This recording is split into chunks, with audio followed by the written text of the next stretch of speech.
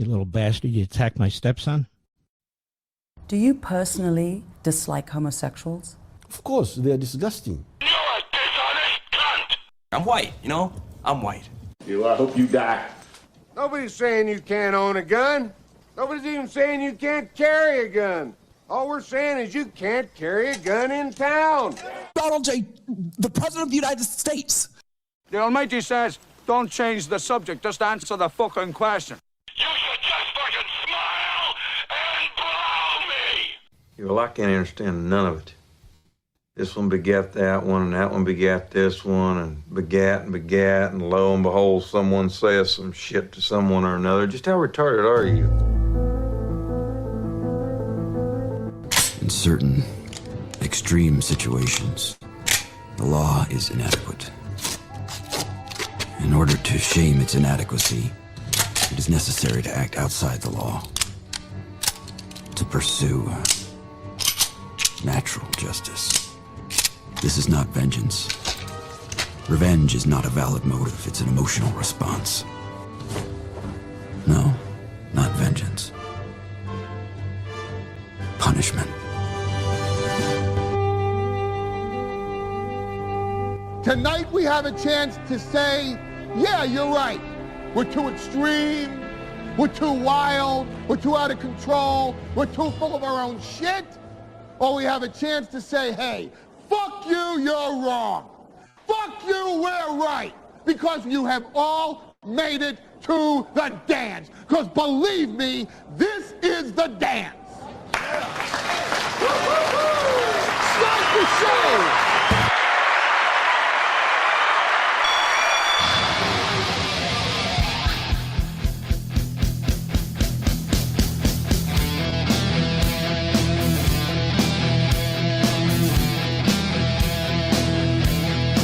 Hey, everybody. Good morning and welcome. And if you're in Minnesota, hey, man, enjoy the heat wave. Enjoy your last day of super warm, balmy, summery weather. Because starting tomorrow, we live in shit. Now, some would say, Aaron, you live in Minnesota. You already live in shit. It's just going to be frozen shit. It's going to be colder shit. That was an abrupt ending to the intro song. I just clicked out of it. I didn't even fade it out. I faded it out a little. I put it underneath my voice, but I didn't fade it out or anything. It was just a hard stop. I'm excited about today's show, too. And there are little things that happen that in my mind I don't tell you about. I go, that's a bad omen. And honestly, me just clicking X, that felt lazy. That felt like poor production. Feels like an omen for the program. And on a day where I'm insanely excited, today could be the day that Natalie Copeland ends up censured by the St. Cloud School Board and the completion of her end is nigh. I'm feeling very excited about this. We're going to watch it during the evening show. I'm excited about both shows today. I'm pumped for everything we've got. I'm going to give it to you both barrels.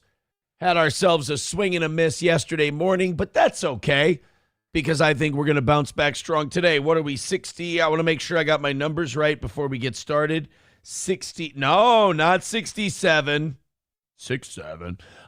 We are 64 memberships away from 500 on Rumble. And then after that, we've got another week and a half to get to that 600. We're getting back to 600, baby. Chips and Diff says, since when do you care about production? You know, honestly, that's the only thing getting me through this moment is that it may be poor production, but it also reflects consistency, which is a good thing. Joey Caravello at $2 says, do you think Papa Vance smells like diarrhea poo only on nights he has sex? So we have a great show today. We will talk about the JD Vance stuff. Andrew Callaghan made Nick Shirley look like a retard in his response. Nick Shirley was having a tough time with the fact that people were calling him retarded because his interview with Andrew Callaghan made him look, well, slow. So then a week later, after everyone says, dude, you sound dumber than shit, he goes, oh, well, it's actually because Thuffer and Thuckatash, you guys, he actually edited me to make me look worth.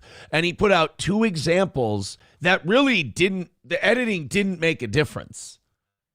The editing didn't make a difference in how Nick Shirley looked, but he claimed, Andrew Callaghan, it's the liberal media, guys.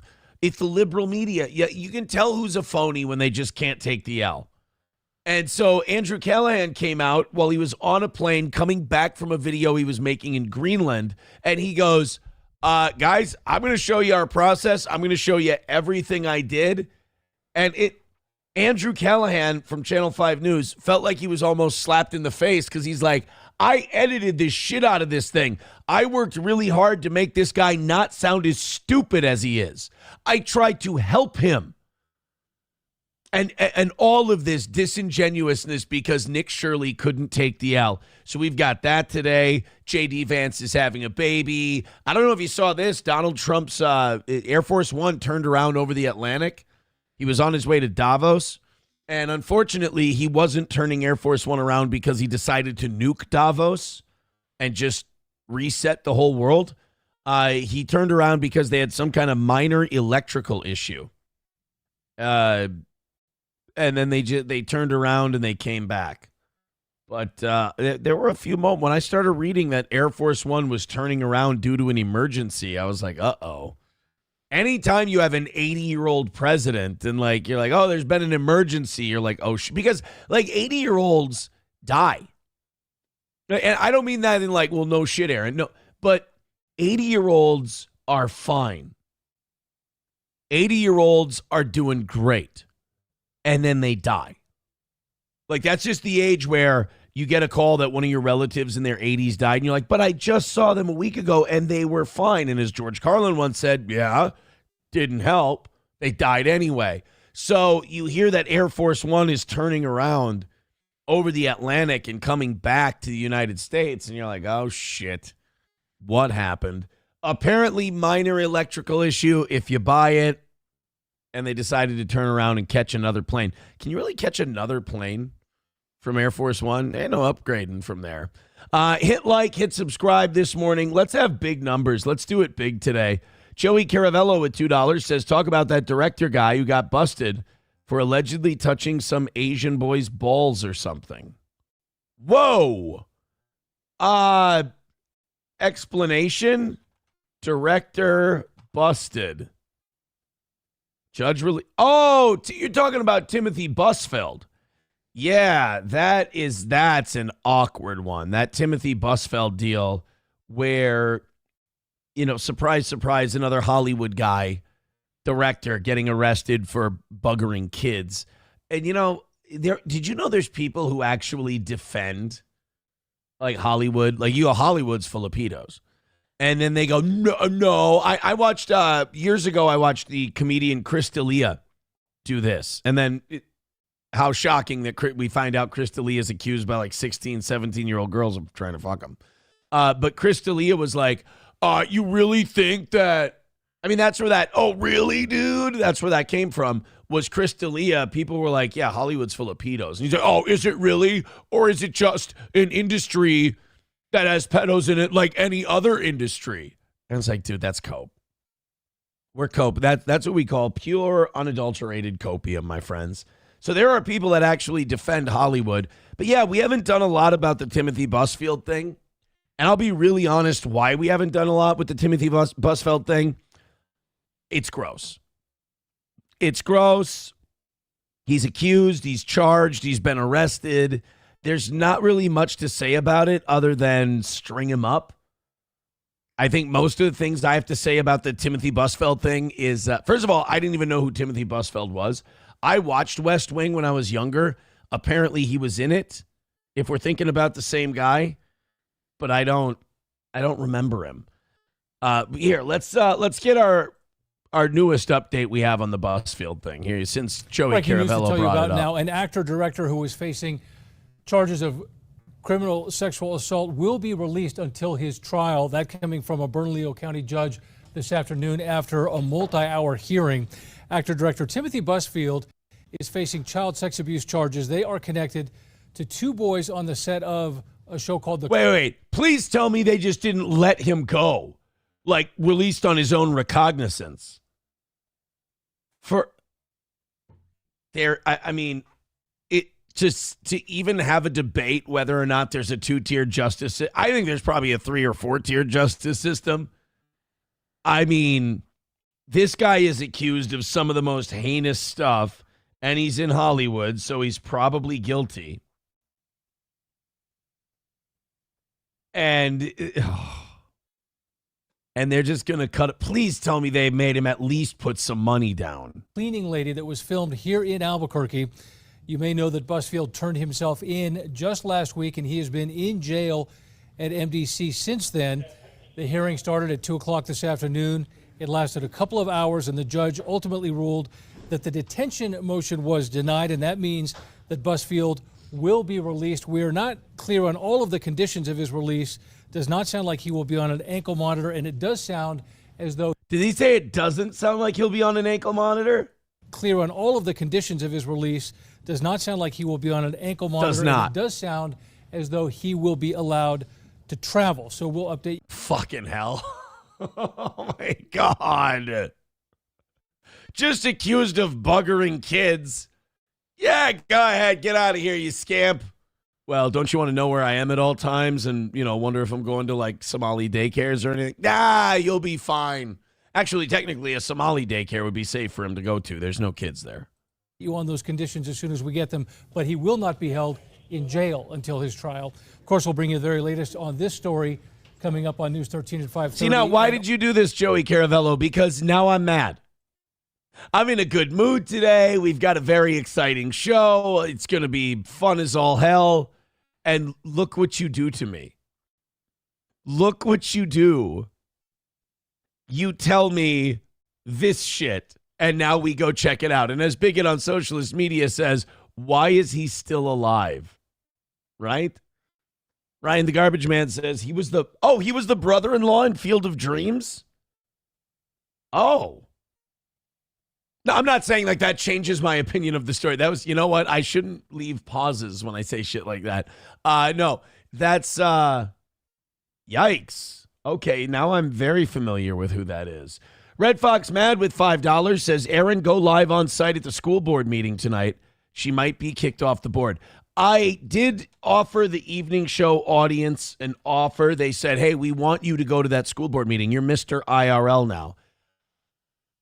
You know me, if my audience asks me to do something, I always set a number. So here's what I said. If you guys do the thing for the Tuesday night show and knock out the Wednesday night show, I will go, I will cover it, I'll stream it however I can. If I can film it, then I'll film it. If I have to hit go live and just kind of set my phone somewhere where nobody can see, I will do it. And if allowed, I will speak at the school board meeting. Now, I live in 7-4. I was going to say, do I live in the district? I do. I guess I'll extend that same offer to today's audience. I have a bunch of offers on the table. We're also 67 memberships away from 500 on Rumble. I'm sorry, 64 memberships away from 500 on Rumble. So there's an extra half hour there. I said if we got home today, we would do another members only show at 11. And if you guys KO the miss we had yesterday, I'll do an extra half hour as well. So there's a lot of extras on the table, and I'll leave them up there. How's that? Thank you for the $5. Red Fox Mad. Silver Wolf with $1 says, if I go, am I allowed to cheer when they kick her off? I mean, yeah, they're not going to arrest you or anything. Coltrane says, so we have to pay him to help increase viewership by suggesting content. Yeah, I'm not going to make any money. When I do those live streams, I don't make any money on those. Great viewership. I do it because it's interesting shit to cover, and also because we get a few more subscribers. But I also have to take off the evening show, which is where we make some money. Seems like a pretty even trade. Dick. Speaking of charges, no, I'm fine. Jordan Addison, the Minnesota Vikings receiver, they dropped his charges yesterday, so we're good. Kind of sucks, though, because you're like, he got in trouble. He was asked to leave a bar at the Hard Rock Casino in Florida. He didn't leave, and they charged him with trespassing. He got hammered, and he wouldn't leave a bar when asked to leave. Apparently, the attorney's office decided we got bigger fish to fry out here, so we're not going to charge this guy. There's a fucking hair. Oh, got it. Thank God. It was driving me nuts. It was waving. There was a loose hair that was waving in the lenses of my glasses, and I was going to lose my shit. But so the charges come out. The news comes out that he's drunk and being a dick at a bar. And so the Vikings have to deal with that black eye, that embarrassment. But then the charges are dropped. So now technically he didn't do anything wrong and he's fine. So I guess we move on, business as usual. Meanwhile, this is a guy who has embarrassed us 3 times in each of the 3 off seasons he's had as a Viking. Getting a speeding ticket for 127, DUI, and now getting shit hammered in the club. And I was talking to my dad about this yesterday, and I was like, okay, does he have a drinking problem, or is he 24 with millions of dollars? Because I feel like if you're 24 with millions of dollars, we probably all have a drinking problem. Because you're 24 and you're going out and you are consuming alcohol and you've got the money to afford the lifestyle. I think that most 24-year-olds, like if you go by the definition of alcohol dependency or whatever, all 24-year-olds with millions of dollars have a drinking problem, or at least a large percentage of them. So I don't know if he's 24 and a millionaire or if we got to worry about this guy because he's a fucking alcoholic. It's too soon to tell. Johnny sent me a text at 6:07. I'm sorry, but I'm sick. I can't do the show today. I will let you guys do with that what you would like. Bigot on Socialist Media with a gifted membership. Thank you very much. 63 away from 500 today. Thank you very, very much. You guys are so generous and so nice. Los Federales with $1 says, Aaron, how much for you to enter a mosque with a severed pig's head and interrupt a call to prayer at 2 p.m.? You can stream it and interview the imam. Well, you know the rule. When they ask me, will you do something? I can't just say no. I have to give them a price. If they say how much, 1.5. No, you know what? Not 1.5 million. 350,000. And I'll do that. There you go. There's my answer. If the higher the number, the more ridiculous the thing, and I don't want to do it. Thank you, Bigot on Socialist Media. Fauci's Pangolin says, trade him for a second-round pick. There's people that are saying that. Annoyed Wawa Supervisor says, Addison clearly has a problem with substances. Whether or not it was brown is uncertain. No, it was not an unidentified brown substance. It's okay. Coltrane says, Johnny is ghosting the show. Johnny was not feeling well yesterday. I got to get that boy out and about, I think. I think that sitting around inside all day, I think that's killing him. I don't think that makes you any better. I think that's what kind of sucks about having debilitating diseases and being sick, is that you do have to kind of drag your ass out and go when you don't want to. Because you do, like, even if you don't have MS, like, even if you're not sick, if you sit inside all the time, you rot. You really do. That's why I have a gym membership. That's why I still box. I play basketball. Number one, because I eat like fucking horse shit. And just to stay, 10, 15 pounds overweight, I had to work out 3 times a week at least. But if you just sit in, I think if you sit in and you have something like MS, I think it fucks you up worse.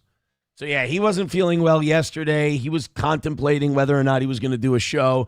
And now it looks like Aaron spreads his wings and flies solo today. Can Aaron fly solo? Silverwolf with $1 says, but that's good, much like when Simon denied Jesus 3 times. Wasn't it Peter who denied Jesus 3 times? All right. His 3 embarrassments will lead the Vikings to be resurrected and win next year. I like that attitude. That, you know what? That right there, hold that. Keep that spirit. Joey Caravello at $2 says Johnny has caught what killed Sosa after all that black pekka he's been sucking. Home run, Jefferson. Go to break. No, I don't think Johnny has AIDS. TDR Shit Show with $5 says he's keeping the Vikings tradition alive. The Vikings have the most players that have gotten in trouble than any other NFL team. So it's like he's part of the culture. That's cool. Shit Show with $1.99 says, how much to do a show with no arbitrary numbers talk? I can't do that because it triggers the shit out of people who don't like me. I'm sorry. It's a petty thing that I have to do. I apologize. I'm sorry, Shit Show. But it gets on your nerves too. So I like it. I mean, when your numbers do well enough that people make coping websites about it, you have to keep doing it. So, but you did ask me a number, $1 million. There you go. Los Federales with $1 says, this is what Aaron means by taking Johnny out for a spin. No. And Mad Max Mardigan, I am not close to 400 pounds. Finally, a father loved by his son, by an entire city.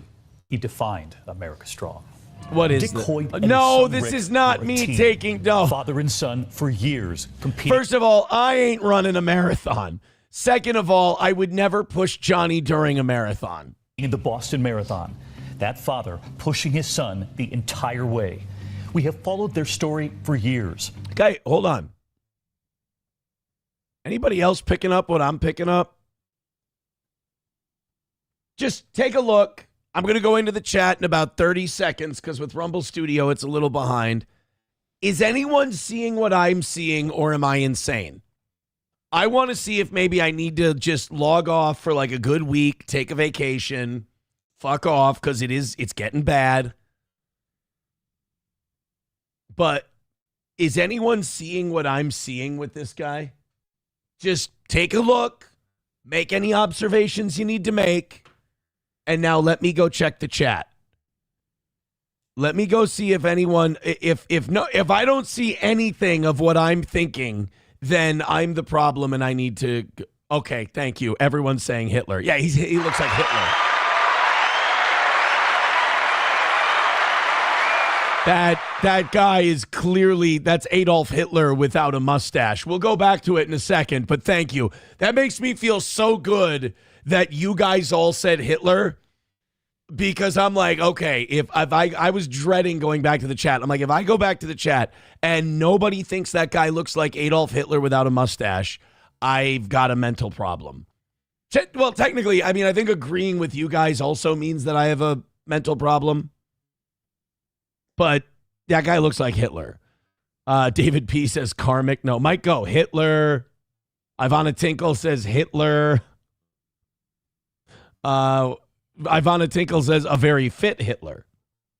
However, Papa Shab says a gentler, more kinder Hitler for all audience. Yeah, Disney Hitler. Well, technically, if you go back and you look at Walt Disney, Disney Hitler might just be Hitler. But yeah, that's either Adolf Hitler without a mustache or Mr. Wonderful Paul Orndorff. It's one of the two. For years, Rick was born paralyzed. The doctors telling his parents, you should consider putting your newborn in a special care facility. We cried, but we talked and we said no. Now he doesn't look so much like Hitler. Although you still put that mustache on him, that's still Hitler. His head's a little wide. We need clavicular in here to tell us why this guy mogs Hitler. By the way, I'm obsessed with that retard clavicular. I'm watching something about him now. I can't help it. He's so fucking stupid. I just love the idea that there's a guy out there popular and his main advice is do meth and smash your face with a hammer. Like if a homeless guy, like if that guy that went into that church in St. Paul was like, hey guys, you know what you need to do? Do a shitload of meth and smash your face with a hammer. Like he couldn't get an audience on Kick. But Kick is such a fucking retard ground full of pedo protectors. Look it up. They actually are. And thank you, Nova, for that tip. If But for some reason, Clav tells people to smash their face with a hammer. How much of his audience is people who just think he's retarded and have to see the retardation? I hope it's a lot. But does this guy mog Hitler? That's what we need to know. Not going to put Rick away. We're going to bring Rick home and bring him up like any other child. Dick and his wife Judy did just that. We were fucking, dude, go look it up. We were based in the 50s and 60s and shit. Like, like when it came, we were Nazis straight up. Like people with mental retardation or Down syndrome, they didn't have all these names for them back then. What they would write on your birth certificate is mongoloid idiot. If you had a kid who had some sunken in eyes and some birth defects, it's like, all right, we need to diagnose him. Does he have heavy autism? Do you have Down syndrome? Is he mentally retarded? Nurse, I've got this. Your kid is a mongoloid idiot. Nurse, how do you spell mongoloid? I'm just kidding. That's some irony humor for you. Yeah, they would call him mongoloid idiot. And you know what we would write on black people's birth certificate? You know what we would put on black people's barbecues? I fucked up my own joke. God damn it. You know what? Shows in the chat.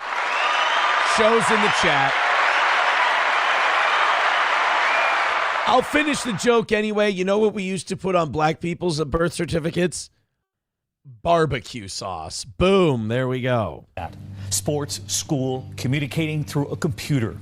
And it was back in fucking rich kid. 1977, Rick asked his father if they could run in a charity race together. Dad said, but you ain't got no legs. Sorry. Dad, imagine if his dad wasn't like a kind-hearted, like saint of a human being. He was like a 70s drinking dad in the garage with the calendars up, and he's like, Dad, can I run in a marathon? Well, Pam, you don't have any legs. You can't walk, you idiot. And he was out of shape, but that he would do it. When we got home that night, Rick wrote on his Well, you can't be looking like Adolf Hitler and being out of shape, can you there, 8 of the age? Look at those baby blues, too. Oh, the Fuhrer would be so proud. But where is your mustache? computer, Dad, when I'm running, it feels like my disability. So what are you trying to say? You don't like Charlie Chaplin? Have you ever seen The Tramp? Disappears. So that was a very powerful message to me. And so they kept running and running. The Boston Marathon 32 times. The statue that would be fun. Dude, I give so much respect to the son. If he looked up at his dad, he goes, can you pull over here? I'm getting kind of tired. His dad's running the marathon while pushing him in a wheelchair. Hey, Pops, pull over to the side. Get one of those waters that they hand out. I'm really starting to lose it here. Starting to cramp up a bit. You're the starting line. More than 1,000 races in all. Ironman's 2. All right, I have a question for you. Let's say by hook or by crook, this guy is in second place at the Boston Marathon. The guy in first place is within like a wheelchair length. Like he's right somewhere right around here. Do you push the son in the wheelchair to get him across the finish line before the other guy, or do you take second place with grace? Correct answer is you throw that fucking wheelchair across the finish line. Dick towing his son on a raft. I'm amazed at what I'm doing. I'm running faster now when I'm 60. Again, I would love it if the son just leaned over the tube and went, psst, Dad, falling behind. Dad, these guys are mogging the shit out of you. Come on. Where's that Aryan super strength? Years old, and when I was 18 years old. His son Rick is now 59, and his father, who was 80, passed away overnight. Oh, be so sad if he died in a bunker. Brothers breaking the news to him, and it was Rick who gave his father the biggest gift. I think that Rick has, really made me fulfill my life as a father. What's the secret? Just having a great son, I guess. We celebrate. Somebody's got to push him at the. He should get a super Kenyan to push him at the next marathon so he can win the thing. That'd be kind of cool, right? Get a Kenyan. Have the Kenyan push you around. See if he can win the thing. Well, at least we know he escaped Berlin. That's good.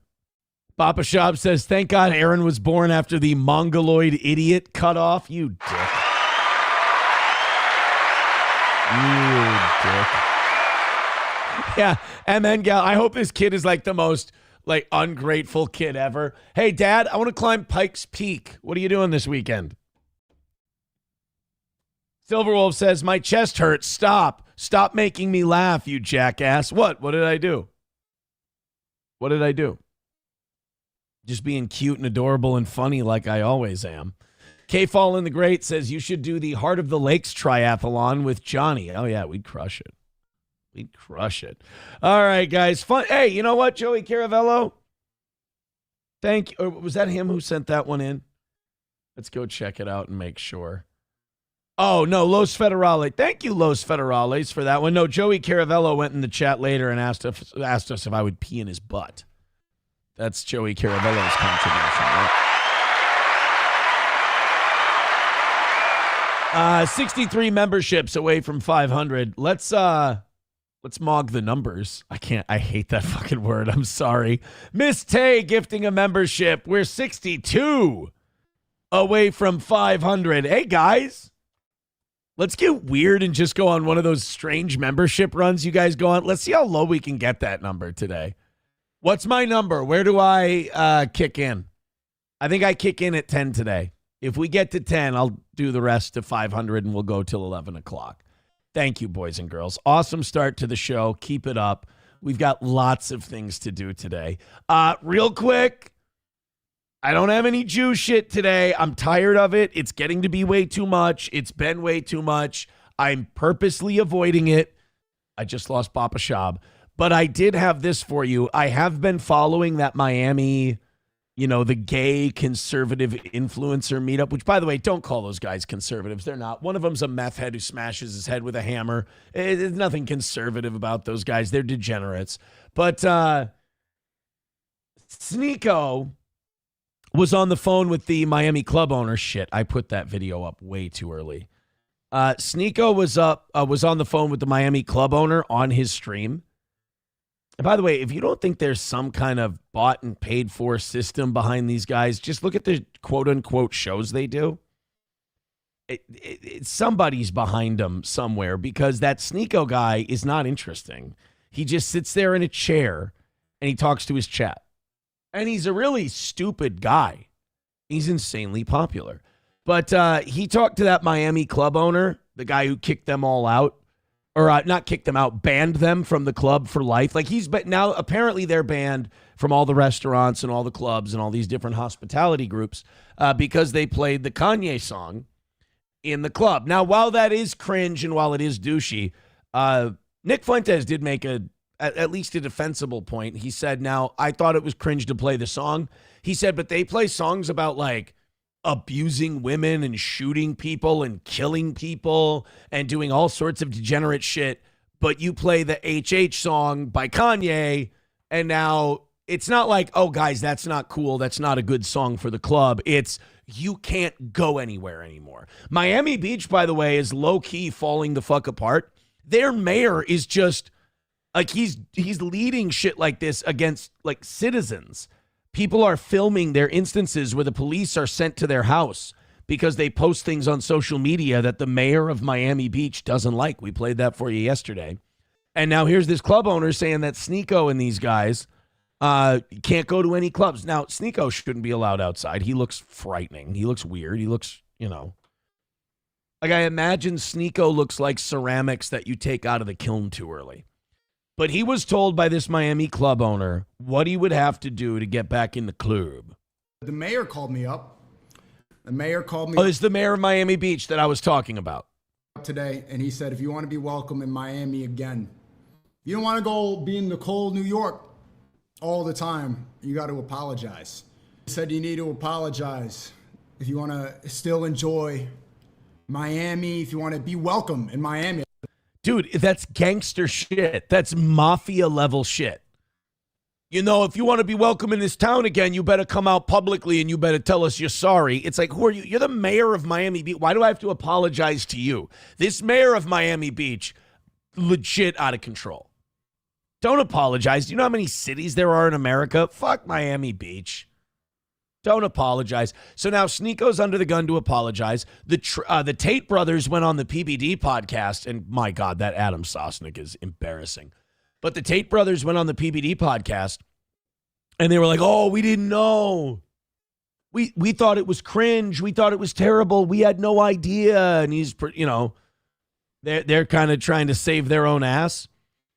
This was, and now this guy is a Sudanese douchebag, but I want to compare and contrast the responses from the people who were at the club that night when the song played. This is Myron Gaines from Fresh and Fit during his show and the way he decided to react to the criticism of the going to the club and playing the song.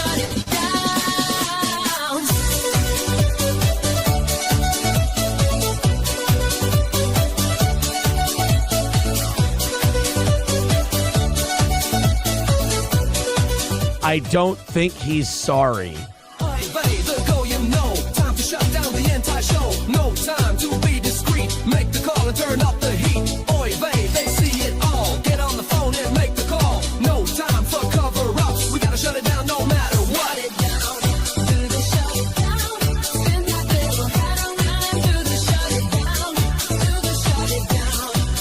Now, I never want to be called anti-Semitic again. Thank you very much.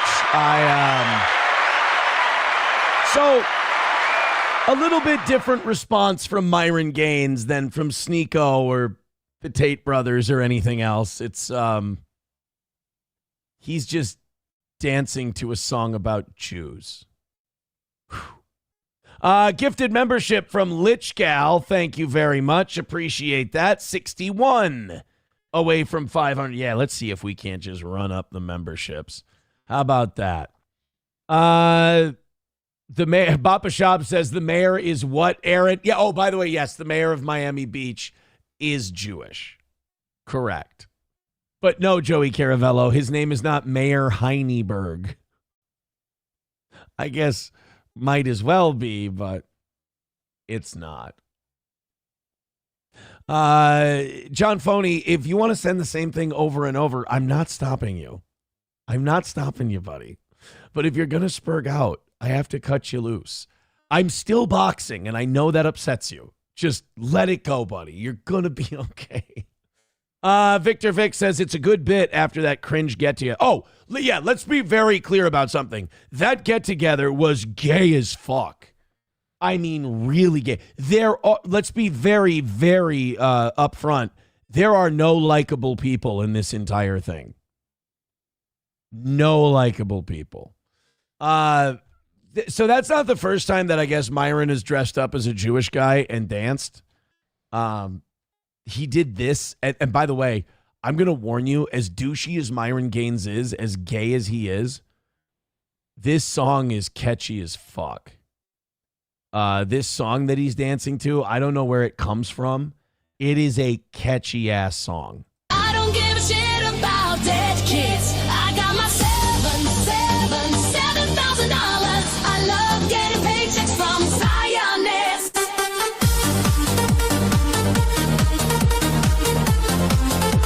By the way, Muslim Africans are terrible at dancing, but they are enthusiastic as shit about it.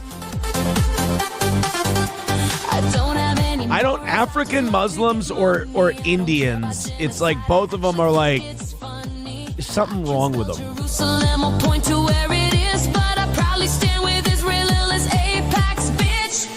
I want the shekels, reach, and fame. I couldn't care less how many innocents are slain. I see, I'm so like hopeless that I think this guy's like paid opposition, like he's here to make right-wingers look bad.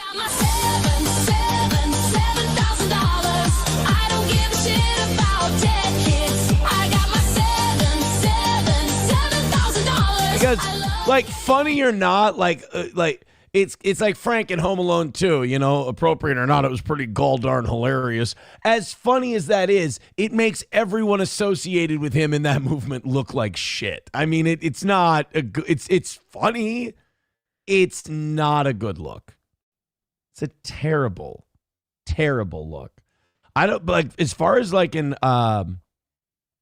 as far as though an AI song. Not bad. Bappa Shab says, what gave you that impression? The fact that he was a literal federal agent before he became an influencer? By the way, it is great that we have Bappa Shab as a fan of our show, because anytime you guys go, wow, Aaron goes too far deep down the rabbit hole. But then Bapa Shab's like way ahead of me down the rabbit hole, telling me where all the twists and turns are, telling me shit I didn't know. I'm fine. What gave you, was he a federal agent? Myron Gaines, federal agent. Myron Gaines is a former...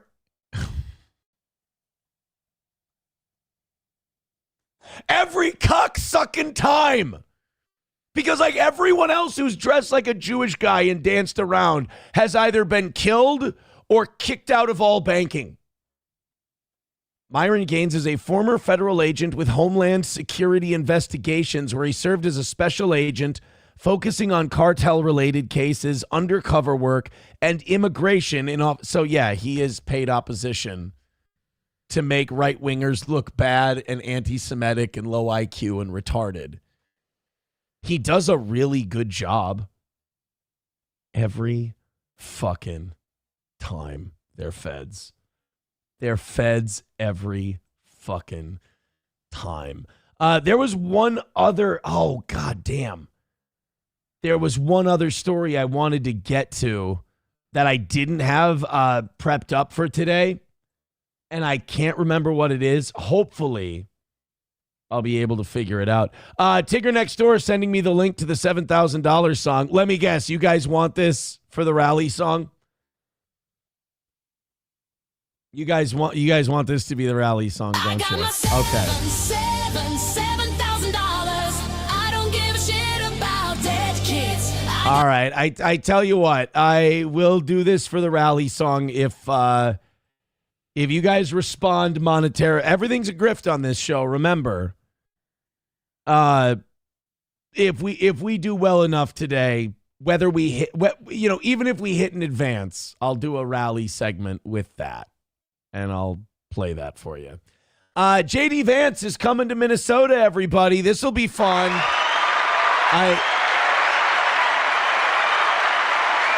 I really hope that that JD meets with the governor. I hope Tim Walz has to sit down with JD Vance and they can discuss what's going on in Minnesota. I mean, he should. If the vice president comes to your state and you're the head of the state, you should be greeting the guy. You should be talking to him. The only problem is Tim Walz is such a pussy that if he meets with JD Vance, I almost said if he meets with Tim Walz. If Tim Walz meets with JD Vance, he's going to be humiliated. Tim Walz is not a guy who's like talks tough and like, is aggressive with people when he's in front of them. He's very Minnesota passive-aggressive bitch made. I think he's a Waltz. He's a German. Fuck. One of us. Then he should be very confrontational by nature, but he's not. He gets in front of people, he gets bitch slapped, like he did in that debate with JD Vance.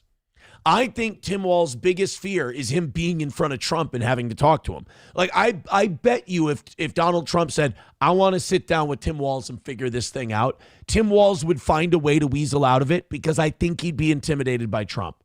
Tim Walz, and I cannot stress this enough for those of you who, don't live in Minnesota, he's a bitch all the way. Like any guy who turns really red and gets really mad in press conferences where he's not talking directly to the person is always a bitch when they're in front of the person.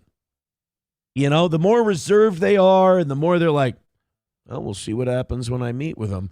That's a guy who's probably going to motherfuck you when you get into the personal meeting. But JD Vance has decided that he's coming to Minnesota. Apparently, we've embarrassed ourselves enough, and some adults are going to come in and check on us because our daycare babysitters are not doing well. Ironically, our daycare babysitters. Boy, everyone involved in any form of daycare, whether it's literal or figurative, just out to lunch in the state of Minnesota. So this is JD Vance yesterday. Everybody having press conferences yesterday. Here's the simple fact here. If you're a young parent struggling to afford childcare in the United States of America, there are programs that we have to make it easier for your kids to get in daycare, for your kids to get in preschool. Those programs should go to American citizens, not be defrauded by Somali immigrants and others. Make it hard for you to get the access to the resources you need. But number two, making it easier for people who shouldn't even be in this country to fleece the United States and our taxpayers to begin with. I agree. People who are not citizens of this country should not be allowed to fleece the American taxpayers. So do me a favor. Let's shut down all this daycare funding and aid to Israel. There we go. Bingo. We got it. You got it. Honestly, it would take so little to make people like me happy and raise Donald Trump's approval rating through the roof. We are retarded. We are autistic. I mean, if you just go Somalis and Israel, you're both cut off the teat and you're all going home. Cool. That's a win for the toe. I like it. We have actually activated a major interagency task force to make it possible. It's the using one as the distraction for the other that pisses me off. To get to the heart of this fraud. We have Department of Agriculture resources that are focused on SNAP fraud so that people who need food benefits can get them, but illegal aliens and other fraudsters don't. Okay, here's the deal. Look into SNAP. The problem is once you get outside the Somali community and you realize that shitloads of people who are on SNAP are defrauding the system in one way or the other, it's going to be a lot of work for you guys. Look, I hope you're up to it. I hope we uncover every little piece of fraud. Here's another problem I have. Whose fraud are we going after first in this country? This tells you a lot of what you need to know about who owns America. And I'm not saying background or ethnicity. This is just more money related. Who are we going after first when it comes to fraud? Generally poor people, and I mean poor versus like who's the uber wealthy are. We're going after the poorest fraudsters. All right, like if we were to do this same thing with the Pentagon, fuck $9 billion in 10 years. We could save $9 billion in a day in fraudulent government spending if we just went through the Pentagon. But we're going to, like, Somali fraud is easy because a lot of conservatives already don't like these black African people coming over here. But you know what else we don't like? These billionaire weapons developers who are getting us into wars all the time. Go look into them. Go look into the Pentagon and let's really save some money. That's why I get skeptical about this shit. It's like, if this is really just about fraud, shit, man, I can point you in the right direction. I can show you where like crazy fraud is if it's about fraud.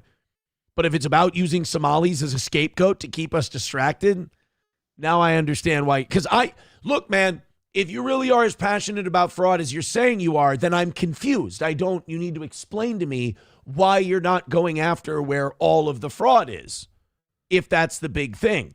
Now, if you're just honest with me and you say, Aaron, Somalis are an easy scapegoat and they're also committing fraud, so this is easy for us to just throw red meat to our base while we pursue our real agenda, I would say, okay, well, thanks for being honest with me. We have over 1,500 subpoenas that the Department of Justice has issued to get to the heart of the fraud ring. We've done almost 100 indictments, mostly Somali immigrants, but also a few others. And of course, we're looking in with broad investigatory authority to a number of the instances of wrongdoing that we've seen in Minneapolis. But we also want to expand this. We know that the fraud isn't just happening in Minneapolis. It's also happening in states like Ohio. It's happening in states like California. His state, And so Ohio. what we're doing in order to help coordinate this remarkable Yeah, we need to uncover all the fraud in Ohio because Ohio is already more of a shithole state than Minnesota is in like its existence. The thing that makes Minnesota such a shithole is we have cucked leaders and shitty fraud abuse protection. We're embarrassing. But Ohio is a rusty shit pipe.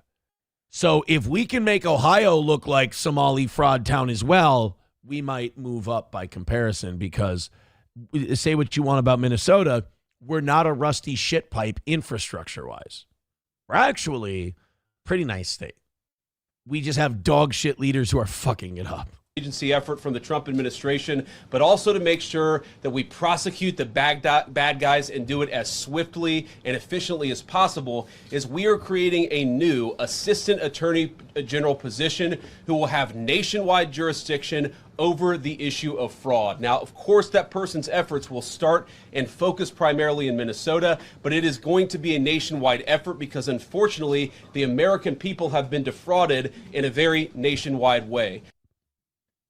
I mean, I hope you guys do it, but like, I'm just tired of hearing this administration say they're going to do something.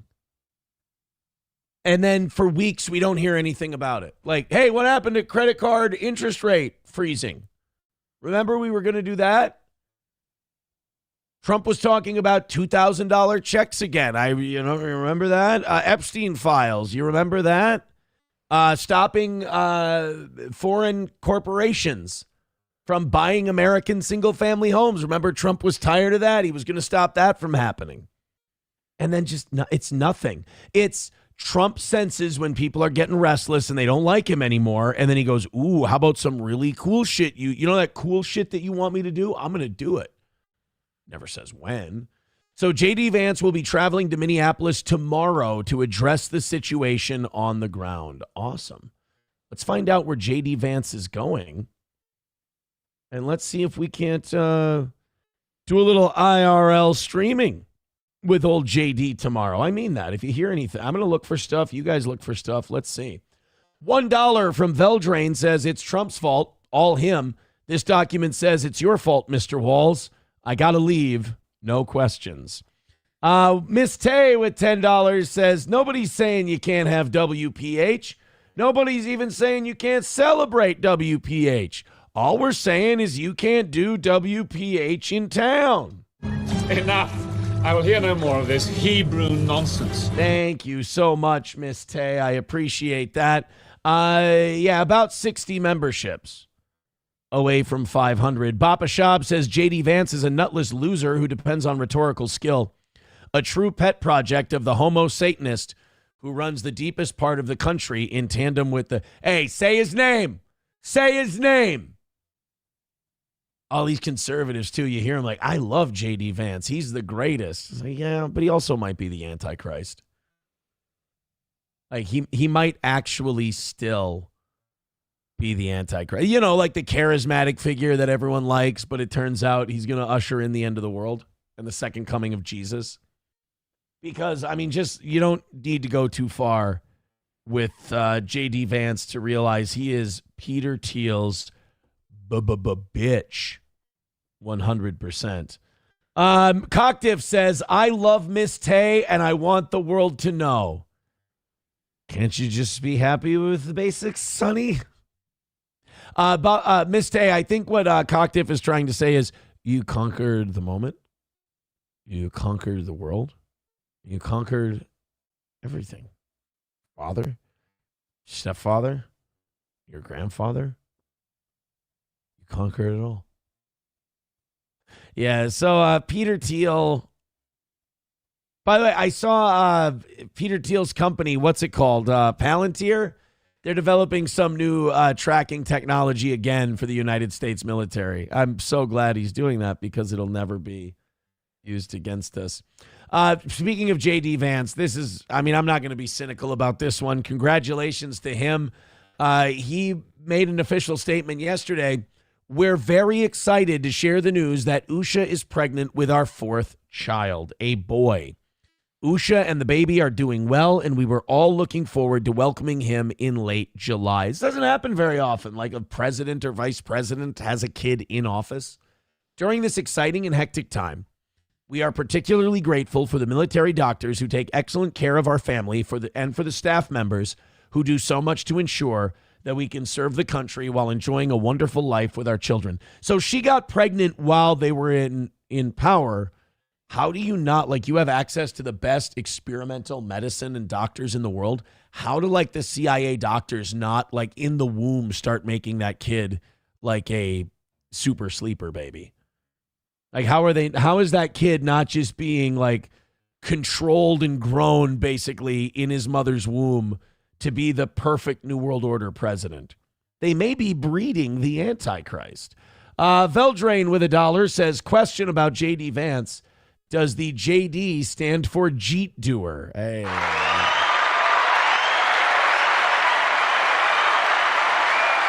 I don't think it stands for Jeet Doer. And Cockdiff, I don't think they're calling it I don't know how to read this. Half Nisixer baby? I don't know. Papa Shab says, it's impossible, Aaron. The kid is Indian. He has the most watered down genes possible. And how old is she?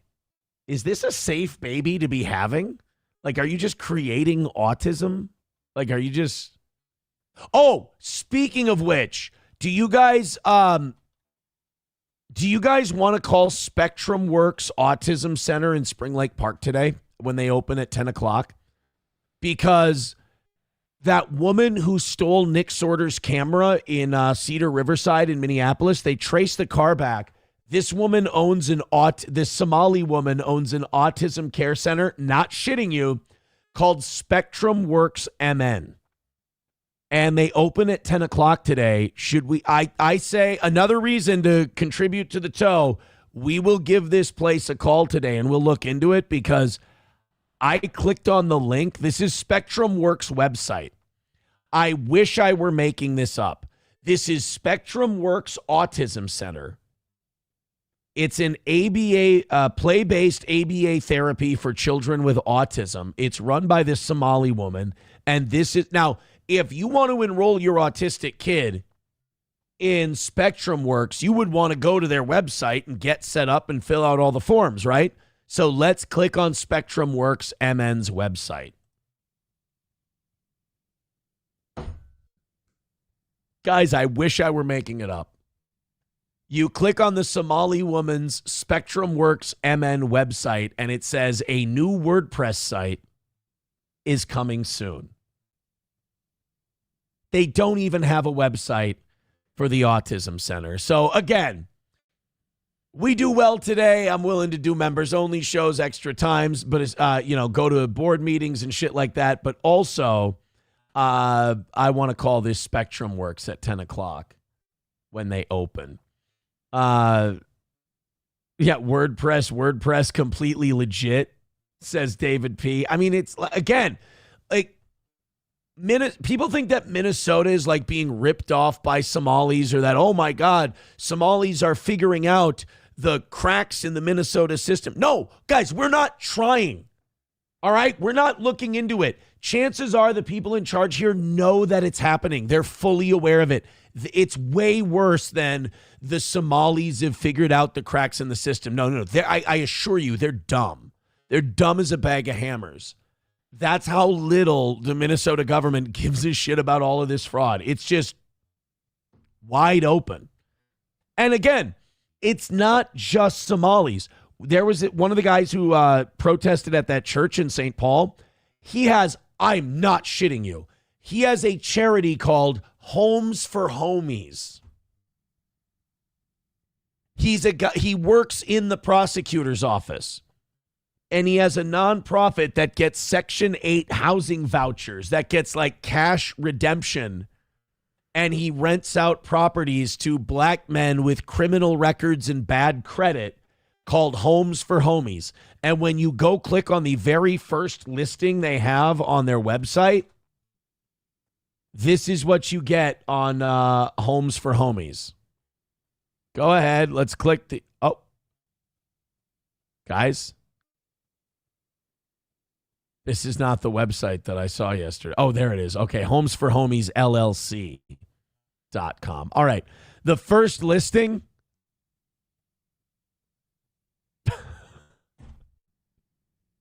You get an error message. Again, it's the Wild West. I mean, to commit fraud in Minnesota does not take a lot. It doesn't take brains. It doesn't take anything like that. Honestly, just fill in the paperwork, turn it in. You're golden.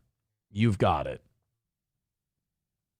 Baba Shab says, no shit, Sherlock, and it's been happening for 10 plus years. Remember the story of the airport guy? Yeah, they're still bringing cash to the airport and just sending it out. Nothing stopped.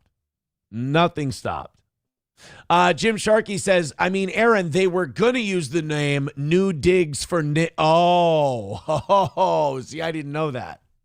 Well, then Homes for Homies is, I guess it's not the worst name you could think of. All right, maybe, you know what? Perhaps I'm being a little too tough on them. All right, hit like, hit subscribe, hit follow. If you didn't know, no Johnny today. Johnny texted me after the show had started and said he's sick. He's not going to make it on the show today. What a gig. I got to be honest with you, man. What a gig that boy's got. So hit like, hit subscribe, hit share, hit follow. And, hey, man, let's make some new fans. Let's make some new friends. Let's make some money. What do you say? Miss Tay says it's now called Homes for Homos. Oh, that's progressive. Nobody will look into that. That's another way you can trick the dipshits in Minnesota, is just name something really liberal. Like, I don't know. We're going to create a charity that helps trans people move into safer neighborhoods. We're going to call it Trailers for Trannies. And actually, you can make an auto repair, an engine and transmission shop that serves exclusively transgender people, Trannies for Trannies. It works. You would get Minnesota taxpayer dollars for that. They wouldn't even look into it. Ryobi says, Aaron, did you see the info about Michelle Tafoya wanting to be a senator? I thought it was governor, but I admittedly did not look at it that close. Michelle Tafoya, the football reporter, she's from Minnesota. She started as an anchor here. She wants to be in politics, which doesn't surprise me because she's always been like big on commenting on Republican shit. So it's just like those are the people Minnesota's going to pick, though. The Minnesota Republican Party, don't let them off the hook. They are really stupid. I mean, we have picked some doozies. Every time the Republican Party in Minnesota has a chance to fix things, they pick the most uninspiring candidates ever. Go look up Jeff Johnson.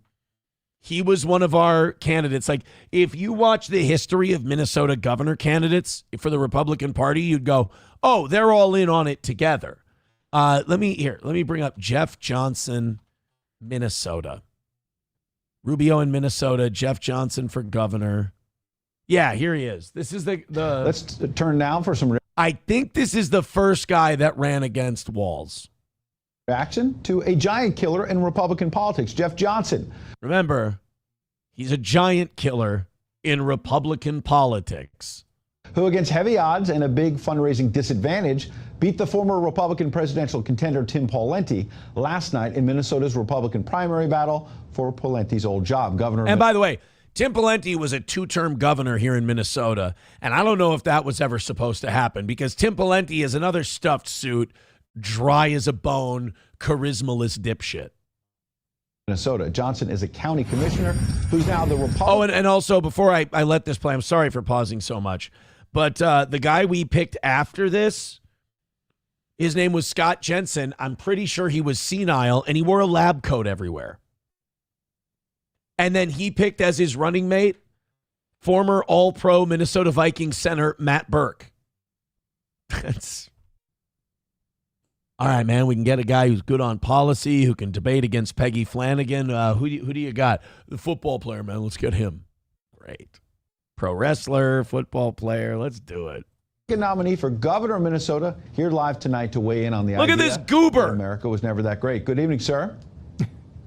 Good evening. Thanks, Ed. What do you say? Good evening. Thanks, there, Ed. I'm really happy to be running for governor in Minnesota. They tell me I'm a sacrificial lamb for Tim Walz, who has the entire political vehicle of Minnesota behind him. But gosh darn it, I think I can do a good job, eh? Hey, first of all, to Andrew Cuomo tonight. You want to be a governor from your great state of Minnesota. I noticed that Eric Trump tweeted out, among other things, we weren't great after we beat Nazi Germany? No, we brought in all the Nazis to build us rockets. We just... Yeah, well, and I think I hadn't actually heard this quote until just now. And Jesus. It illustrates the difference between many on the left and those of us on the right. I actually saw Jeff Johnson once at a buffet here in Minnesota. He went up to one of the police officers. Hey, Margie, how's the fricassee this morning? Fucking asshole. It just is the movie Fargo. Most conservatives believe that America is the greatest country in the world, Oh, and gee it golly. always has been, and it always will be. Next to Israel, if I do say so we have had our ups myself. and downs, but we're closer to perfect than any other country has been. Unfortunately, there are many progressives in this country who don't believe that and think that we should be more like European socialists. Put your fucking eyeballs down. Jesus, you bug-eyed freak. How are you going to be governor if you can't be pretty? You got to mog. He's got to hire Clavicular as an aide so we can learn how to mog people. So these are the guys we picked to run for governor. And then the guy we picked last time, he just wore a lab coat and talked about COVID the entire time. In 2024 or 2022. In 2022, we got a guy who just talked about COVID in a lab coat all the time. I shit you not. So this was our other guy that we picked to run for governor. This was the charisma, oh, by the way, he put out a video 10 hours ago called Where is the Liberal Outrage? It has literally no views. Dr. Scott Jensen. Oh my God. And he picked a woman named Pahuta Vine Wilkerson as his running mate. Yeah, Minnesota's fucking killing it. This was our guy. This is who we picked to run against Tim Walz. This is my point. I'm Dr. Scott Jensen, and I grew up in a town just like this, Sleepy Eye, Minnesota. Mom would tell me to... We literally nominated a guy from a place called Sleepy Eye. Sleepy Eye. A charisma vacuum from a place called Sleepy Eye. So if you ever go, I wonder why you guys in Minnesota are such a liberal shithole, our Republican Party is fucking in on it. Go out and play and come back when the whistle blows. Dad's office was on Main Street next to the bakery. There was a hardware store and a lumber yard. You could make a decent living, afford what you needed, and trust your neighbors. Yeah, but then Republicans gave all the money to their fucking hedge fund buddies and took it away from working people, and then also gave their tax dollars to those same billionaires. So, vote Republican. So that was the guy we picked after Jeff Johnson. And now we're thinking of picking Mike Lindell. Labglass says, fuck off. Sleepy Eye is a very nice town. I'm not saying Sleepy Eye isn't a very nice town. I'm saying future world leaders don't come out of there. That's all. Baba Shop says, paging Dr. Faggot. That would have been a good ad. Rob G says, you're absolutely wrong. It made him sound like he was reporting on things that weren't true. No, he's a fucking bore. And all he ever wanted to talk about was COVID. We got it. We fucking should have nominated Gino Bisconti if we were, at least he would have yelled a little. I want to talk to you guys about COVID. This debate is about taxes and what to do with the state of Minnesota. Oh. You guys hearing COVID's bullshit? Got it. You ever hear any of these Republicans during the governor's race bring up Somali fraud? No. David P. says, Minnesota Republicans remind me of the right-wing UK folk. Yeah, it's kind of boring. MN Gal says, why do we vote for old, boring dimwits? Let's go back to something exciting. At least the apocalypse will be more fun. Yeah. We might just go that way. And meanwhile, you've got guys like Tom Emmer in the Minnesota Republican Party. Tom Emmer will literally threaten to murder a guy during a debate if he feels like it's not going well. Well, that's a great point you make, you queer, but, let me tell you something about Minnesota. If you come to my house where I'm at, I'll hit you in the fucking head with a shovel and then I'll bury you in my backyard. Jesus, Tom, we were just asking what you do about the marginal tax rates in Minnesota. Yeah, well, ask me that question again and I'll fucking bend you over and give you a stiff one, you piece of shit. You're from NPR, aren't you? You're gay anyway. Like that. Tom Emmer, I would support him for governor. These other guys we nominate, I don't want to raise my voice too high, but I think this America might not be doing so hot, you guys. Fuck. We're nominating the guy who paints the duck stamps in Fargo. Well, anyway, my state's a wonderful place, and you guys are going to love it. You'll be fine says, what about Royce White in the Senate? I mean, he's a crazy, stupid black guy, but let's try nominating a crazy, stupid black guy and see what happens. better than a boring, stupid white guy. Hey, man, we got this Royce White, this former basketball player. Oh, yeah? What are his advantages? Well, he's black, and most people don't think black when they think Republican. Cool. Does he have good ideas? No, he's fucking crazier than a rat in a tin shithouse. Does he yell? Yeah, he yells. All right, let's give him a shot. What do you say?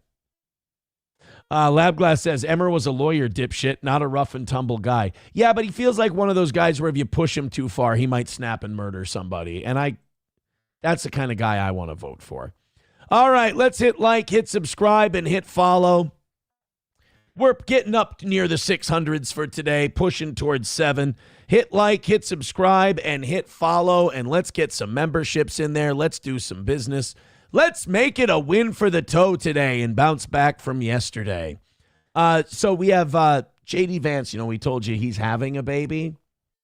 That's one of the ways that people have babies. You know, some people like Dave Rubin have a baby created, kill a bunch of babies in the developmental stages because they aren't designed perfectly for what he and his gay husband want. And then they have a woman carry that baby to term, get bonded to the mother, and then rip it away from the mother and make her sign a contract that says she will have no rights and no contact with the child that she grew inside of her for 40 weeks. That's another way to have a baby if you're a fucking sick, mentally ill gay guy. Or you could be a ridiculously famous streamer, go to Africa like you're Muhammad Ali, and people will hand you babies. Now, I don't know anything about this guy. He's a kids streamer. Kids like him. They think he's the greatest. All I know about him, I've seen from like WWE clips and shit. And he seems like a nice enough guy. It's I Show Speed. He's like the biggest streamer out there. He's the biggest guy. And this is what I love about the internet. It's all so niche that like he's the biggest guy out there. And most of the people watching right now are going, who the fuck are you talking about? But it doesn't matter. You don't have to know who he is for this. To tell you where our culture is, I Show Speed streamed in Africa. He went to Senegal, and people mobbed him on the streets. Again, like he was the Beatles coming to Shea Stadium. I don't know what he does. I guess he goes on stream, and everything I've seen of him, he's a likable guy, but he's just on the camera being a likable guy, not particularly entertaining, and he does crazy numbers. He went through the streets of Senegal, and some lady just handed him his baby handed him her baby as he was walking around. This is I Show Speed in Africa. Who baby is this? I have a t-shirt. Can I Hey, go back. Who baby is this? Somebody handed him a baby, and he just goes, "Who baby is this?"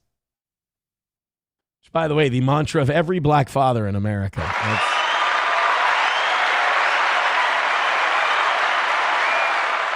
I'm teasing. I have a t-shirt. Kind of. Can I give you a t-shirt? A gift for you? Yes, yes. That's a gift from Girl Island. From Girl Island. Never forget Girl Island. Show Speed, Boomaye. Show Speed, Boomaye. Like, you would think this guy was like Muhammad Ali or some kind of like activist race leader or something. It's just a retard on YouTube. And he's being mobbed in the streets of Senegal, and they're just handing him babies. Take the beret. Check the bit rate. Is he saying check the bit rate? Is he really he's walking through the streets of Senegal, and his whole stream is asking his people to check on his stream? This is what I mean. Like, if these guys aren't bought and paid for, if these guys aren't an op, like, I hope they are, because then it would give me faith for humanity. If this is just the milquetoast dog shit that people like to watch and it's not being forced on them, then I weep for the next generation. Because nice guy, but he'd be a really nice guy bagging groceries. Lots of nice guys bag groceries. There's no reason for him to be famous. Is it good now? Check the bit rate. I'm going to walk through Africa. People are going to mob me and hand me babies. Okay, now look, can he bring the canvas here?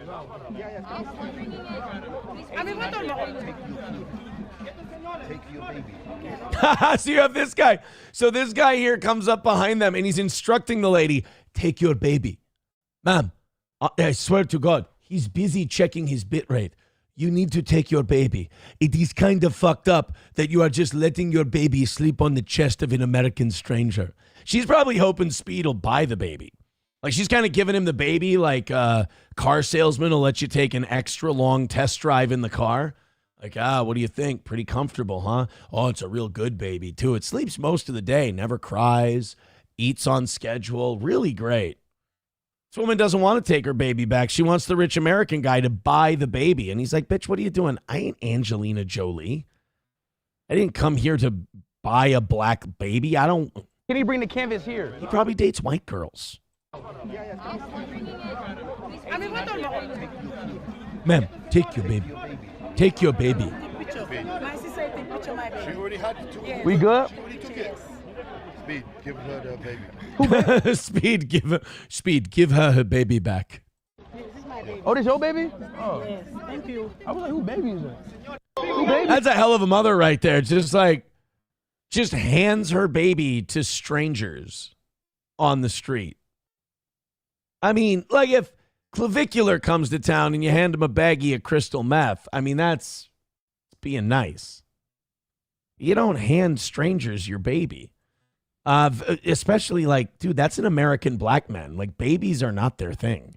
Veldrain with $1 says, I show Speed beat up a gay robot. No cap. Really? He beat up Dave Rubin? Oh my God, I didn't even know that.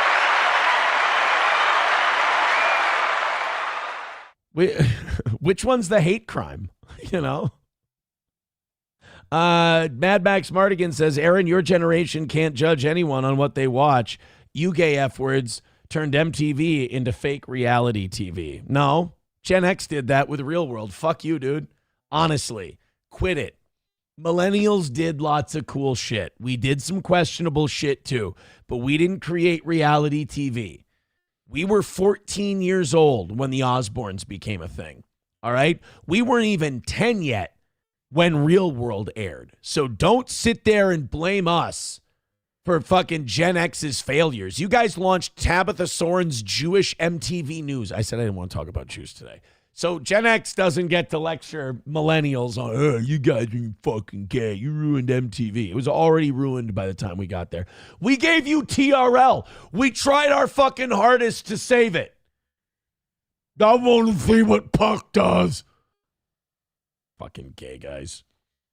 Conditioner on my D says Gen X had Real World, which was actually reality TV. You gay F words turned it into The Hills, which was a scripted reality show.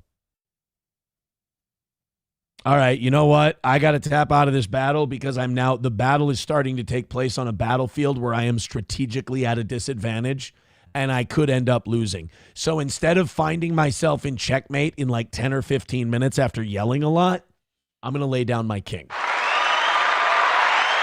There you go. There you go. 61 memberships away from 500. Let's make some money tonight. If you don't like Johnny, he's not going to be here today. He called in sick after the show started. So if that's worth a couple memberships to you, I mean, hot shit. Let's roll. 61 memberships away from 500. We lost yesterday, so I am very nervous about losing today. Here we go. Hit like, hit subscribe, hit follow. What I'd really like to see, though, are numbers. I would really, Rumble numbers and YouTube numbers have been down both days this week in the morning after our 220,000 view stream. I knew we weren't going to get a bump from it, but I want to at least stay on the pattern of regular growth that we were experiencing before. So the only way to get us new viewers, the only way to get new people finding the toe, you guys, is to be hitting that thumbs up button. So I know look, some of you are like, why would I give this fucking guy money? If he doesn't make any money, he goes away. I'll just find a new show. I totally get that. I understand that, and I agree with you. But the least you can do is hit that thumbs up for me. Please do that. I would appreciate it.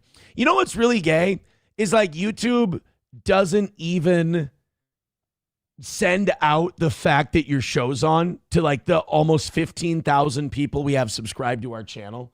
And they do that for everybody, by the way. That's not special to me, but they should.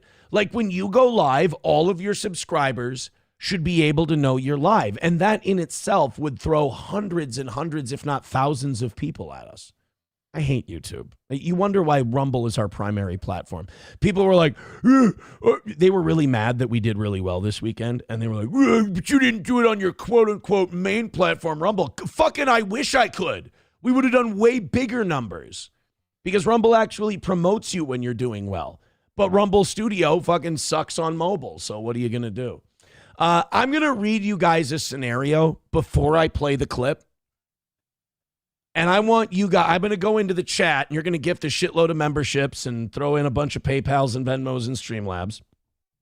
And you're going to tell me, you're going to make a guess in what we're going to see in this video and be as specific as you can. So in this next clip, a group of 20 people dined and dashed and left a restaurant without paying. Only 2 people paid their tab in this group of 20 people, hundreds of dollars spent. And when the staff confronted them about not paying their bill and tried to film them walking out on the bill, they threatened to kill the staff or to, quote, pew them. So that's the setup. We're going to watch the video. I want you. Let's go in the chat. Okay. Okay. Okay. Well, there's that. There's no. Okay. Okay. There's another guess coming in. There's another. Okay. You know what? Conditioner on my D. I'm going to give you a lot of credit.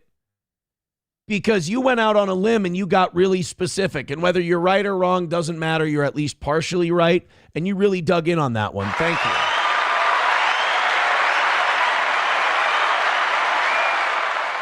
Approachable, even trying to guess the kind of restaurant they were at. See, this is Mikey Two Milks with a very funny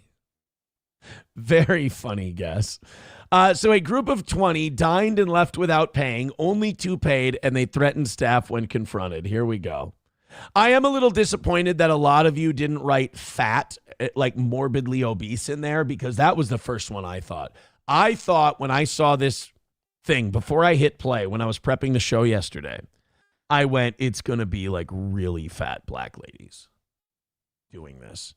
And the reason they walked out on the bill to set this up is because what the restaurant did is they saw a bunch of fat black ladies running up like a $500 tab at this restaurant. And they said, you know what we should do?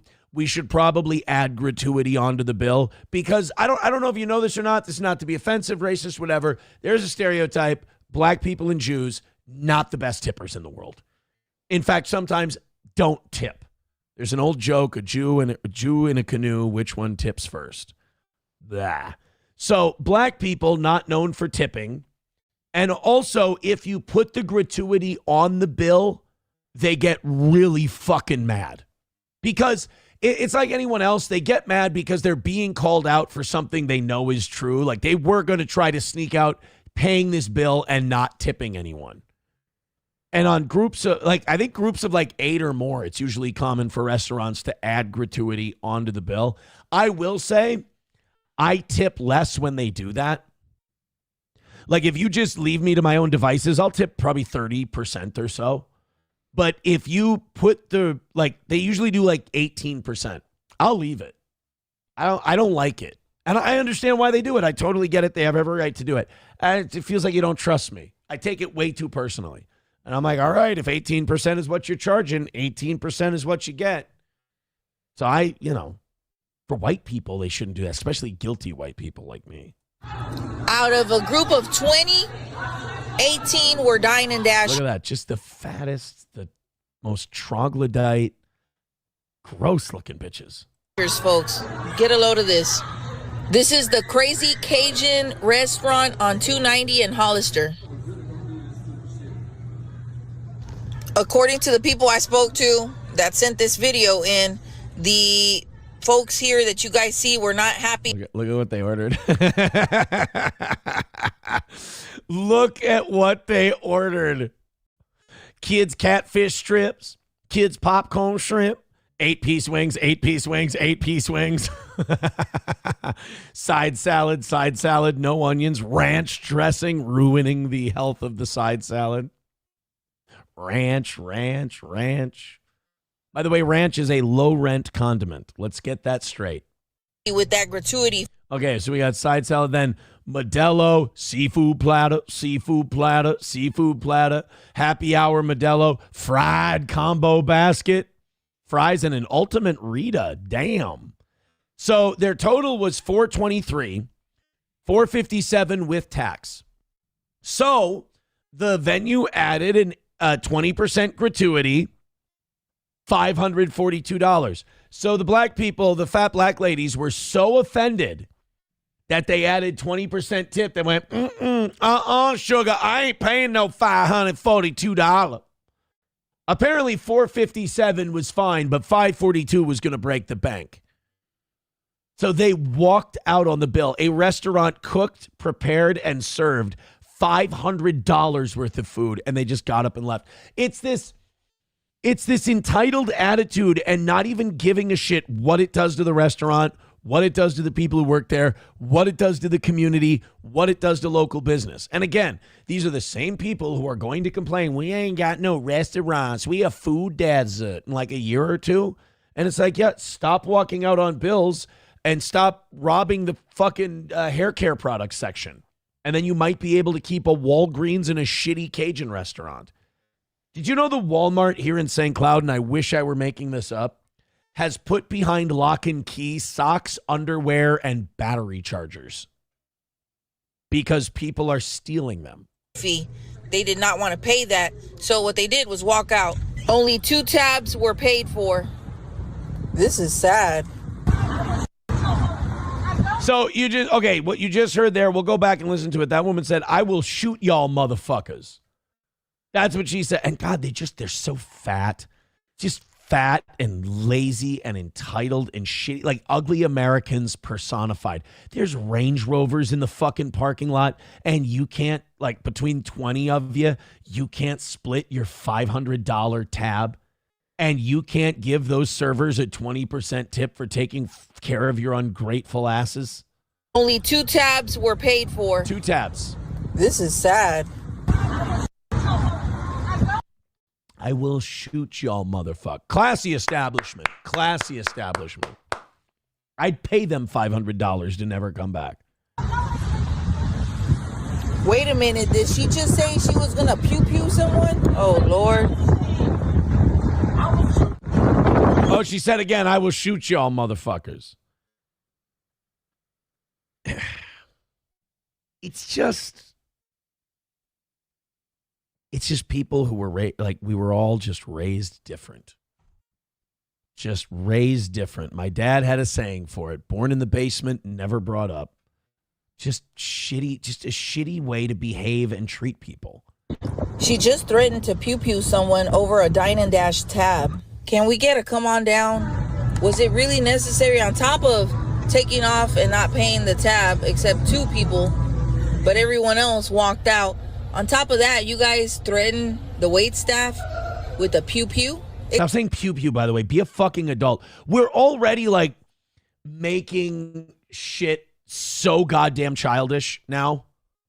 We don't need to go, you go pew-pew. No, shoot. They threaten to shoot you with a gun. Stop with pew-pew. It makes you sound like an infant. Miss Tay gifting a membership to Mommy. Thank you very much. Mommy says, I feel bad for their cars. They are going to wreck those cars. Tires are going to blow out. Yeah, you wonder if they're, doing what you need to do for upkeep on those vehicles. Thank you, Miss Tay, for the gifted memberships. 60 memberships even. Away from 500. Let's go. Let's rally. Let's see if I can still do this thing. Approachable says she's literally saying pew-pew because she's taking this video not as evidence, but knowing she's going to post it online. And if she says gun, it'll get demonetized. Yeah, you got to worry about your monetization when you're reporting someone for threatening to kill you. Atomic Ray says Toe's math is wrong. They walked on a $387 dinner bill. When you look in their purses, you'll find the tax was put on their EBT card. All right. 09 Canyon says, was the policy printed on the menu? And did they tell them at the time they were seated? Not saying it's justified, but if they don't tell you about the gratuity, it sucks. Then complain. But even then, 20% gratuity for people who served you, waited on you hand and foot, and gave you $500 worth of food. Yeah, I think you can tip them 20%. But if you want to Jew them down to 16 or something, go ahead. You don't walk out on the fucking bill. That's just bullshit behavior. That's stealing. That's just theft.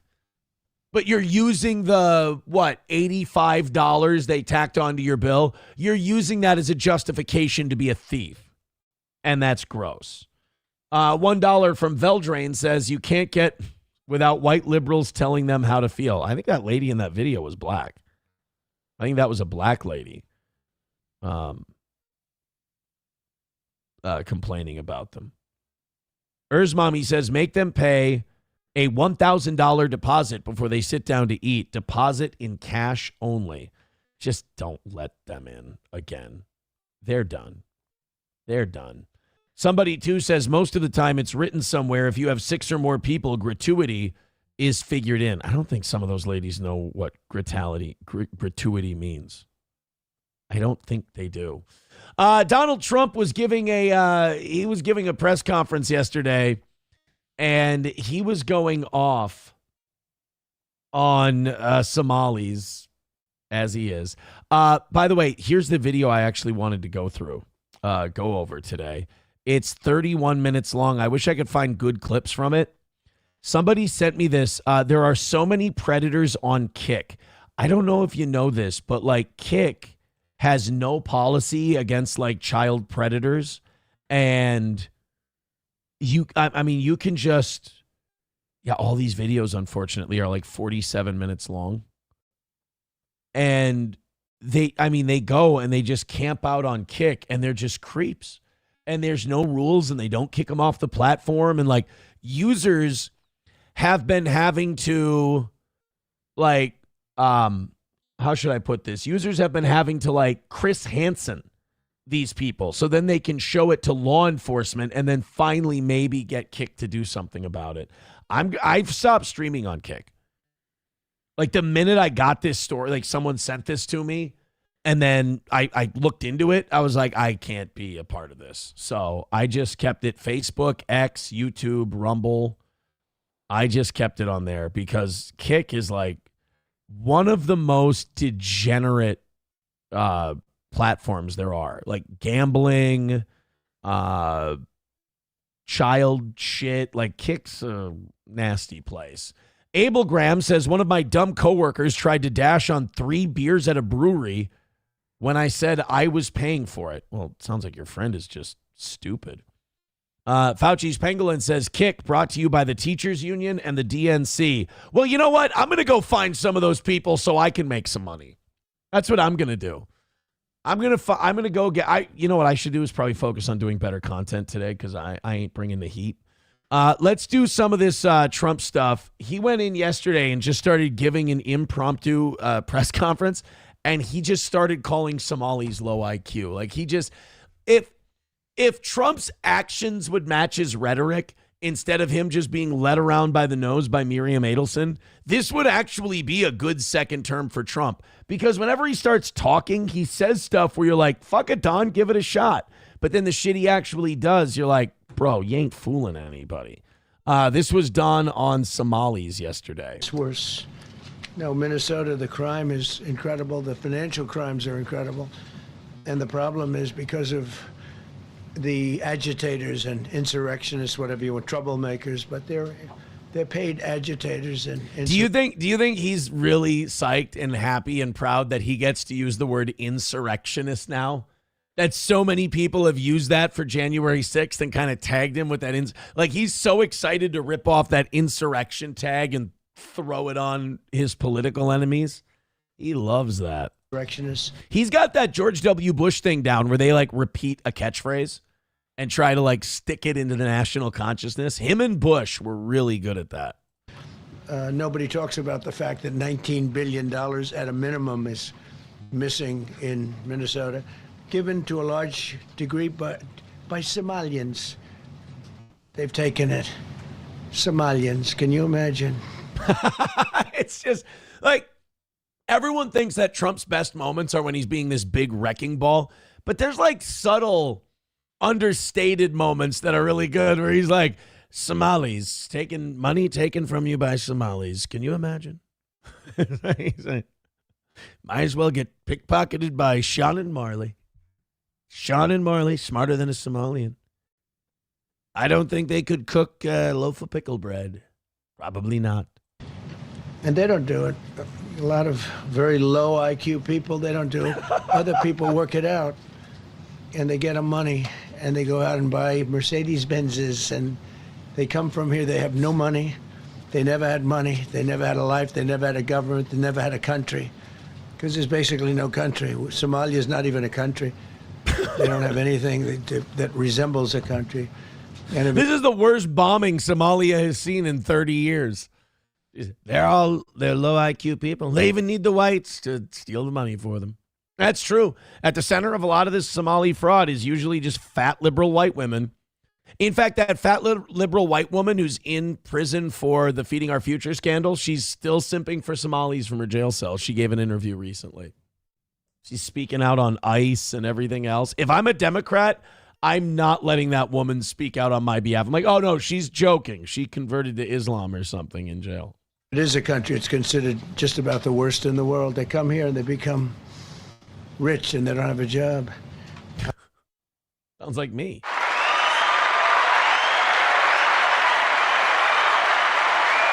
So Donnie's out there giving the Somalis shit yesterday. Then he got on his plane and they had to turn around in the middle of the Atlantic.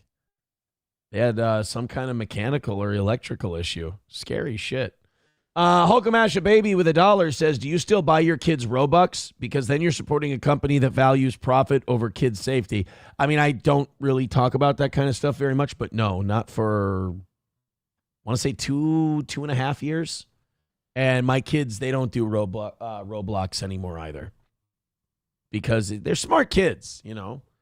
And we talk about stuff like that. But I think mostly they just tired of it. They just didn't care anymore. They didn't want to do Roblox anymore. But also, like, yeah, it's, you know. And when they want to do shit like that, I fully encourage them not to do it. Papa Shab says they're only good at being pirates. That was pretty fun. Yeah, Trump did. Yeah, he also said he came back. You know, Trump press conferences do this. They come back around to different topics. And he was getting after the Somalis in another clip where he said, only thing they're good at is being pirates and we should shoot them. He's just, okay, the low IQ people won. That's fine. But there's the, the one where this must be an underrated clip because everyone wants to see. Oh, God. And that's right. He held up pictures of Somalis during his press conference. Yeah. I say, why don't you talk about that more? Because people don't know. Do you want to live with these people? International murder. He goes, do you want to live with these people? Oh, that one's just a regular black. Sorry. Don't know how that got in there. These are people that are they're apprehended and either put in jails in their country from where they came, and the countries respect us. And so when I had discussions down in Minneapolis at those protests this past week, and I would try to bring that up with people, I would be like, well, what do you say to like the fact that it seems like everyone they're arresting has like a lengthy criminal record and like a scary one too? It just, I couldn't, and I was trying to bring it up as nice as I could. They just kind of, like they can't hear it. You know, like that theory that the Native Americans couldn't see the European ships on the horizon because their brain couldn't process something floating on the water like that. It's like you bring that up to them and they just go, no person is illegal and we should. It's like, okay, but this one raped. Like, this is some of these people. Like, I wish we could get the protest, and the protesters don't feel they can admit it because then they feel their argument's lost, which isn't the case, and that's unfortunate. Like, I wish I could get some of these protesters to just admit, like, yeah, some of these people are fucking animals, and they do have to go. They actually put them there. In the old days, they didn't respect our country. Biden wouldn't do this because he let them all in. You know, if you didn't have open border policies of Biden, none of this, all of the things that all of the time that we've been talking about. No, the Somali thing has been going on for a while. From out of the country. And started in the Bush administration. It's been caused by maybe Clinton. A previous administration. Look at this, one after one.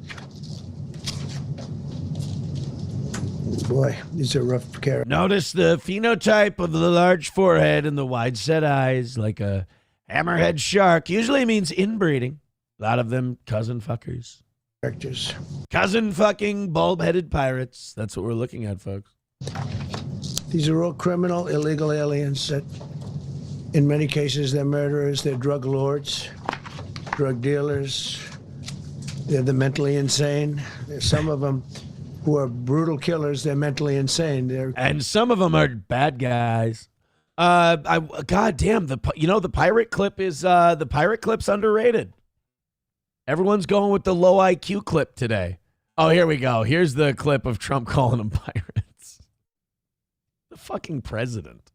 And we also stopped the pirates because they get the same treatment as the drug boats.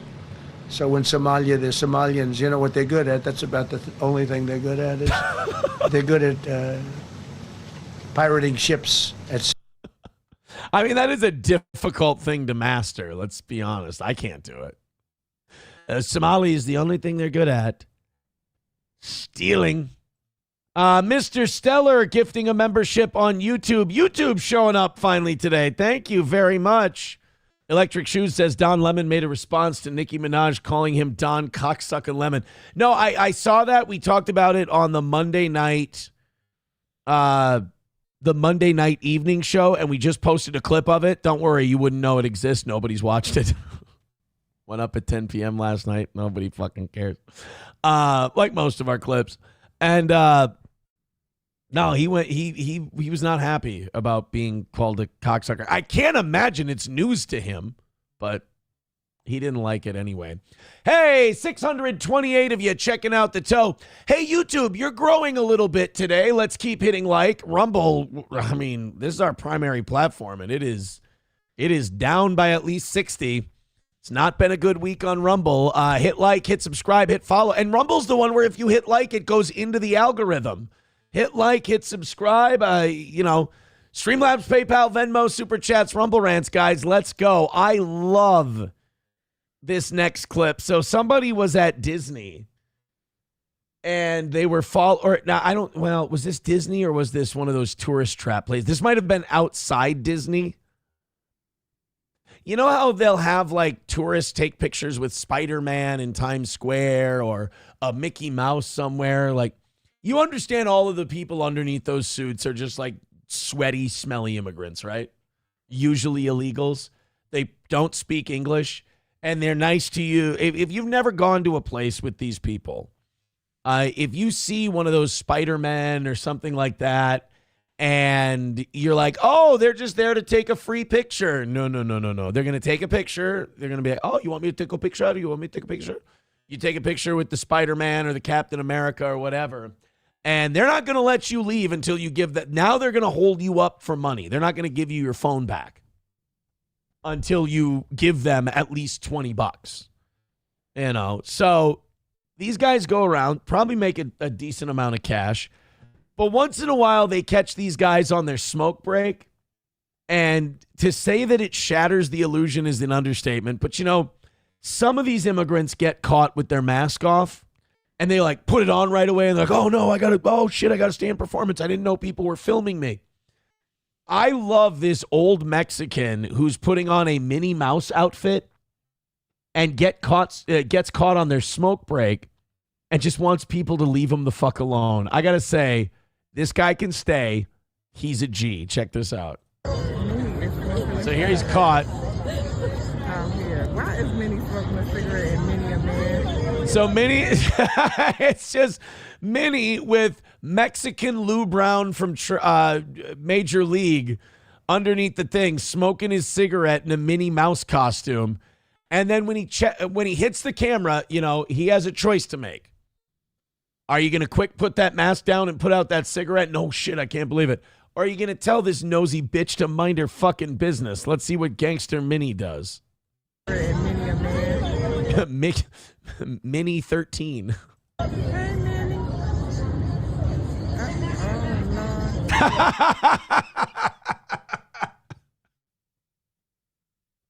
I'm on my fucking lunch break. Just gives him the finger.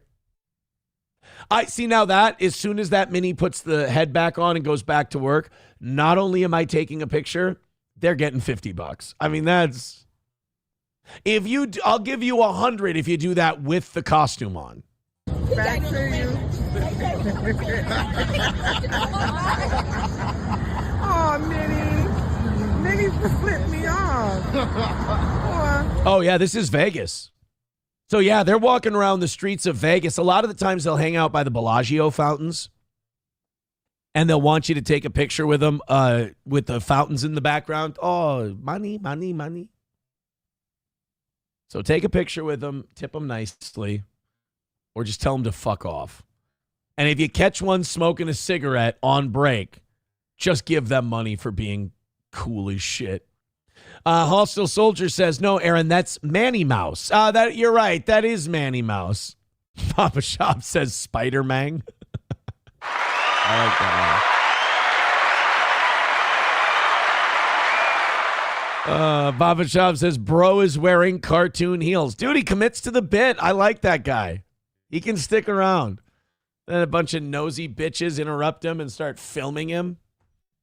And they're just like, oh, Minnie, why are you smoking a cigarette? Dude, he's in the desert in a Minnie Mouse outfit taking pictures with dumb shithead tourists. And now you're going to bother him while he smokes a cigarette to calm down? Get out of here. Leave Minnie alone. Hit like, hit subscribe, hit follow, throw us a few memberships. Let's show that evening show that we still got it. We haven't gotten to 700 yet at all this week. That bums me out. So show your support any way you can. This is breaking news from last night. This is yesterday on the Fox 9 News.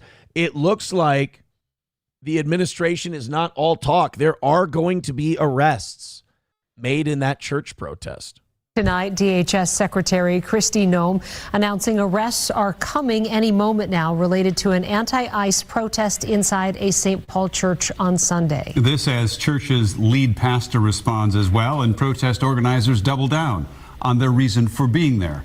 Our So Young Kim has been following this story for us all day. See, that's the other thing. Like, why can't the protesters just go, yeah, it's totally fucked up.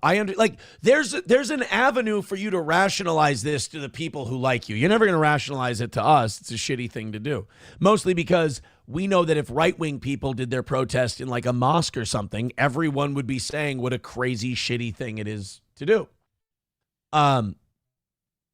But you could rationalize it where you go, yeah, we understand it's fucked up, but that's how fucked up things are with ICE, and that's how extreme we have to get to make our point. Like, instead of just doubling down and going, yeah, fuck those churches, and we'll keep doing it. It's like, you know, it's like the left and the right are in a bad optics contest. Long and so young. Like that retard January 6th guy comes here and he's like, you know what I'm going to do? Burn a Koran, march to a Muslim neighborhood, have 3 retarded autistic guys backing me up. And it's going to work out fine. It's like, yeah, most retarded optics ever. And then Democrats, they get together and protest and like, we'll block everybody's path to work and we'll interrupt them while they're worshiping their God. It's, guys got to be working for the same people. Spoke with the protest organizers today. By the way, that Zach X guy is so full of shit. Get word out to him. Put up or shut up, dipshit. I'm getting tired of him. That Zach X is like, I'm hardcore. Why don't people interview me? People should interview me. I want to be interviewed. Like he's a local guy who goes to the Minneapolis protests. He's with that Jake Lang and that Jaden McNeil. These other like fucking like loser conservative guys. And I was being really nice to him. But I'm tired of his like put on bullshit. He's like, anybody interview me? You should interview me. I'm fighting for your freedom. And I have DM'd him on 3 different occasions. I have exchanged messages with him on a couple of occasions where I'm like, let's get you on the show. Let's have you on. Let's talk about what you're doing down there. I've got some things I think you might need to hear. He'll respond once in a while, but it's like, oh, we'll see. But like, he's begging for a platform. He's begging for someone to put him on. And then when I go, I'll put you on, he's a chicken shit. So get word back to Zach X that I said he's full of shit. He's a pussy. He's a bitch. And he can come appear on this show and we can talk about the dumb shit that they're doing out there that has no impact on anything. They say about the federal investigation now. They tell us they stand by their actions. Now they're calling for the resignation of the pastor they allege works for ICE. This was the scene inside City's church in St. Paul Sunday when a group of demonstrators interrupted a worship gathering. Organizers say they were protesting the church's possible connection with ICE. It was brought to our... That's the other thing. We have seen no evidence that this church is connected with ICE in any way. Like, nobody's produced this, documentary. Nobody's produced a letter. Nobody's produced the preacher saying anything. It's literally just point at the church. They support ICE and everyone going, sounds good to me. And everyone just storms in like zombies from The Walking Dead. Attention that a pastor at this church was a regional field director for ICE. And because all 4 of us are Christian, that was quite disturbing, to our spirit. The lead pastor of City's church releasing this statement Tuesday that reads in part, quote, on Sunday, January 18th, a group of agitators jarringly disrupted our worship gathering. They accosted members of our congregation, frightened children, and created a scene marked by intimidation and threat. Such conduct is shameful, unlawful, and will not be tolerated. The U.S. Department of Justice... Okay, can we... God, journalism sucks now. It's a 5-second Google search to figure out if this fucking guy worked for ICE or not. Probably not. I'm going to go ahead and say he didn't because Fox 9 would be all over that and they're trying to run cover for the protesters. But you just say some shit and then, all right, cool, let's storm a church while Christians are praying with their families. Are you out of your fucking mind? Is investigating whether the protesters violated the federal FACE Act that protects religious freedom in places of worship. When asked about it, organizers dismissed the potential probe. Instead of these issues being addressed, what do we get from the federal government? By the way, this guy is like a drunk. And you know what's crazy is there's all kinds of clips of him out there now just being an unhinged, homeless, drunk lunatic. And I met this guy. I met him at Whipple. He was passionate, but he seemed normal enough. And now every other clip I see him in, he's being an abject Looney Tune. And people were pointing at him, they're like, oh my God, that guy's here. He's a legend. And I'm like, what, he's a legend? He looks homeless. But okay, he's a legend. And then I saw him on the news with this church thing. And I'm like, it's like the movie Shooter. I'm like, oh my God, I met this son of a bitch. And I did. I stood right next to him. I talked to him. He's on one of our live streams. I'm talking to the guy. Not knowing that 3 days later, he'd be literally doing an insurrection in a church. Government threats of investigating those of us who were involved in a peaceful demonstration at City's church. We came in peace. And there's not a person in there was blocked from exiting if they needed to leave. But it's their church. Yo, I came into your house. It's literally called a house of worship. I came into your house. I stood in your kitchen. I ain't stop you from leaving and shit. Yeah, we know, but we were having a church service. You have to leave, not us. Ain't nobody stopping you from getting the fuck out of here. Likewise. They could leave. A spokesperson for St. Paul Police says officers responded Sunday morning and there's an active disorderly conduct investigation as well. Live in studio tonight, So Young Kim, Fox 9. All right. So they could get local state charges and federal charges for invading the church. I mean, there do have to be some They got to start setting up some guidelines for this shit. We got to start because the Minneapolis and Hennepin County Police have failed. They have utterly failed. All right? They have not kept any order. They don't want to keep the order. They want to stay away from all these groups of people, set up a perimeter, and let the retards slug it out. Now, I get that. I understand it, but that ain't your job. Like, it's your job to restore order. So now you have all this dumb shit happening, and people like, Aaron, why is all this dumb shit happening in Minnesota? The reason is simple. Nobody gives a shit, and nobody's doing anything about it.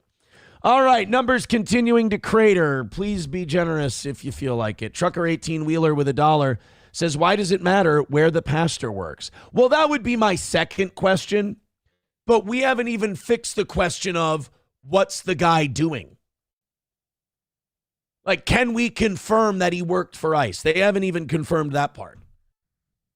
So now, after they confirmed that he worked for ICE, my second argument would be, I don't think that gives you a right to go in and interrupt a peaceful church service. But I would like to see proof of that first part first. That would be nice. Hit like, hit subscribe, hit follow, throw some memberships at us. Streamlabs, PayPal, Venmo, Super Chats, Rumble Rants. Sorry if I'm not doing the show you want today. I apologize. Things continue to... 607, especially the Rumble part of it. I'm sorry. So this next segment you're probably not going to like either, and that's too bad. That really sucks because I love this shit. I really enjoy talking about it. Now I feel bad like I'm doing a show just for myself. I'm really, really sorry. I hope you share it. I hope you like. I hope you feel like giving to it. But we're going to do this Andrew Callaghan, Nick Shirley thing, and I can just hear people yelling like, who gives a shit about this? I'm sorry, it entertains me, and it's not about Jews, thank God. It's not about fucking Israel. It's not even really about protests or anything like that. It's just some mindless drama, dumb shit that we can make some jokes about. We can make fun of this Nick Shirley guy. All right, so normal. And it's someone getting caught in a lie, which I like. But maybe it's because Johnny isn't here, and people don't want to see me do it by myself. But I'm a little not discouraged about today, but I'm a little unsure of myself. I'll say that. So see if you can do anything you can to help our numbers and throw a couple memberships at us. And let's see if we can't get out of this slump we're in the mornings. Things go up, things go down. So yesterday, or 2 days ago, Nick Shirley, who's been making these documentaries, I guess, where he goes to daycares and looks for footprints in the snow. He did an interview. Now, this is like, if I was advising Nick Shirley, and like, I can barely stay over 600 viewers, so why should I be advising anyone? But like, if I were advising Nick Shirley, I would tell him, dude, don't do interviews. All right? Make your point. Make your investigations, because I don't even take this kid seriously as an investigative journalist anymore. The minute he started putting out Leering Center hoodies, I'm like, okay, you're a gimmick. You're a grifter. The conservative anti-fraud thing is hot right now. That's what you're doing. And I'm sorry, I could probably have a lot more viewers if I just sucked the guy's dick and said he's based and he's great and everything else. One of my biggest problems I have is that I'm fucking honest. And I call shit as it is. And I even get heat from you guys when I do it. But I'm sorry, I'm right, and I can't help it. I'll die and continue to slide into irrelevancy and, whatever. Nailing it, crushing it, fucking being right. And you can jump on with me if you want. I know I could be in the thousands if I would go, Nick Shirley's great. Nick Thorder's great. Like, if I fed you that slop. But as an entertainer, I can't do that to my audience. You guys pay me money to do this show. I'm not going to sit here and feed you slop I don't believe in just so I can get more people to go, oh, I like the Aaron guy. He really did. No, I got to tell it like it is. I'm sorry. And if you don't like it, I've never been afraid of alienating people by telling it like it is. This Nick Shirley guy is retarded, and you got to find people who are smarter than him. They might be drier. They might not be as viral. They might be more boring to listen to, but at least, guys, you're listening to smart people. Don't listen to Nick Shirley. So he's been doing interviews lately, and one of the interviews he did was with Andrew Callaghan from Channel 5 News. And Andrew Callaghan from Channel 5, like, not a liar, total liberal. He's very open about that. He's never lied about it, and that's fine. If you're not, you know, if you ain't lying, be whatever you want to be. He interviewed Nick Shirley, and he gave him a fair shake, and Nick Shirley looked like a dipshit, and people memed the fuck out of it right and left. They said, oh, my, he didn't even know what benevolent meant. He was saying shit kind of wildly out of pocket. He's like, Somalis have like 3 or 4 wives. And Andrew Callaghan pointed out to him like, dog, aren't you Mormon? You know, easy there, kettle. So people made fun of him. People memed him to death. Andrew Callaghan said nothing bad about the guy. Andrew Callaghan gave him a shot, treated him with respect. He's a liberal guy who gave Nick Shirley more of a platform. And I watched the whole interview. He didn't bust his balls that much, you know, gave him the same respect he gave like Hunter Biden and other people he's interviewed. So Nick Shirley can't take the L. And he goes on his Twitter and he goes, actually, I can't stand the kid's voice, by the way. His voice is just fucking nails on a chalkboard to me. And Nick Shirley goes, actually, Andrew Callaghan selectively edited our interview, you guys. It's what the libs do. Like he's doing this kid might as well just age into being Sean Hannity because that's who he is.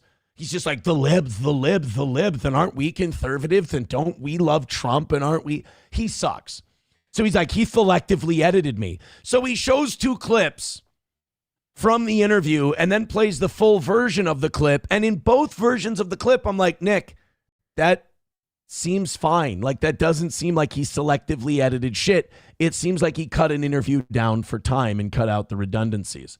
So Andrew Callaghan decided, you know what? I'm not letting this little shitbag get away with this. So I'm going to show you what we did. And you know, this really exposes what a bag of shit, what an insecure cunt this Nick Shirley is. Because Andrew Callaghan, you're going to find out in this video. Back to me, Jules. You're going to find out that Andrew Callaghan tried to make Nick Shirley sound more intelligent than he was. So this is Andrew Callaghan's response to Nick Shirley, making me hate this kid even more. And even though he's a liberal, making me respect Andrew Callaghan more. All right, so normally and historically, my policy for whenever somebody's saying some factually inaccurate stuff about me online is to turn the other cheek, keep my head down, and get back to grinding. But in this case, with Mr. Nick Shirley, who is now falsely accusing me of conducting an unfairly edited interview, I think I'm going to pick option 2 and let people know what went down. Journalistic integrity is something that I kind of take a little bit seriously, and I can see a future wherein access is limited to prominent people, especially conservatives, if I don't dispel this false narrative immediately in its entirety right the heck now. So to do this right, I'll have to show you a couple of things, including text messages between him and I, and actual footage of the working premiere sequence that I used By to the way, make the interview. Nothing wrong with releasing messages as a response. I think when you release messages as like the first thing, that's you're allowed to do it. It's dirty pool. It's a cheap shot. It's to fuck with people. But if someone makes some accusations against you and you go, no, fuck that. Here's the text messages. That's totally fine. Totally fine. They broke code first. But like, this is another problem. Like Nick Shirley's going to make it so these liberals and conservatives don't do shows together. And you have to have these guys do shows together because if you get too many people on one side huffing each other's farts, you get the retarded protesters in Minneapolis, and then you get the Miami club meetup between all those retarded influencer streamers. There have to be checks and balances. So you can see what was cut and why. So let's begin with an editing lesson. So when we're dealing with a long-form interview of somebody who talks very slowly and circles back to repetitive talking points, one of the first things that we do in post-production is cutting what's called dead air, which means long pauses between words or sentences or fixable verbal stammers that slow down the conversation and risk boring the viewer. So in this raw interview with Nick, which had a total runtime of 2 hours and 2 minutes, we had to cut nearly half an hour of dead air to make it listenable. Many people like to choose their words carefully, so I get it, but there was a couple points in the interview that even in person we had to have Nick repeat himself because the crew felt that no amount of corrective editing would possibly be able to make him sound normal. It's been an interesting few days, past 72 hours. My video on the expose of the fraud in Minnesota is the most viewed video ever, longer than 10 minutes, other than Mr. Beast. Can you say that? It's not true. So, and again, you look at the kid, and as he's saying it, you can tell it's something someone wrote down for him. He's trying to memorize it and read it back. That's why I don't trust these guys. You can't just go in prepared and just talk about your shit. And by the way, who gives a shit? This is just you huffing your own farts, sucking your own cock. Fraud in Minnesota again, and you kind of stuttered. Yeah. Wait, are there going to be cuts in this, or just going to be one take? Which will make it perfect. So if we ask for to say it again, it's just to make sure you say it perfectly. Oh, okay, yeah. So, so my YouTube, so my video on the fraud in Minnesota is the most viewed video ever by a creator, longer than 10 minutes, expose style, than anybody other than the name of Mr. Beast. So bear with me. So they let him say it again so he didn't sound like a total mongoloid idiot. And Nick Shirley still sounded like a mongoloid idiot. Here, I'm going to show you the raw footage, and we'll see how with the magic of editing, we were able to make Nick sound actually smarter and faster than he was in person. Check this out. How does that make you feel, like gratification-wise, as an independent journalist? Well, I think it's the first video you've seen in a long time where a journalist actually went and created a video that created a change instantaneously. For instance, you had the HHS, Health and Human Services. They froze all funding to childcare inside of Minnesota. That got, some appellate court said you can't do that, and they're going to have to keep fighting that in court, by the way. And then they're asking for businesses to prove that they are legit businesses before they give tax dollars to these businesses that are not. Now, that one stuck. That one they're allowed to do. The HHS is allowed to change their regulatory rules without Congress. They are allowed to go, hey, before we give you this money, you got to send us this new paperwork. You're allowed to change those rules. Businesses. How does that make you feel, like gratification-wise, as an independent journalist? Well, I think it's the first video you've seen in a long time where a journalist actually went and created a video that created a change instantaneously. For instance, you had the Health and Human Services. They froze all funding to childcare inside of Minnesota, and then they're asking for businesses to prove that they are legit businesses before they give tax dollars to. So yes, Andrew Callaghan did edit this to make the little shitbag sound smarter. Because he was going, the thing they did was they took the fraud and my video and they made it so you can't get the money. And then when the money doesn't go, they said you have to prove the paperwork to get the money now. And then Andrew Callaghan and his people edit it to go, actually, my video has had an immediate impact where now the HHS has actually frozen the funding for these programs, and now you have to show proof before you get funding. So this little fucker, because he can't take an L and he can't handle the internet shitting on him, goes, Andrew Callaghan did the liberal media thing, guys. It's totally the liberal media, thuffer and thuckatash, those libtards, am I right? They unfairly edited me. When meanwhile, this guy edited this to make you sound less retarded. These businesses. So in that interview, we probably did that same thing as far as trimming dead air and splicing B-roll. No joke, probably 30 times, as you can see here on the timeline. And it was never to take him out of context, but to help him get his point across. We do this for every good faith interview or 5-cast we've conducted so far. From Hunter Biden, which had a raw runtime of 5 hours before being cut to 324. So they cut more of the Hunter Biden interview than they cut of Nick Shirley. They cut like an hour. They cut like 2 hours of the Hunter Biden one. Kozak, to Alex Jones, to Hamilton Morris, Jen DeSanti, to pretty much everybody we've ever talked to. Exactly. 100% not. Is that the and there's this conflation that people have. I mean, I think they're opening up an investigation to cocaine that was found in a cubby outside the By the way, that guy's brain totally not fried by drugs. Just say no, kids. Just say no. The West Wing of the White House. You know, we aren't live streamers or live podcasters, and we like to package our interviews for efficiency and entertainment value. So that's just something that we do. So the other cuts in the Nick Shirley interview that weren't dead air related were conversational beats that I personally found either boring, repetitive, or so off topic to the point that they derailed the conversation away from its intended focus, which was fraud in Minnesota and Shirley's personal background. By the way, this guy, the guy he brought with him, he's like a really racist guy. Like, he's not like Somalis are committing fraud. Like, that's a fact. That's true that you're allowed. He like really fucking hates him. The fraud. He's lucky the fraud thing's happening so he can say the shit. But he'd be saying this shit about Somalis if they were all on the up and up. Like they got chased out of some place because they're bringing their beefy Israeli security with them. And he's like, you see, that's why Somalis are the most violent people out there. There's nobody more violent than Somalis. Somalis are the most violent. It's like, Jesus, dude, relax. We cut probably 25 minutes of unproductive, redundant banter about Portland, Mormonism, gay marriage, his new crypto coin. I heard you also made a coin of some kind. I did not. Well, I didn't make a coin. Is it Pump and Dump Shirley? Pump and Dump Nick Shirley. Guys, these creators who do these meme coins, they get with like a brokerage house or whatever, and they all hold 80% of the crypto coins, and then they go, our big launch is on Tuesday. And they just pump that thing up. They get people buying it, and they bid up the price to like 30, 40 bucks a coin, and then wham! They all sell the 80% of the coin they have, tank the fucking price, walk away with the money. I don't know why any of these creators get involved in crypto anymore. It's literally stealing from your audience.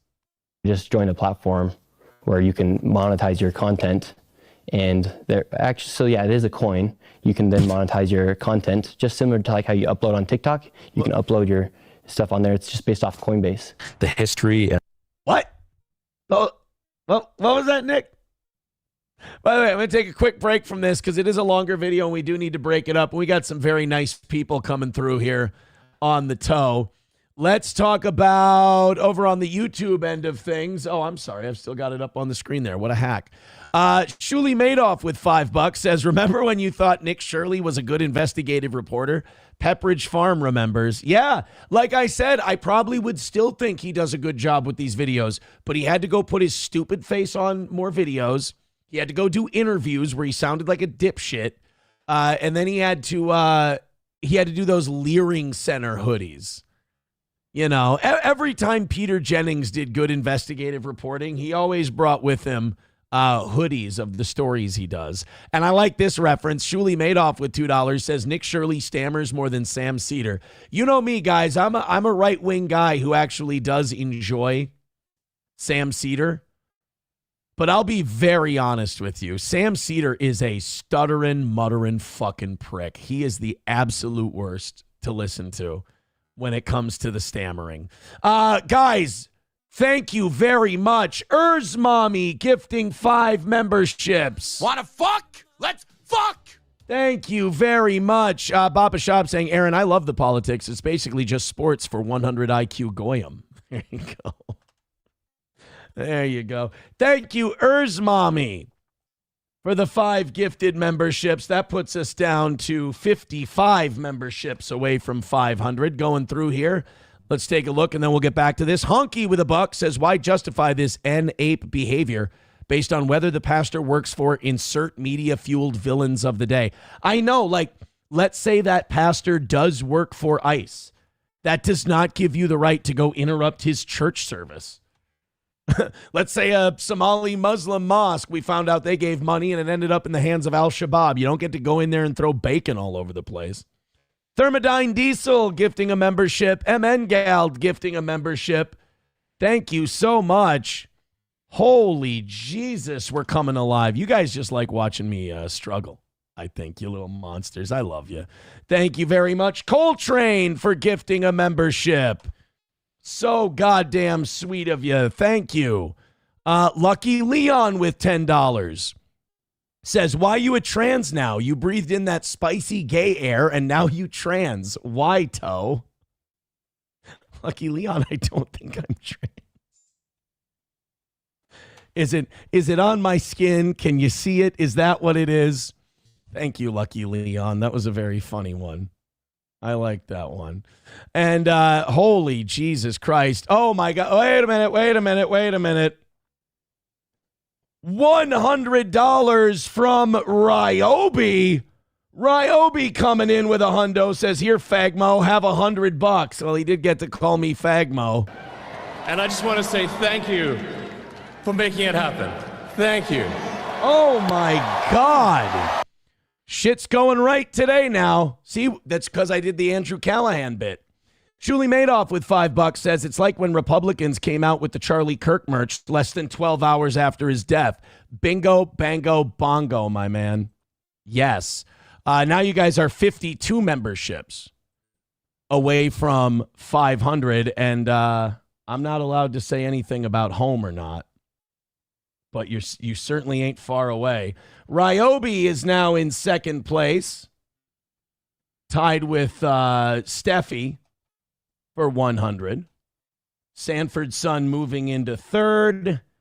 Main Vein in fourth with 37. And Walter is in ICE detention at 25. Chris Reese dropping out of the top 5. Thank you guys very, very much. All right, let's continue on. So Andrew Callaghan, thank you very much for all that. It was building up, so I'm sorry to break into this segment, but there were so many of them building up, and I didn't want them to think I was ignoring them. Thank you so much for that. So Andrew Callaghan continues. Again, all of this because Nick Shirley said they edited me out of context big time. It's not that I'm stupid, it's fuck. And do you think Nick Shirley's handlers were like, hey, asshole, don't go on here.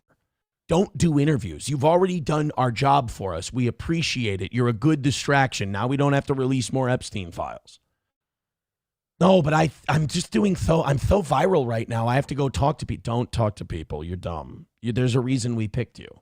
And ethics and welfare. This is like Milli Vanilli saying, no, guys, I want to sing live. Like, that is a terrible idea, you guys.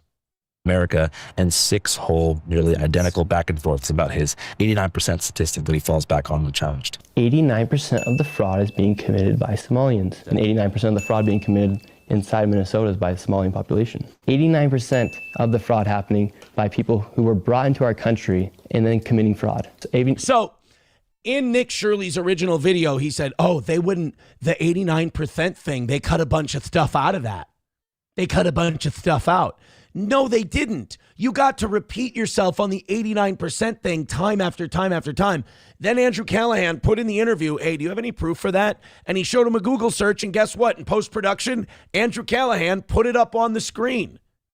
89% of the fraud happening in Minnesota is from the Somalian population. Right, but 95% of Somali Americans in Minnesota are legal. Yeah, 89% of Somalians are committing fraud. Since we ended up including an extensive... No. Not 8. Oh, God, this kid is dumb. We have a problem with the Somali population here in Minnesota, and Nick Shirley is not helping.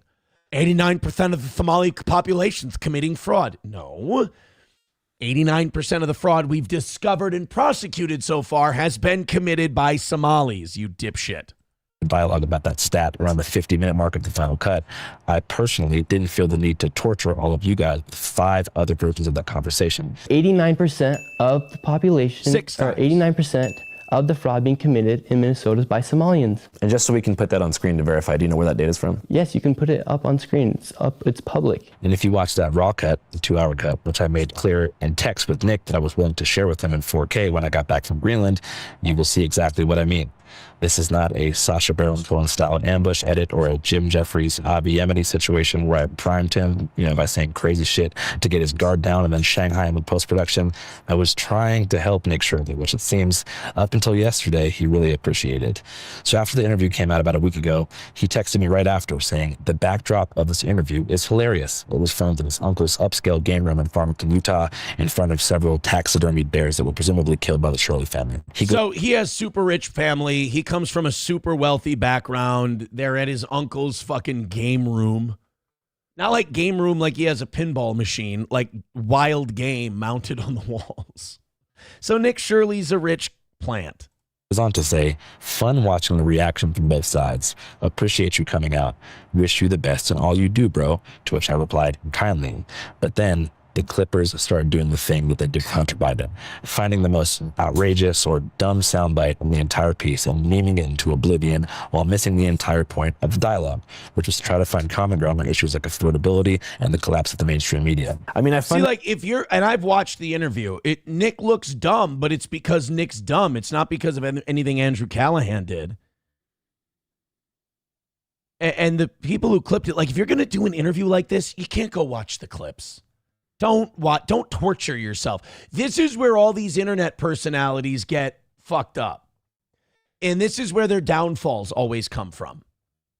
And by the way, there won't be a downfall for Nick Shirley. Like if there is, like people like to go, oh, downfall, he's failed. He'll go down to like 250, 350,000 views a clip. He'll do just fine. I mentally hope that everything you're saying is true, just so you know.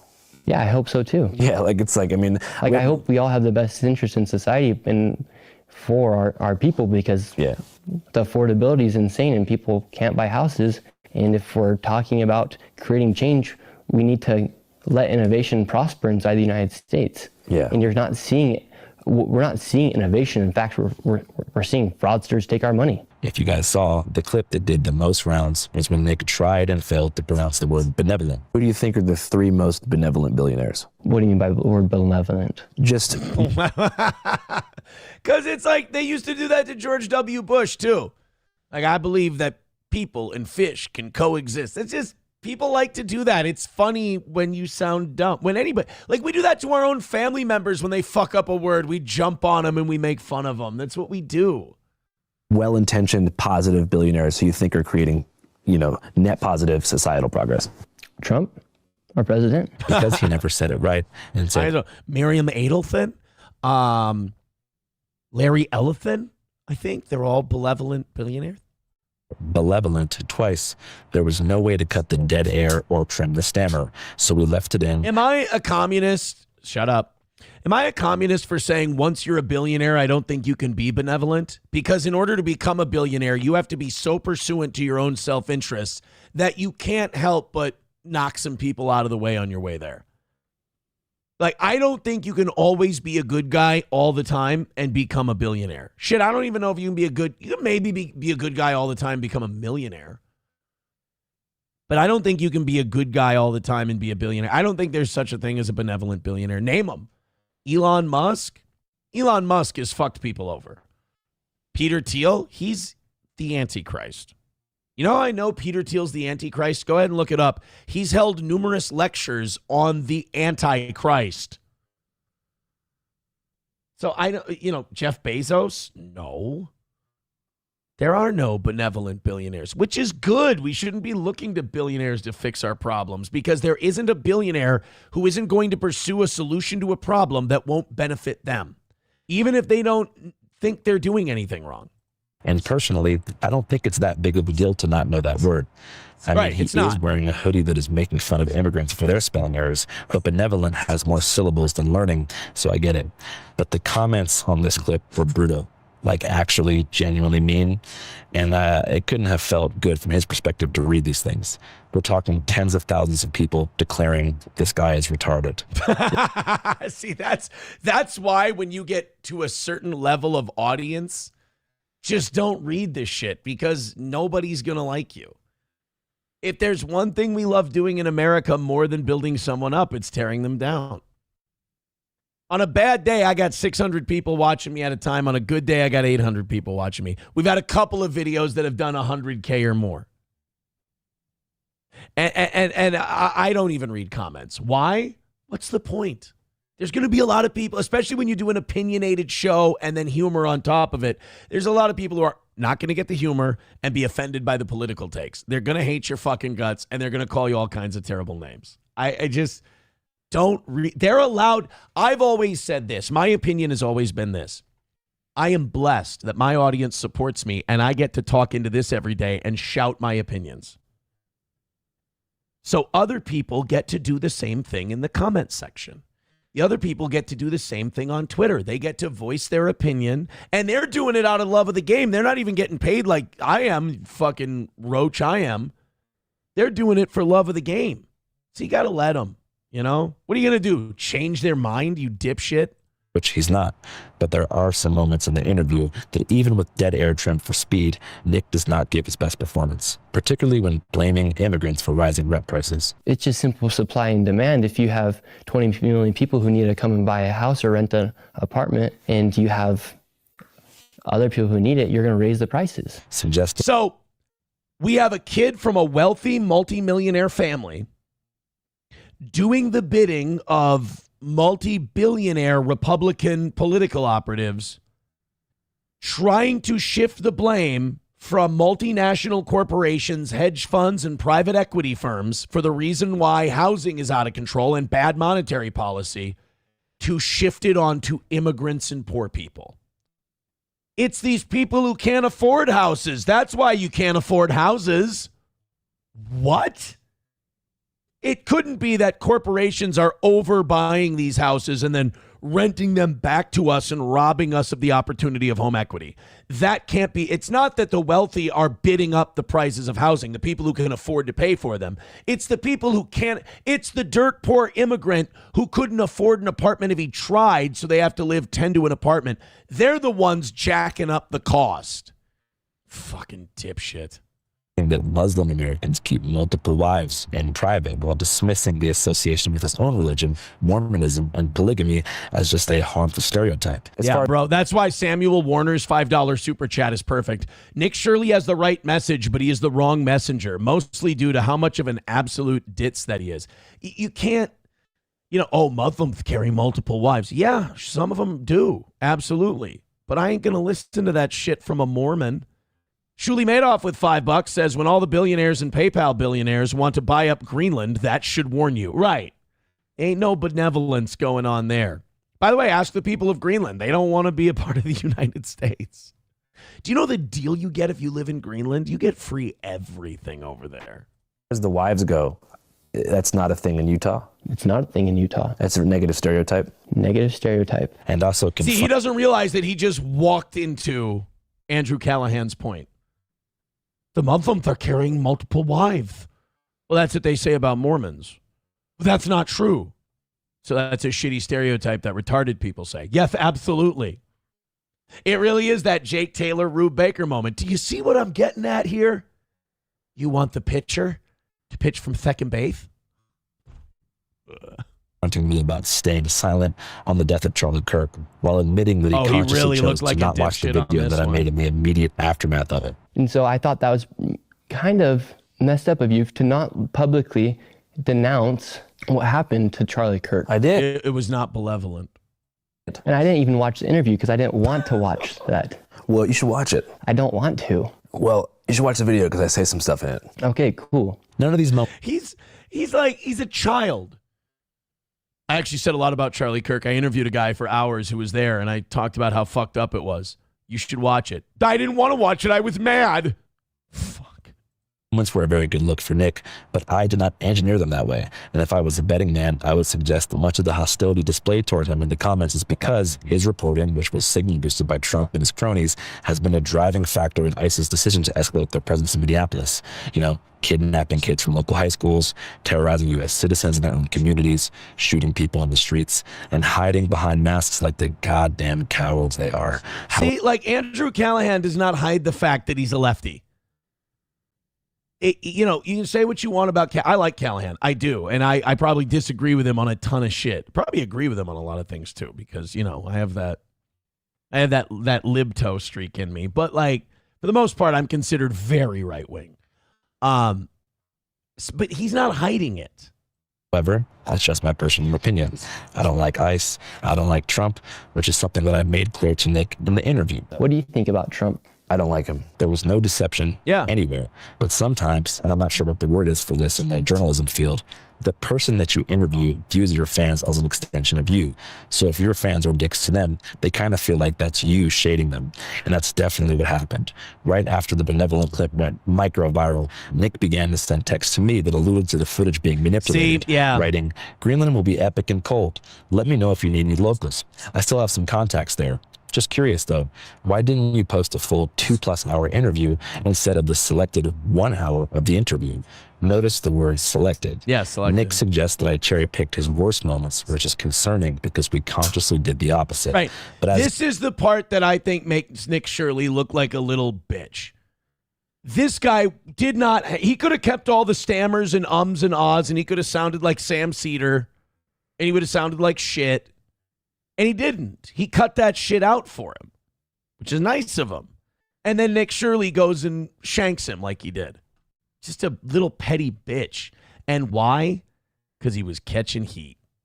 This is always the downfall of these YouTube guys, is they get to be a darling right away, and then the criticism comes, and all of a sudden they start rage texting, and they start reading Reddit and all this shit. It's like, guys, laugh, smile. These people, the old saying, they don't boo nobodies. They're shitting on you, yeah, but you're relevant. They don't like you because it's a highly charged political time, and they think you're a cunt. But hey, you know what? If you sucked and you were terrible and you were awful at what you do and they disagreed with you, they'd leave you the fuck alone. Kid, you've clearly got something. Quit being insecure. You can see from these texts, I explained our entire editing process to him, as I did to all of you.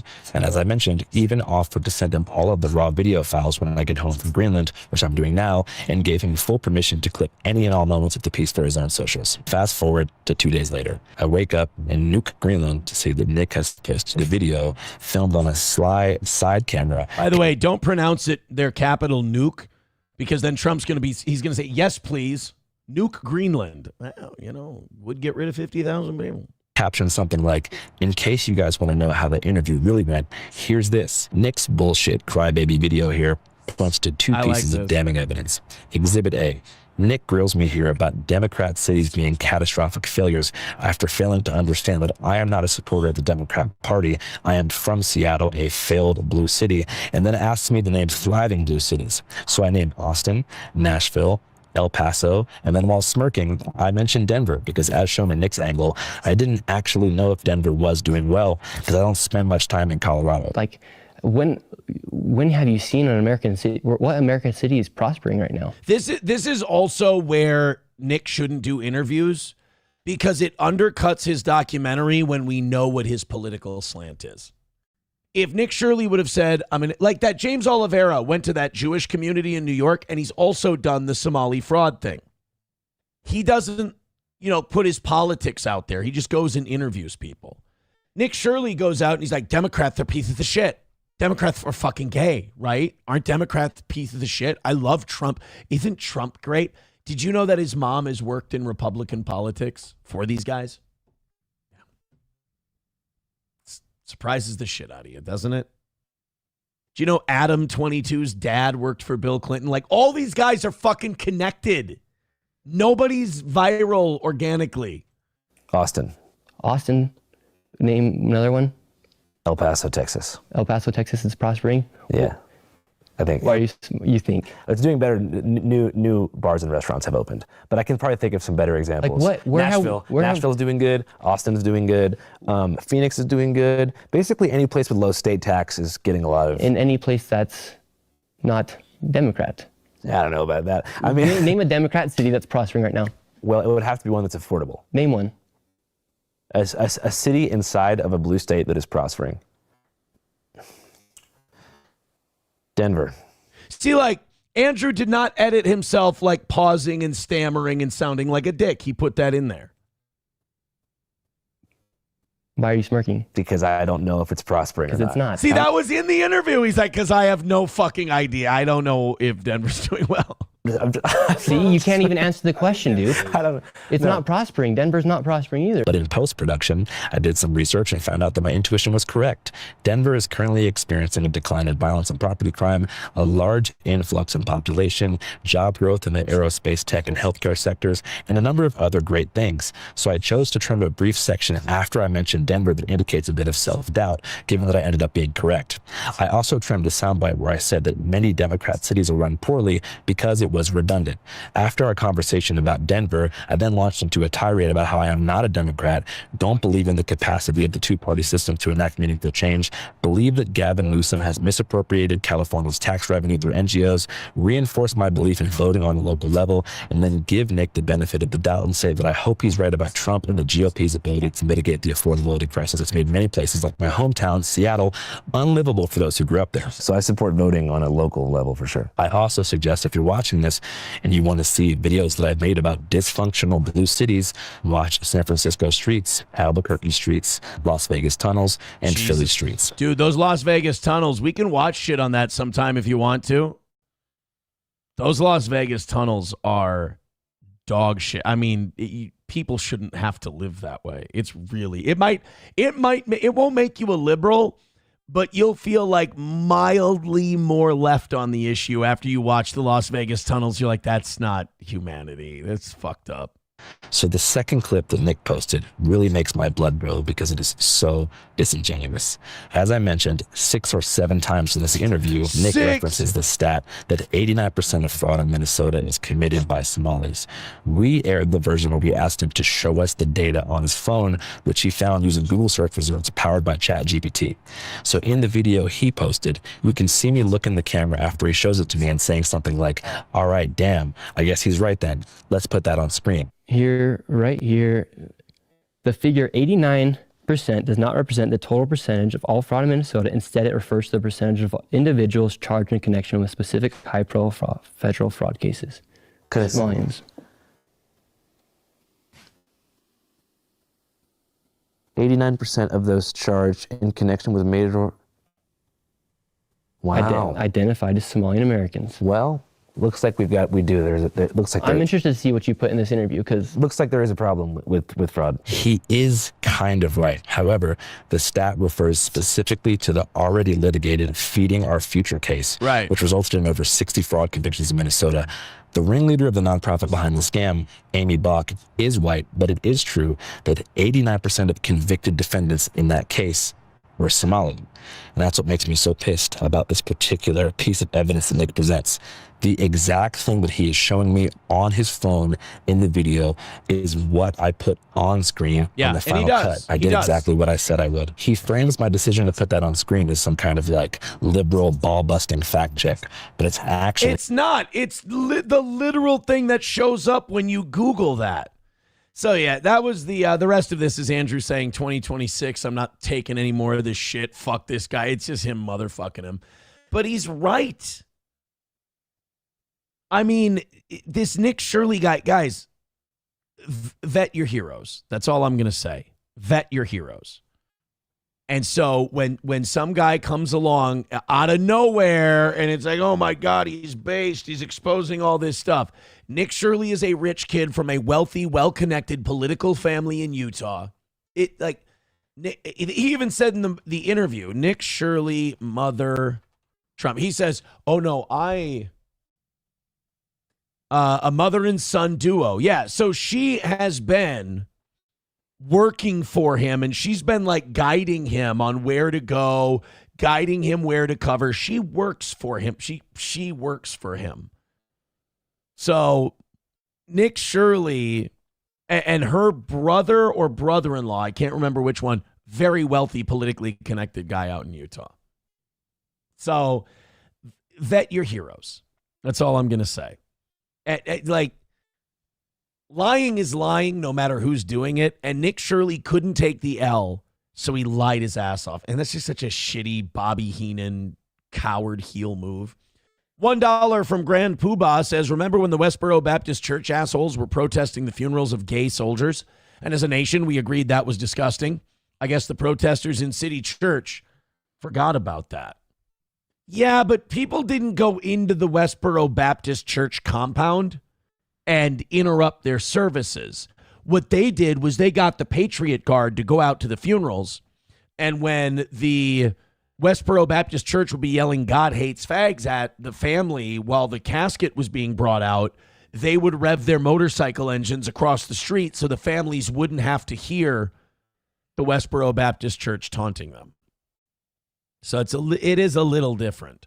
Joey Caravello with $2 says, Aaron, if I visit St. Cloud, can you and Johnny go to Stoney's with me and Midland Armory? You know what? When you get to Minnesota, contact us and I'll see. I don't want to make that promise because I have shit to do and I don't want to be busy one day and you're like, Aaron wouldn't go to Stoney's with me. And if I have a free time, maybe we'll get a beer. Veldrain with $1 says some PC parts went up in price. Let's blame the poor PC gamers and streamers and not the companies buying up parts for AI. Right, exactly. It's always blame the little guys and then protect the people who are doing all the, the messed up shit that's actually driving up the prices. Thank you guys very much for indulging me in that. Thank you for the rally in that one. We did lose a shitload of people like I thought we would, but we weren't having a great day audience size-wise anyway. 586 checking out the show right now. But that was just a good segment. That was just killing it. That was crushing. That was amazing. If people don't like it and they want to leave, they can leave.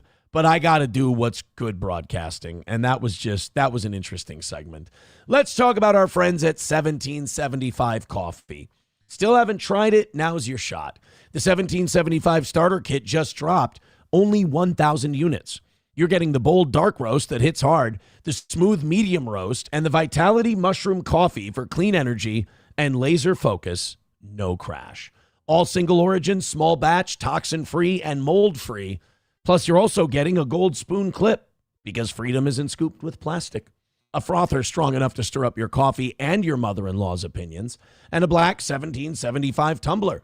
$170 worth of coffee and gear, yours for $99. This is for the ones who've been watching 1775 blow up on Rumble, wondering if it's actually worth it. Spoiler, it is. Go to 1775coffee.com/studio and grab your starter kit before it's gone. That's 1775coffee.com/studio. Bold beans, clean fuel, and a morning routine that stands for something, just like Rumble does. 1775coffee.com. Yeah, in the shitter today, for sure. Hit like, hit subscribe, hit follow, barely over 500. Do what you can. Do what you can. 52 memberships away from 500. You guys were really generous during that segment, and by God, do I appreciate it. Thank you so much. Landers with a good point. What if we want the toxins? Will that be extra? Well, I think that's a good reason to go to 1775coffee.com and ask them. Stoney's in downtown Rockville, Minnesota. Of course, Stoney's has, it's not White Power Wednesday. Don't let Cheetos tell you that.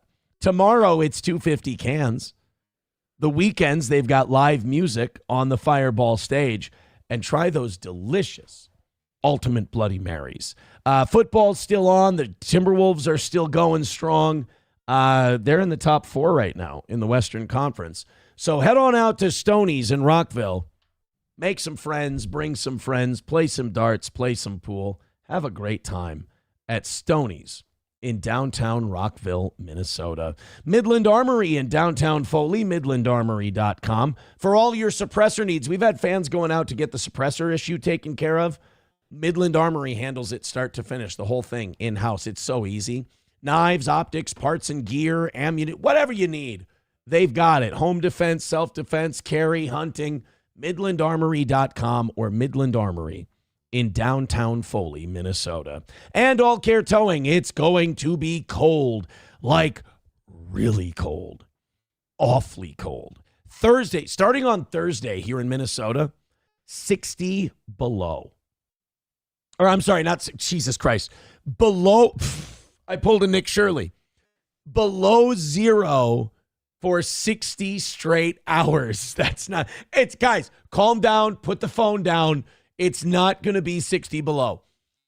Below zero for 60 straight hours starting on Thursday. So if you go in the ditch, you get in any kind of trouble, you need the quickest. And the quickest is All Care Towing. 320-253-5203 for All Care Towing of St. Cloud. All right, let's go into the, we got an update on Greenland. This was funny. This will be real quick here. A Danish member of parliament, Anders Vistisen, is not happy. Like, everybody wants Trump to fuck off on Greenland except Trump. And I think his billionaire owners. I think what's happening is like guys like Elon and Thiel and NVIDIA. NVIDIA's taking a bath right now because of the tariffs and stuff, because of their work with China. So NVIDIA, one of the largest companies in the world, they would like Trump to take Greenland because they want the United States. They want all that access to the lithium that's in Greenland. Peter Thiel, Elon Musk, same thing. They want all that lithium, Tesla batteries, shit like that. Lots of lithium in Greenland, and Denmark won't mine it because of their climate change policies. So Trump wants Greenland not because it's good for the American people, but because the people who give him shitloads of money and got him into office and got him off those felony charges, they want it. If you're wondering how our president became went from America first to Mr. Colonization, It's not difficult, guys. Don't try to overthink it. You're smarter than you think you are. Just look at who's paying him. That's all you got to do. And then wonder when he wants to do something that doesn't make sense to you. Just ask yourself, look at the people who give him money and then ask yourself, does it benefit them? So Greenland, do you want Greenland? Do you give a shit if we have Greenland? I don't give a shit if we have Greenland. Do you think Chevron gives a shit if we have Greenland? Do you think Peter Thiel gives a shit? Do you think Elon Musk gives a shit? Jeff Bezos? Do you think that Miriam Adelson? Do you think that Larry Ellison and all these guys? Do you think they care if we take all the rare earth minerals, lithium, and oil that's in Greenland? Okay, if you think some of those guys have an interest in it, then that's probably why he's doing it. You know, does it help the welder down the street buy a house if we have Greenland? Absolutely not. Not at all. So why would he do it? He'd do it because the people who gave him money want him to do it. Why would we saber rattle with Iran? Is that America first? No, Iran's never attacked us in its entire existence, even though we've overthrown their governments and installed ruthless dictators. They took hostages after they had a revolution, but that's not an attack on the United States of America. So why would Trump say that we should bomb Iran? Well, let's go through Trump's biggest donors. Does Elon Musk care? No, probably not. Peter Thiel? Maybe, probably not. Would Larry Ellison like that? Probably. Would Miriam Adelson like that? Absolutely. So anything that doesn't seem America first to you, just start going through the people that support Donald Trump and gave him lots of money. Wonder if they're getting an ROI on that money, and that's probably your answer. It will answer itself. So throw any issue out there. The Epstein list. Does Benjamin Netanyahu want the Epstein list getting out? No. Does the CIA want the Epstein list getting out? No. Does Donald Trump want it coming? No. And I don't think he wants to hurt Bill Clinton either. Those guys were friends for decades. Donald gave him untold amounts of money in his campaigns. Hillary, too. He doesn't want to see them go down. So when these things are very clearly in America's best interest, and you and I, we want to know if Trump's in those Epstein files doing bad stuff, I want him locked the fuck up. Same with Clinton, same with Gates, same with all these people. And if it's connected to foreign intelligence groups, I want us to cut off all relations with those groups. If it's connected to our CIA, I want to abolish the CIA. I'll be honest. I want to abolish the CIA anyway. So it does benefit the people of the United States of America to release those files. Well, then, if he's not releasing them, you have to start going through the list of names. Who benefits from this not coming out? And then you have to tell yourself the uncomfortable truth. This guy cares about the people who gave him money more than he cares about you. Now, there's nothing wrong with that. Every politician does that. It's just that he told you the opposite. And I get it. That betrayal stings. So here's Danish member of parliament, Anders Vistisen, talking about Donald Trump's wish to take Greenland for the United States. Now, Denmark has sent Viking soldiers. They've sent troops to Greenland. They're making it very clear it's not for sale. It's not for you. And Trump keeps bringing it up. Thank you. Urmează domnul Anders Vistisen.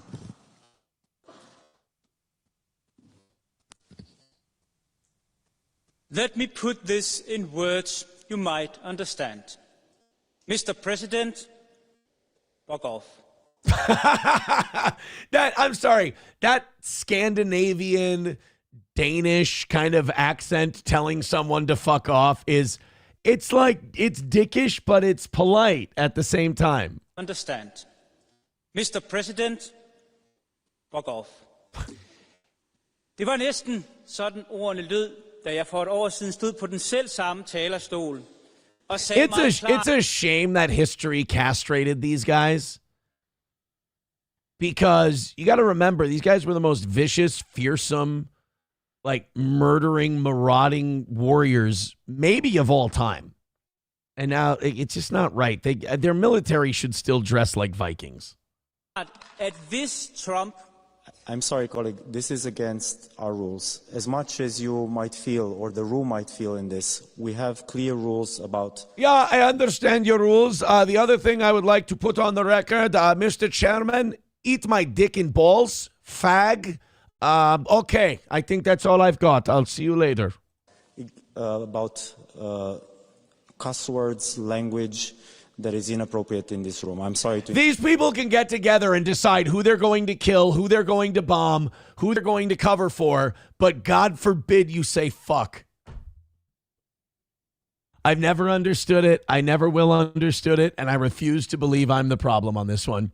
You get together in a room full of bought and paid for politicians, and they're going to decide whether or not some little kid in a third world country lives or dies. But if you tell another one of those stuffed suits to go fuck themselves, all of a sudden they're offended and it's inappropriate. I've never understood it. I don't get it. By the way, On a Wall says, Aaron, he's not Scottish. Look, I'm out of practice on my Danish accent. Yeah, Fauci's Pangolin says, ooh, he said a naughty word. Yeah, he did. He did. You know, we gotta call that out. You know, that kind of thing is wrong. Can't have guys saying naughty words. Naughty words are uncouth. Yeah, I mean, it's funny to see. Nobody wants us to take Greenland. You and I don't benefit.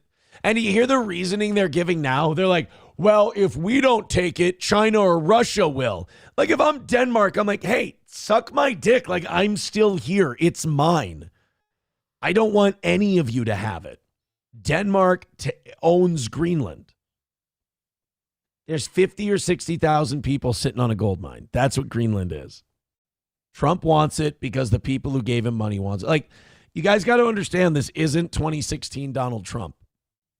2024 Donald Trump was coming at us from a compromised position. He'd been convicted of 32 felony counts. He was probably going to do a little bit, like a symbolic amount of jail time. And the only way he could get out of those charges is by becoming president. So he was desperate.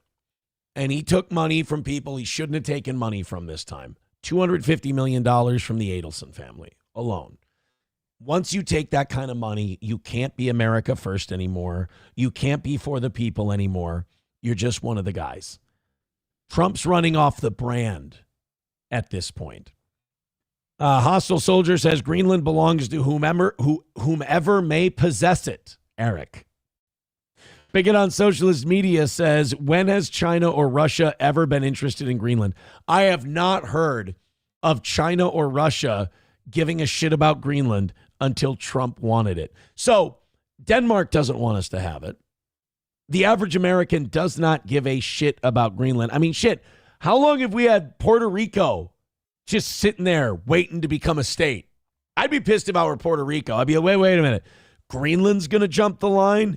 Eat my balls. We have an island paradise in the Caribbean, and we're just like, I got an idea. Why don't we leave it a shithole? I mean, Puerto Rico is America's 1967 Chevelle that's rusted out and we haven't taken care of. And it's like, guys, why don't you restore that and make it look really nice? Like,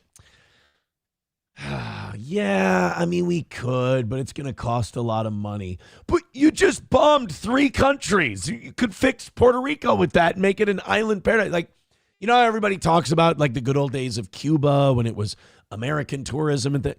Puerto Rico can be that. Go look at a map. Go look Cuba on a map. There it is. You see that? There's Cuba.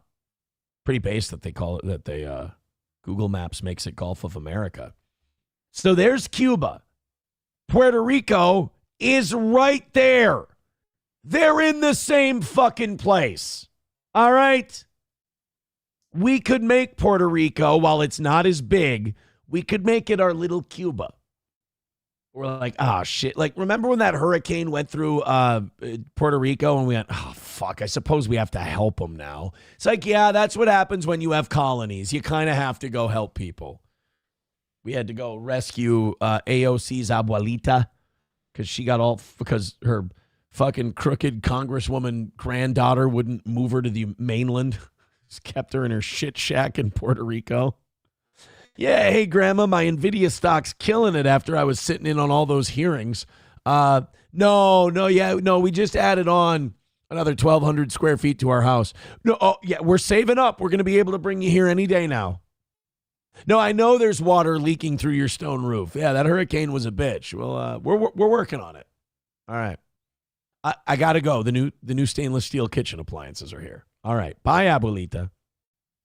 So my point is, nobody wants us to have Greenland. We don't want Greenland, but Trump wants Greenland. So Greenland decided maybe we're not making ourselves clear enough. Maybe the American people need to catch some strays to get the idea that we don't want them here. So Greenlanders made a video about bringing American culture to Greenland, because that's one of Trump's selling points. He's like, we can bring American culture to the nuke people. And they decided to make a video saying bringing American culture to Greenland. And they did fentanyl poses. You know, like the Kensington videos where people are so fucked up on fent that they're like suspended in animation. This is a video that Greenlanders decided to post about America taking shit over. All right, you know what? Fuck, nuke them. The little shitbags. You assholes understand that I was on your side, right? Now, the only reason I'm pissed off at you is because, God damn it, you kind of got us there. That was a good, yes, you guys probably don't have fentanyl issues in Greenland. Hey, but don't worry, you will once America comes to town. You ever wonder that, like, hey, you guys are going to hate me for this, but we're already not doing the great. Well, we're at 614 now. Hit like, hit subscribe, hit follow. But you ever think that maybe we might not have as much fentanyl and drug abuse and all these problems if we didn't have greedy, shitty healthcare companies charging us out the ass for insurance and upping it every year? Or like maybe if a family that you used to be able to support on one income now has two incomes and pays another mortgage for daycare every month? Or that like it's impossible to save for retirement and a lot of working people can't even conceive of the idea of being able to retire someday? You think that might cause some Americans to abuse drugs and get high on fentanyl, and that might allow the trafficking, because like Greenland doesn't have any of those problems and they have everything subsidized.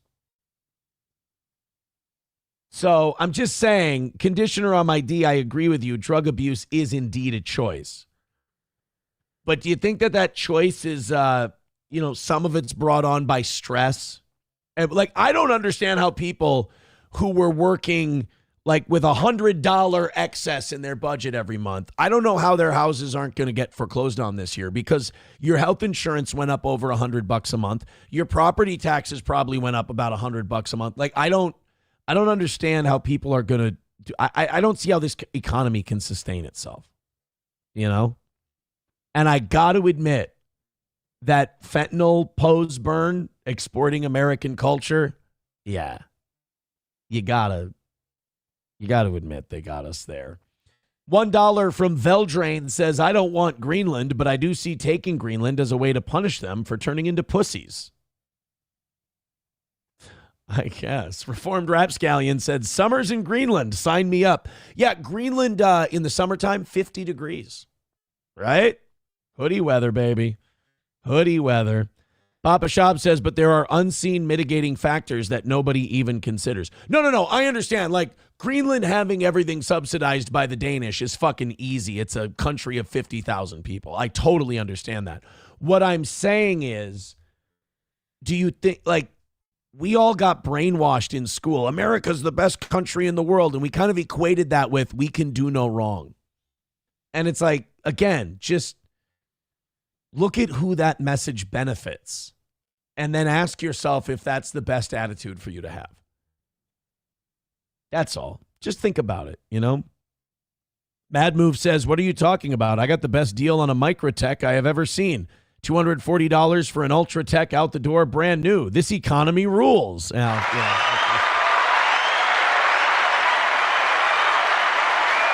Yeah, I bought shitty Chinese slave labor glasses for like $40 that still haven't arrived weeks later, and the zip tie is still here. So great. Reformed Rapscallion says Greenland is allegedly home to some really hard to find Pokemon. That's why Trump wants it. Well, I understand that. I understand. Papa Shab says America is the best country in the world, but it's taken advantage of. Remember the mindless brown protesters that could barely speak English that you were talking to? Yeah, but that's my point. Who benefits from them being here? That's okay. When you keep answering the question with the same people, that's the thing we got to get a handle on. And Sam Show, Papa, that's not what I meant. I meant billionaire. I meant wealthy people, billionaires, oligarchs. I know a lot of them have the same background, but that's not what I meant. I got to be very specific because I went, you see who keeps benefiting from all of these things? That's our problem. And Sam Show and I can see Bappa and Sam Show immediately going, Aaron, see that? Not oligarch billionaires who also a lot of them happen to be. People in the chat is going, Joe's, no. G. Shepardini with $2 says, the zip tie is a better co-host than Johnny. I mean, I'll be honest. I wish Johnny would have told me yesterday because, I would have prepped a different show. But I'm still fine with today's show. I still like it. 6:07, 53 minutes before you're coming on, and I've already started the show. I'm not complaining. It's mildly annoying, but thank you. I will say this. When Johnny doesn't show and he calls in out of the blue and says, I just don't feel like it today. I don't feel good. It is nice when you get compliments from other people like, hey, I like a solo show once in a while. So I do appreciate that. And we're still over 600. Sure, we're about 80 off on Rumble and about 40 off on YouTube, but it goes up, it goes down. Hit like, hit subscribe, hit follow. Throw a couple memberships our way. We appreciate the runs. Veldrain with $1 says Greenland is mainly ice, and Iceland is maybe green. I am convinced a blind person named these countries. Well, we all learned about Iceland and Greenland from Mighty Ducks Part 2.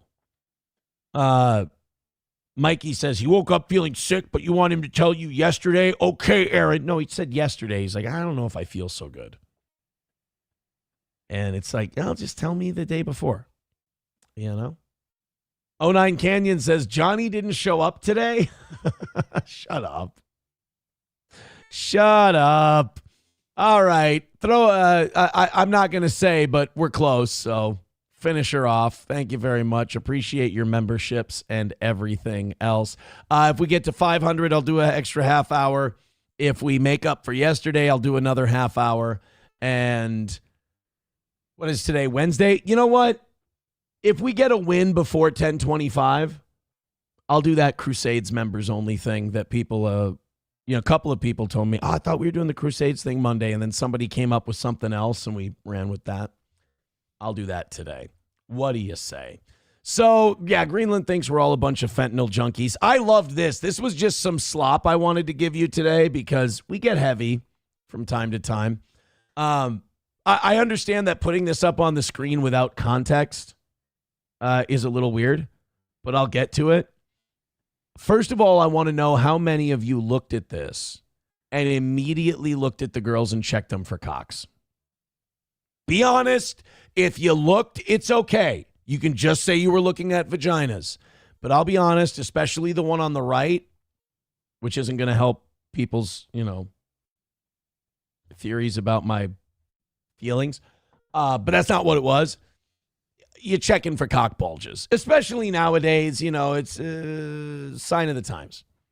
But this guy decided to get some of the biggest, beefiest, strongest women from a gym together with some of the world's strongest midgets. And this video came out. It did pretty well. And it got kind of grabbed onto by the trans debate, like trans women in sports.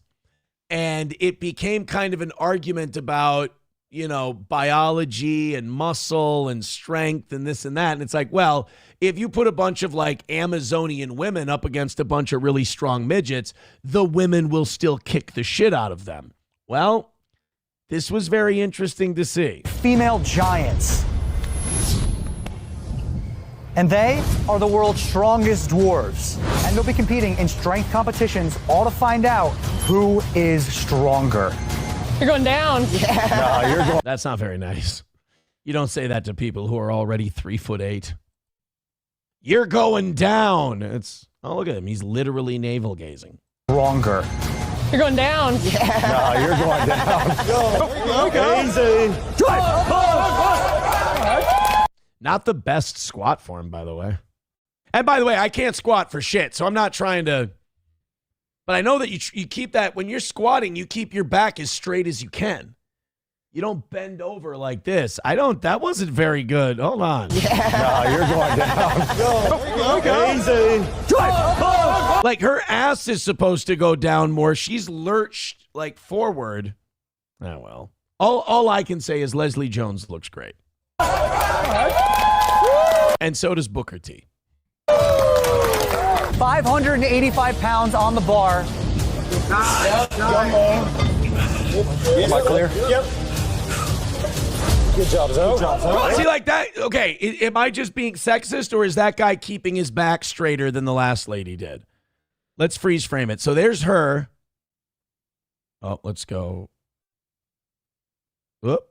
Okay, there's her. There's him. God damn, man. Okay, so right there. Right there. I don't know, man. I feel like he's more straight up and down. 2. Come on, big dog. 1, go. Come on. So now we have these giant women in a wrestling match with the little midget guys. This one's a little unfair to the women because it's that low center of gravity is really important in wrestling, especially for like double leg takedowns and shit. Oh, that was just a power throw. No way. No way.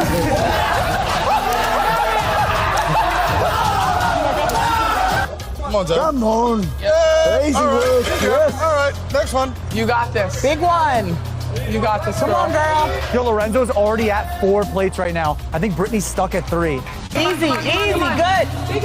Pull. No. Nope. Hey, let's go. Move over.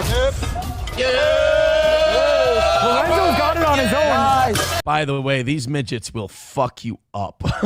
These guys, you know what you call these guys? Whatever they want to be called. And they're at dick height, so they can just fucking, they'll fight Emily dirty. decided to help Britt with her 315 deadlift. Emily and Brittany are going. I did not tell them they couldn't do this. We're going. Go! So now they're having like Finnish wife carrying races, and the midgets are crushing them in that.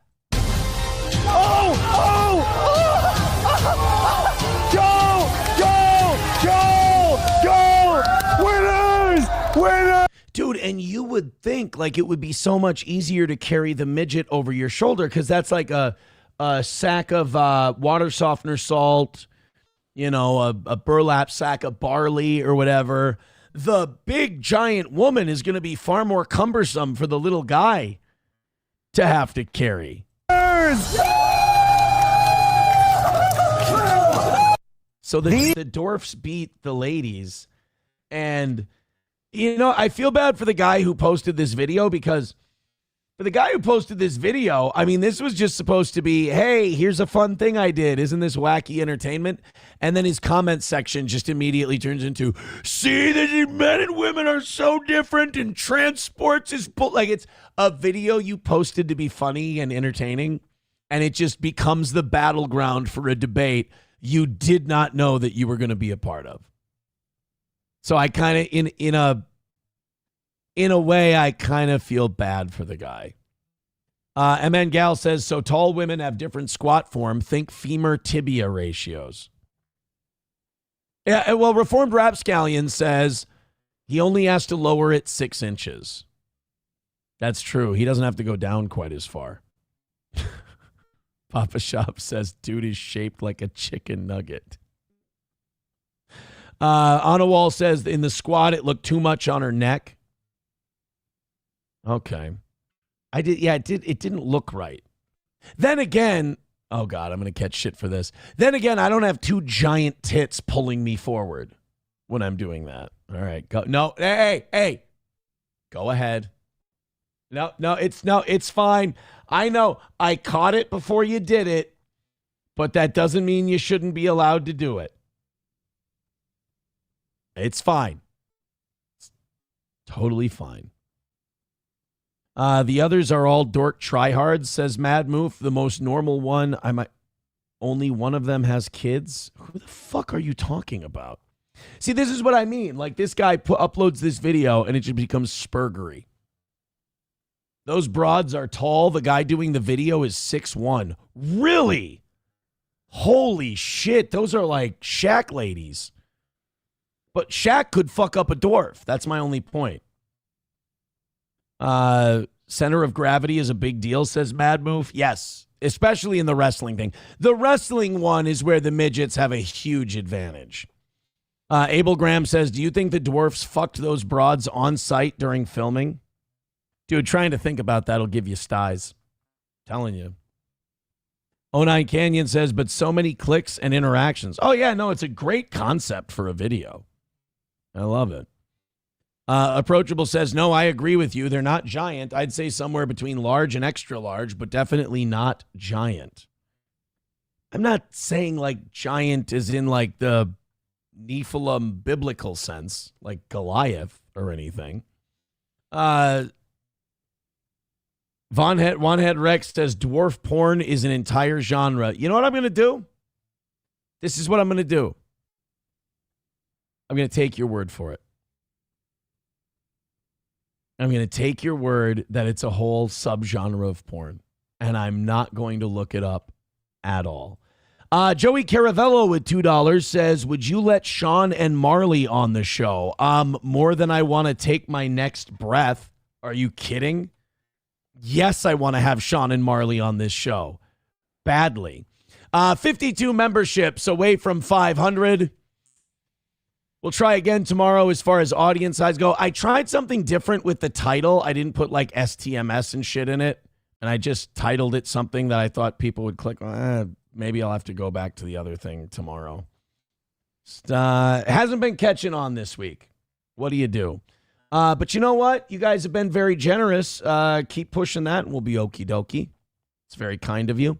Let's go to Thomas Massey. Thomas Massey is trying to make the rounds. God bless Thomas Massey. Thomas is one of my favorite guys. I'd vote for him for president. But he's fighting an uphill battle. While everyone's talking about protests and Somali fraud and everything else, God bless Thomas Massey. He's still out there fighting the good fight, telling people, hey, we got to keep talking about these Epstein files. You know, he's like the dork who's trying to warn us of the impending doom that's headed our way. And everyone's like, shut up, faggot, American Idol's on. So like while everyone's talking about Minnesota and the Somali fraud and ICE and the immigration stuff and all that, Thomas Massey is like, hey, what about the Jewish pedophile billionaire who is compromised a shitload of our American leaders and on behalf of Israel blackmailed the shit out of them to do their bidding? And everyone's like, shut up, gay guy. We're watching brown people get fucked up. Poor Thomas Massey. So this is him giving an interview. And, you know, I think a lot of the reason that the Trump supporters in America are okay with ignoring the Epstein stuff is I think deep down they really are starting to go, you know what? I think Trump's in it. I think Trump is in the Epstein files. So we're just going to let this kind of fall apart. We're going to let this go away. And when Thomas Massey brings it up, we're going to go, oh, God, shut up. We talked about it already. Well, this is why Thomas Massey thinks that Trump isn't releasing the Epstein files. He's flipped. One, his rich and powerful friends who've donated to him or go to his dinner parties. Like, okay, look up this name for me if you guys don't know this. Les Wexner. Guy who used to own Victoria's Secret. See if he's friends with Larry Ellison. Again, guys, very easy to follow the money. Just see who it benefits. Is Les Wexner friends with Miriam Adelson? Is he friends with Larry Ellison? Again, Ellison and Adelson are the two. That's the mom and dad of Trump's funding. Okay? Why do you think that Ellison got a good deal to make all those media purchases he made with CBS and all of that stuff? It's because, or the Paramount deal. It's because the president's in his back pocket. Same with Miriam Adelson. So if they don't want their buddies, and Les Wexner is all over the Epstein files, and so is the lawyer, Epstein's lawyer, Dershowitz. The people who are in there, look and see if they're connected to Adelson and Ellison, and then you'll find out why Trump's whole administration all of a sudden doesn't want to talk Epstein files. He doesn't want to embarrass them. And and they may, in fact, not even be guilty of a crime. They may just be very embarrassed that they were having extramarital sex, with these women, for instance. So that's a good point. Like everyone's like, oh, Aaron, you really think all these people were pedos that were doing this? No, I'm sure Epstein trafficked some of age girls. But like these people don't want to even be, first of all, you don't even want to be associated with Jeffrey Epstein, especially if you've been saying publicly for decades that you never were. You don't want that to come out. And if you are a billionaire and you're connected and you have friends that have the ear of the president of the United States, you're going to call in any favor you can to keep that information off the books. That's one thing. But I think there's also the intelligence aspect of this that goes even deeper. Maybe Trump is on one plane and he's thinking, I can't embarrass my friends. But there may be people in the administration who are career people who are thinking on another plane. They're like, well, let's convince Trump he's going to embarrass his friends, when in reality what we're trying to do is protect our sources and methods, which may involve sex trafficking. Yeah. And that's beheading level shit. That's fucking gross that a lot of these people, like kids were trafficked, women's lives were destroyed. Our country was held for ransom and blackmailed by a foreign power. And you don't want to expose that because you don't want to lose sources, or you don't want, and it involves child trafficking, and you don't want to bust that up because it won't lead to more things down the road for your career. Oh, that's just you. It really does get to the point with this shit where the advantage that these dirty, corrupt bastards have is we get to a point of this stuff when we go, you know what? Fuck it. I thought I wanted to know. I don't want to know. I'm going to get off the bus here because it's getting to be too gross. It's called shame and decency. The average American has shame and decency. And to rise to federal ranks in government, you got to abandon those things. We don't want to embarrass our partner, Israel, in this time when the popularity for their war or support for their war is at an all-time low. And this is the time to snake them. This is what America doesn't understand. We've never been in a better position to dump these fucking losers.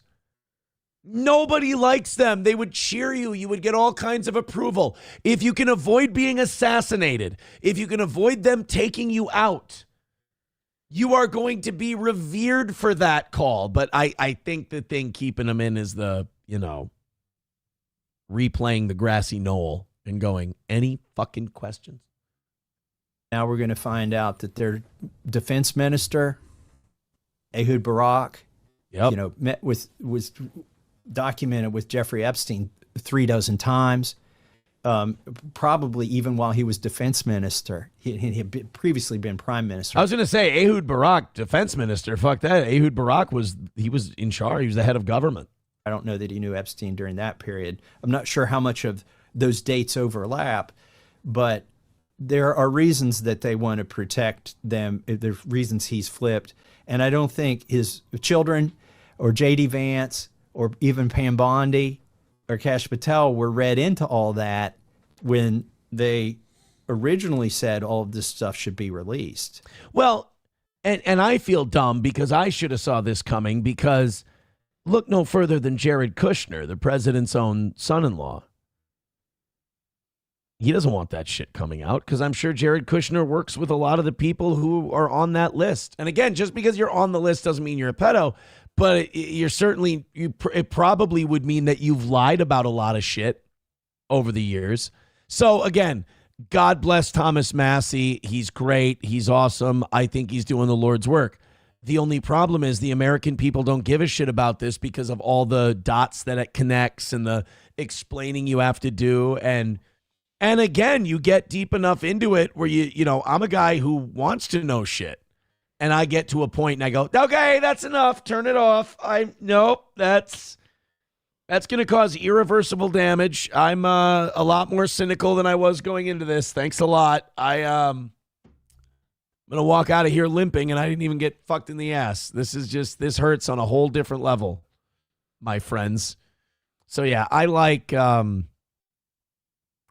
Thomas Massey, but I just don't think he's going to make a difference. On a Wall with $2 says, for the Nephilim reference. Thank you, buddy.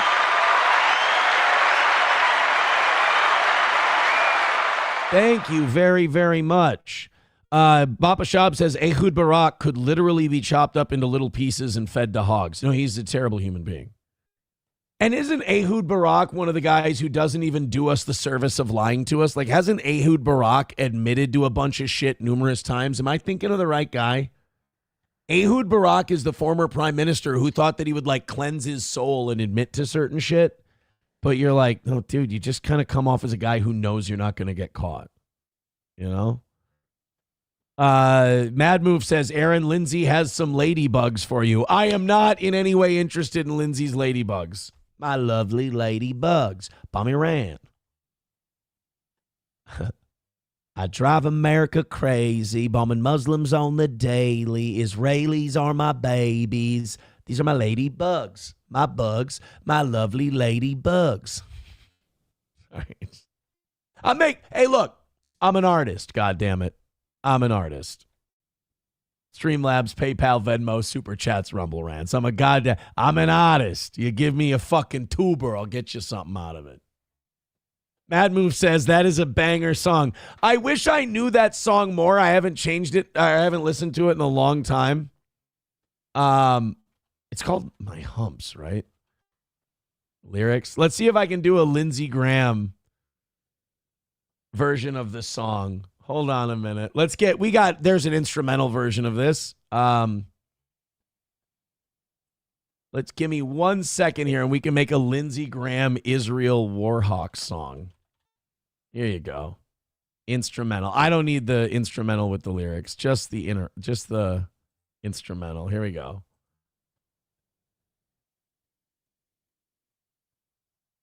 Oh shit, I have it muted. I don't know when the words start. I don't think I can do. If I do it with the music, I'm going to fuck it up. I'm looking at the lyrics right now. Bombs. Missiles doesn't work because they need to be one syllable words. God, pop music is fucking devoid. It's almost hard to parody because you're like, all right, I have to limit my vocabulary. And I can't say too many words. Like, oh. What you gonna do with all them nukes? I'm gonna make you puke. You know what? I should have killed it at the first one. I didn't think this through. Give me an hour. I'll have something for you. Just give me an hour and then I'll get off the phone with Benjamin Netanyahu. We'll bomb Gaza again, 'cause I got Jews in secret places where Israel drowns all the baby Gazans' faces. So I got friends. All right. Sam Show Loves Jewish Dick says, I think you should bail on this abortion of a segment. Yeah. Papa Shop says, Aaron, just say you winged it and accidentally said something funny.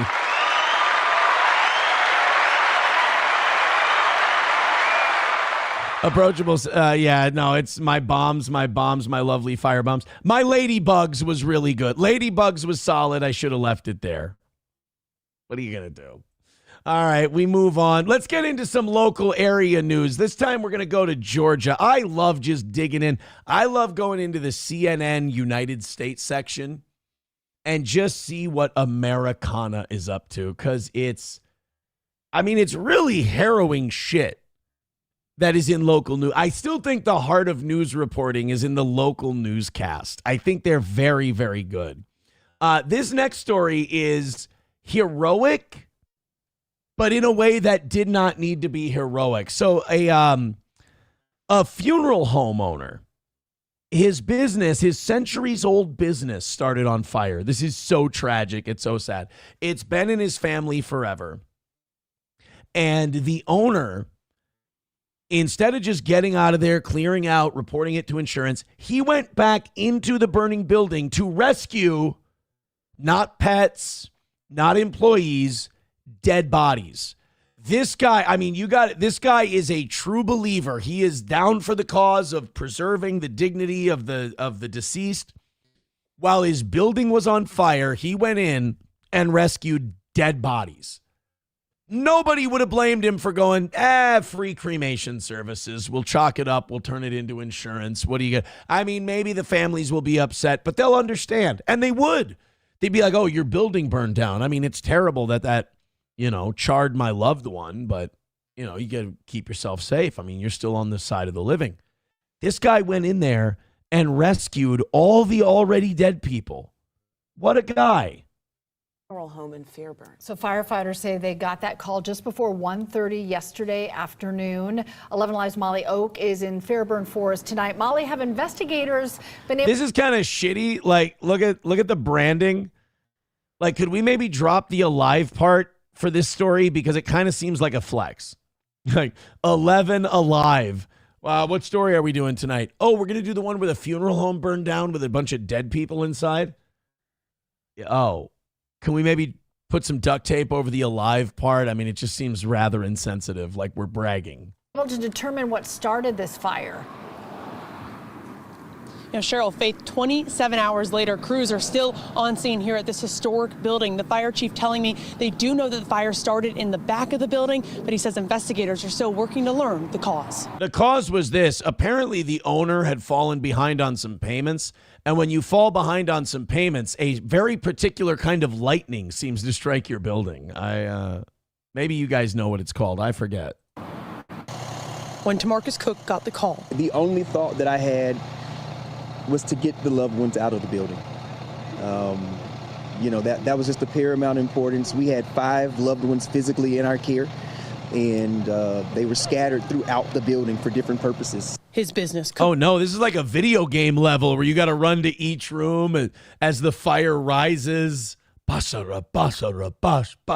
So he's got to go into different rooms, and he's got to go in and get them and bring them out. Oh, shit.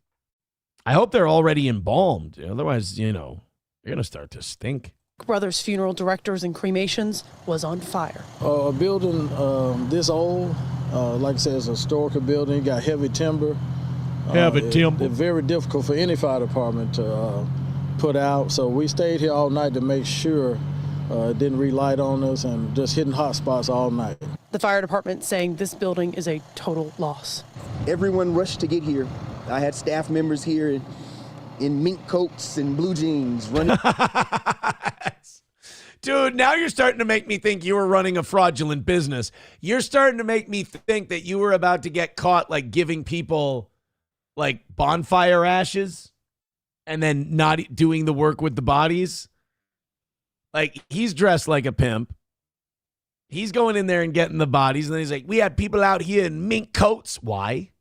Why are we in mink coats? Why are we? I mean, this ain't 1975 America. We're fucked. Nobody's got mink coats anymore. I mean, it's North Face or bust. Mink coats are off the menu. Everybody was out here in mink coats and blue jeans, looking fabulous, fly as fuck, while I'm rescuing cadavers. Into a burning building. But Cook was more concerned about not losing the remains inside. We just had to get them out of the building. He said his cousin Blake and he did everything they could. Blake risked life and limb. In fact, he's in the hospital now, recovering from smoke inhalation. If it were not for Blake's efforts going in the building with me, in fact, he helped me even break the doors to get into the building. I don't know that I would be standing here being able to report that everyone made it out in the way. All jokes aside, this is some ballsy, brave shit. No, I don't really think that this guy is running a scam with his funeral home. Nobody. A guy running a scam would have been walking away from the fire, looking over his shoulder going, I wonder what I'm going to get in insurance out of all this. You ain't going out there and like saving corpses. And that's proof that he gives a shit. It's just that it's so weird for him to say, people was out here in mink coats looking fabulous. They did. Telling us they were able to save all of the loved ones. Now, as for that investigation, the fire chief tells me he doesn't have a timeline on when investigators will determine the cause. Of course, we'll keep you updated as we continue to learn more.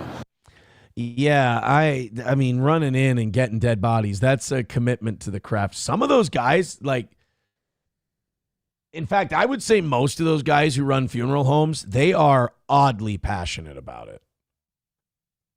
Like, I mean, there's a reason these funeral homes stay in families for generations and generations. They like doing it. And I don't know if that's admirable or if we got to get these guys a CAT scan. I don't know. But they are into, like, shepherding the dead to their final viewing. They like that kind of thing. Hostile Soldier says, sure, they were already dead. Oh, you think they were creating their own customers? Oh. You Need Me More says, see, I heard meat coats. What? The fuck is a meat coat? You mean like he was cutting the skin off the dead people and making coats? No, he said mink coats. Yeah, we had people out here on the street. They was wearing meat coats. What? What do you mean they were wearing meat coats? Yeah, motherfucker. It was wearing, you ain't know about no meat coats? Yeah, man, you get a fat guy, right? You skin the back of them. You make a jacket out of it. It's warm as shit, too. Shit, I got myself 4 meat coats. Somali skin work the best.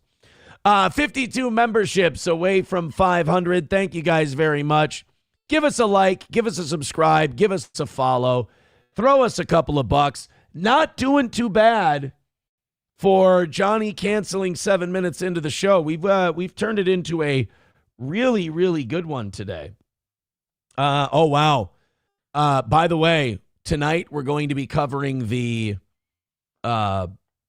Natalie Copeland St. Cloud School Board live broadcast. Be sure you tune in for that because she might go down. A lot of different media outlets are now reporting that she's facing censure for that Facebook post.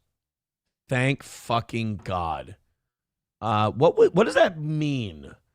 What does a school board censure do? Like, I don't think she's gone. I think it just means that, like, hey, bitch, you're on thin ice. It's a formal public reprimand or strong disapproval of a board member's conduct used when actions violate policy or are deemed serious, serving as a formal condemnation that doesn't remove the member, but signals official disapproval and attempts to curb future misconduct, often by restricting certain privileges like officer roles or access to funds. So they might kick her out of that LEAF program that she's the head of.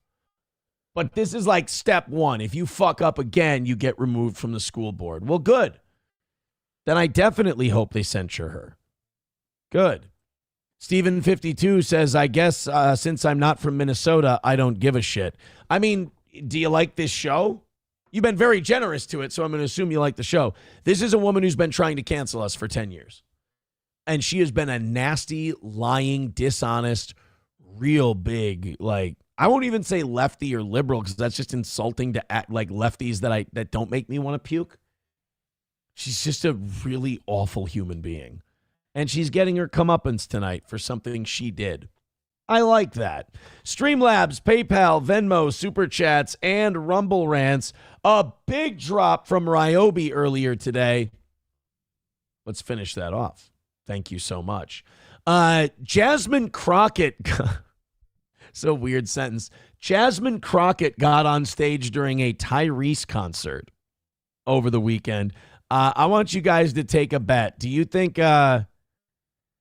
Jasmine Crockett, the congresswoman from Texas, who I think is running for Senate now, that's her next big step, is she wants to be a United States senator from Texas. Good luck. She was at a Tyrese concert because apparently it's 2003. I don't know how many people are at Tyrese concerts, but she felt it was enough to go and make a speech. And he gave her the microphone, and I want you guys to guess. Now, I have not watched this yet, so I'm not walking you into anything. Do you think that Jasmine Crockett uses her multiple degrees, Rhodes Scholar accent? Or do you think she uses her don't fuck with me, sugar kind of accent? At a Tyrese concert, how do you think Jasmine's going to play it? Let's put it up on the screen and see how she did. Like, this sucks because the last thing you want to do, you're out, you're having a few drinks, you're at a concert, you're having fun. I don't want some politician coming in and just shit talking about Trump and taxes. It's like, lady, just chill. This is about us. It is about reclaiming who we are. You know what? I got to be honest. She's kind of got the white voice in this one. It's going to make it extra cringe if she hoods it up later. They want to try to act like we are the outsiders, but the last time I checked, we ain't no colonizers. Oh, here we go. No, it's getting there. Okay. She drops her R's, ironically. She drops her R's when she starts, she'll be like, we are a proud people. And then when she starts to hood it up, and we are definitely going to be, it's starting to be Dusty Rhodes a bit. Where you see, baby, as a strong black woman, I'm here to tell you right now that you don't want me to start flinging this shit, baby. Because we ain't no colonizers up in this motherfucker. And there will be gorilla shit all over down there. That's right, baby, but that's a little racist. So she turns into Dusty Rhodes, apparently, when she gets ghetto. The last time I checked, they took us from our homeland. But this is the only home that we know. Oh, shit. Damn it. I was like, ooh, where are you going with this? Interesting. They took us from our homeland. Oh, my God, I feel terrible about that. Would you like to go? I can take you back. Oh, no, you don't. Oh. All right. Well, I was just trying to help, My therapist said I should stop being a fixer and just, be in the moment. You're right. And they have sold us a promise of America that meant... Oh, shit, are they giving her Black Pastor Creflo Dollar music? I like this. This is ridiculous. She's going to get crushed in that Senate race. It's a promise of America that meant that we would all have an opportunity. But right now, a lot of people's dreams are being dashed. They are telling us that we are less than. I am here to tell you that we are more than. Oh. Especially when we stand together. So I just gotta say that I love my brother Tyrese. A lot of people don't know who it is that I do know. Baby girl, I traded all. I don't even think that's a Tyrese song. I'm not even sure that that's a Tyrese song. Didn't he do one with Mystical? Kind of weird, right? We are going to find our way to the promised land. And we are going to get what they told us we would get. And we are going to be the new colonizers. All right, now do shake your ass. Because we have genuine relationships. There's a lot of people that really lack courage in this moment. That's right. That's right. But my homeboy said, listen, I'm going to be in your city. Come out on stage. You gotta be here.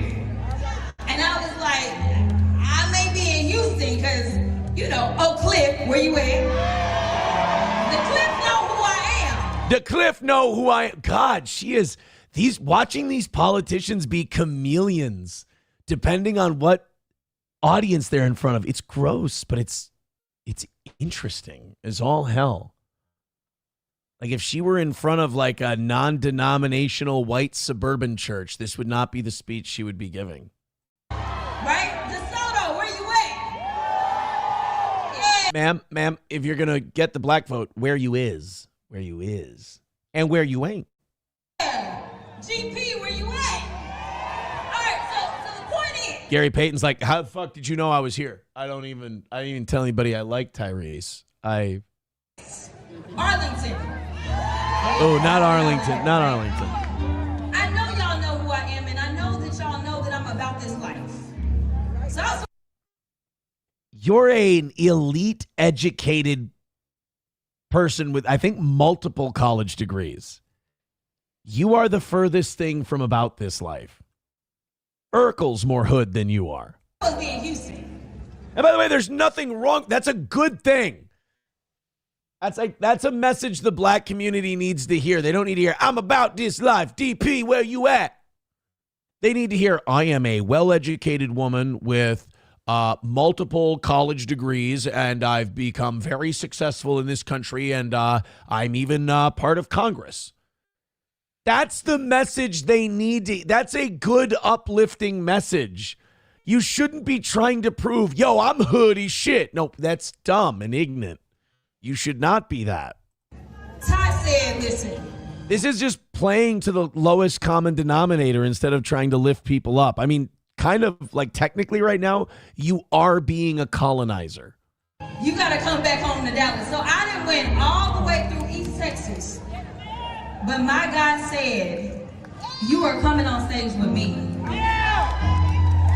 I said, that's right. You were. So the reason your show is being interrupted and I'm blowing your buzz, and the reason why most of you have definitely retreated out into the concourses to get another beer before the song starts again, because Tyrese told me.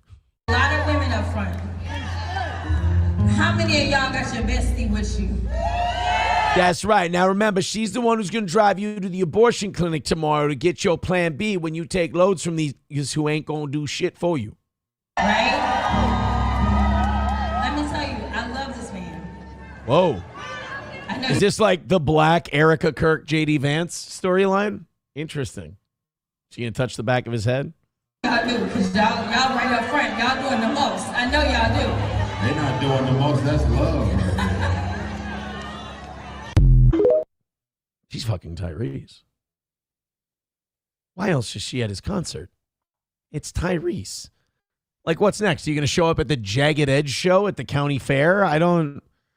it's a little sus. It's a little sus. Yeah, Sam Show says, not if you pop that thing at him. And he writes, see, she did. You called it. She was going to... She was getting... she was about to... If he was in a chair... She'd sit on his lap. Larry S. says the last person to be the representative from her district was a class act. Didn't do any of this race crap. She rebuilt South Dallas from a ghetto to a safer, more employed community. Well, it ain't done be like that no more. So how dare you, honky? Papa Shab, this call and response cheering, shades of slavery, very Negro-y. Is you is or is you ain't my constituency. Is you is or is you ain't my constituency. She really was doing like the Mick Foley cheap heat thing, or the cheap pop thing, wasn't she? Now that we're here tonight in Houston. Wow, that's way better than having an idea for what's best for America. Joey Caravello says she's eating his booty. Yeah, do you think anybody's peeing in anybody's butthole, Joey? I don't know. Joey also says, I'd fuck her. I'd fuck Ilhan Omar. Well, not if Donald Trump beats you to it. All right, kiddies. All right, boys and girls. Hit like, hit subscribe, hit follow. Thank you. Wow. You need me more with $5, says... Send them all back. I think she means an order at a restaurant. I think she was talking about another story we did a while back. I don't think she was talking about anything that had to do with that. Guys, you are almost home. I can't say how close, but everybody gift a couple of memberships and we'll call this thing done for today. Thank you very much for being so supportive of our program. 52 memberships. Away from 500. I think we can get to 600 by the end of the week. I really do. Hit like, hit subscribe, and hit follow. We appreciate your support. I had to figure out why I've been dying on Rumble this week, because that's our big platform. You know, YouTube's been, what it's been since we came back from our last strike. But Rumble, yeesh. We haven't cleared 700 yet this week. So hit like, hit subscribe, hit follow. I will say this, though. I love the monetary support today. Keep it up. Appreciate it. I was shocked when I saw the Bills fired their head coach last week. I guess they're ready to tear it down and rebuild it. Who else? Another team that was a contender now. Oh, the Ravens are going to tear it down and rebuild it. Does this mean that Josh Allen and Lamar Jackson, that we might be able to, are they going to be fielding offers for those two guys? Possibility. People were asking me if I'd seen the Project Veritas Davos thing. I have, and I thought we had a link for it on today's show, and we don't. I don't know how it didn't end up in today's show. They came in and deleted it on me. We also got to get to this Trump Hells Angels thing. That was so funny yesterday. You know, we played the Somali pirate deal. Like, Somalis are useless. They all suck. They're gay and awful. And then later in that same press conference, he said, the Hells Angels, great guys. Great guy. So Trump is not a big fan of the Hells Angels. He's not a big fan of Somalis. I'm sorry. But he's a huge fan of the Hells Angels. I guess everybody's got their taste. We'll get to that. Let's do the... oh, no, it's not Project Veritas. I apologize. He's not Project Veritas anymore. It's James O'Keefe. He went to Davos, where they're having the World Economic Forum's meeting. And no shit, these guys are just straight up admitting to cloud seeding, admitting to climate manipulation, artificial rain. And by the way, their big quote in this video, BlackRock is behind all of it. Like, if we just imprisoned BlackRock, repossessed it for the people, and threw all of their board in jail, that would be okay, right? Like, you would get a majority approval of that. And I understand they own a shitload of stock. We'll just, you know what we'll do? We'll take BlackRock's holdings. Hey, I have a great way to pay back our national debt. Let's seize BlackRock for crimes against the United States of America. I mean, we'll do it to Maduro. Let's do it to BlackRock. Sam Show, Bappa, tell me if you like this idea. I'm cooking now. We arrest the board of BlackRock. We seize all of their assets. We put it into Social Security, and we pay off a huge chunk of our national debt with BlackRock's assets. And now everybody's Social Security, Americans don't even have to save for retirement anymore. It's just we keep all those investments in those companies, and that's the country's retirement. Bingo. Got it.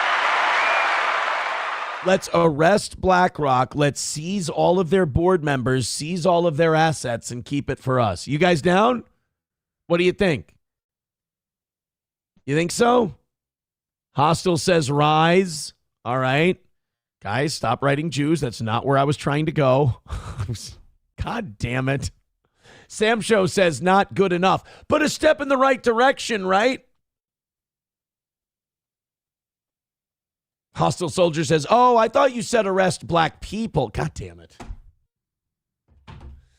Bappa Shab says they would take all of that money and reinvest it into Israel bonds and move their home base. Fuck. Ultimate TND says, what about Vanguard? We have to wait until we catch Vanguard doing some fucked up shit, like cloud seeding, artificial rain, lying about shit like that. Like, if we can prove they're doing stuff that's dastardly to the people of the United States and, like, prove it, then we'll send the military in to take them all out. And we'll seize all of their assets. See? This commie shit can work when you do it right. So James O'Keefe went up there. Please tell me this is one of his operatives and James O'Keefe didn't dress like a fucking cunt. God damn it. I love James O'Keefe. His new thing is called O'Keefe Media Group. And go watch some of James O'Keefe's interviews since he left Project Veritas, which he started with money from secret billionaires. It is so, like, he's a brave guy. James O'Keefe wanted to keep covering the drug companies. He wanted to keep covering the COVID stuff. He wanted to cover who was paying our politicians, where all the corruption was coming from, all of that stuff. And all of a sudden, the board for Project Veritas, which is a bunch of old dudes, they said to James O'Keefe, I'm sorry, man, we got to cut your budget. We're not getting the same donations we used to. And basically what happened to O'Keefe was what happened to Charlie Kirk, but he didn't get shot. They just framed him they framed him as a sex pest and kicked him out of the company he founded. But what happened to James O'Keefe was he started to really want to look into some shit. And they controlled the purse strings. And they sent all these journalists to hotels, to stay places. It's very expensive to do investigative journalism and dig as deep as they do. So they ran on donations. So James O'Keefe was kind of a politician, right? We can do this for a members only too. We can go over a video on this. And the long and short of it was the board convinced the donors not to give money if O'Keefe wanted to cover certain things. And they went, well, James, you're hurting our donations. You're hurting our donors. We got to do something about this. He went, fuck the donors. Fuck these people. I believe in this shit. We're going to do it. I will find the money. I'll get it from somebody else. And that's when the board said, oh, shit, he's not taking the hint. So then they go, oh, James is a tyrant in the office and he's harassing people, maybe even sexually harassing people. Not one confirmed allegation, nothing. They pushed James O'Keefe out the door, but because he's a fucking based goy and he doesn't listen, he started O'Keefe Media Group, and now he's off on his own looking into everybody. And I love that about him. So here he is in Davos, in the belly of the beast, interviewing people. You think he would have been able to do BlackRock shit at Project Veritas? I'm going to go in there. But he did this. He made the same mistake that Charlie Kirk made. He thought that these people were his friends and that he wasn't being controlled by them. And he made the mistake of thinking he was in charge.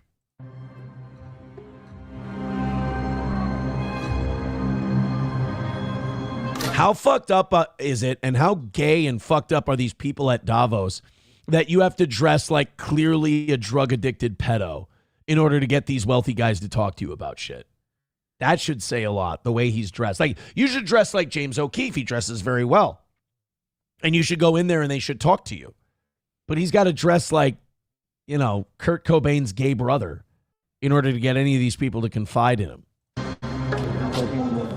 Laser light comms and dark power. Do you have that company in your portfolio that does artificial rain?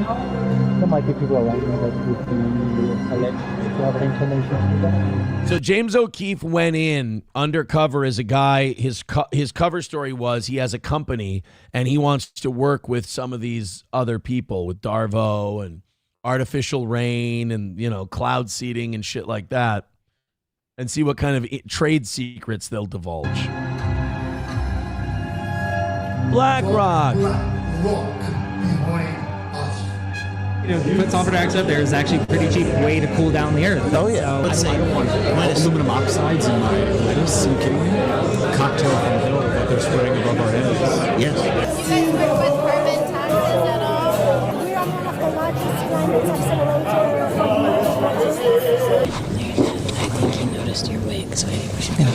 I think that guy noticed your wig, so I think we should go. So all of these people are talking about how they're putting aluminum dioxide shit, spraying it over our crops, and they're fine with it. We have BlackRock behind us. All of these guys should be arrested on site at Davos. The American the fucking Marines should storm Davos and just apprehend all of these people. Get ICE on these guys. Someone noticed the wig, so we have to get the hell out of here. How you doing, sir? Wait a minute. You're telling me that this gentleman I've been telling all my trade secrets to isn't actually a meth head pedo? Now I'm upset. And I support the work you guys are doing. I support what you guys are doing because they said that BlackRock was behind all the climate stuff. James, too close. Someone noticed the wig, so we have to get the hell out of here. James O'Keefe infiltrates Davos World Economic. We are here in Switzerland, in Davos, and we are on top of a mountain eating truffled potato terrine in a vegetable coat with curly endive salad and forest berry dressing. Now let me ask you an honest question. Do you think Project Veritas would have paid for him to go here? No. They would have said, don't touch this one. So we decided to pack our bags, get a bunch of undercover people, hidden cameras, and infiltrate the World Economic Forum, or some of the Swiss people call it WEF. WEF, we've heard it being referred to. Some of these people actually looked like James Bond villains come together to discuss... I'm sorry, they are James Bond villains. They don't look like them. ...ways to make themselves richer. So what really goes on... Oh, you are going to the secret pedophile meeting in the mountain? We wish you the best. That is where you are going. You're going to where they bring in the babies and they do terrible things to them. And then they decide what they are going to do to the rest of us. They are going to fuck us, figuratively speaking. Yes. Oh, yes. Great meeting. Let me know how it goes. Oh, you are going to the evil shape-shifting Jew lizard meeting up on top of our beautiful ski mountain? Oh, I hope you have a great time. They really say, we're going to take you there.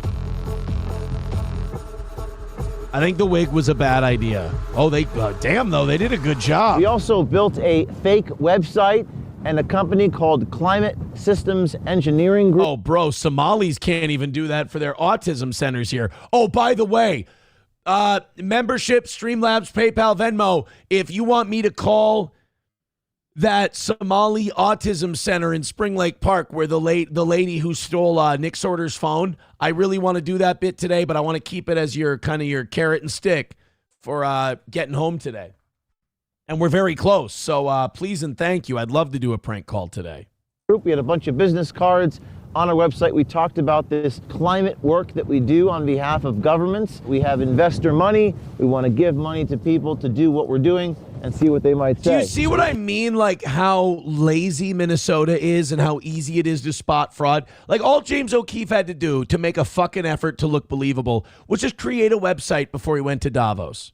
Leaving Bad Ragaz, Switzerland, we're headed to Davos, as the Swiss call it.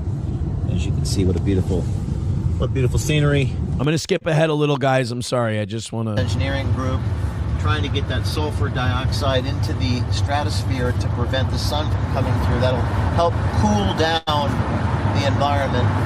That's our cover in Davos. So first of all, there was an insane amount of security at Davos, men with guns everywhere, even a security checkpoint on the way to the location. So for our first stop, we snuck... It's almost like the people who secretly rule the world are all gathering there. ...into the Post Hotel, where they were having... The only time I ever root for Islamic terrorism is at Davos. ...a climate scale-up event, and we were able to just walk right in. There you see me just walking into the event with my colleague, my sister, as part of this Climate Systems Engineering Group.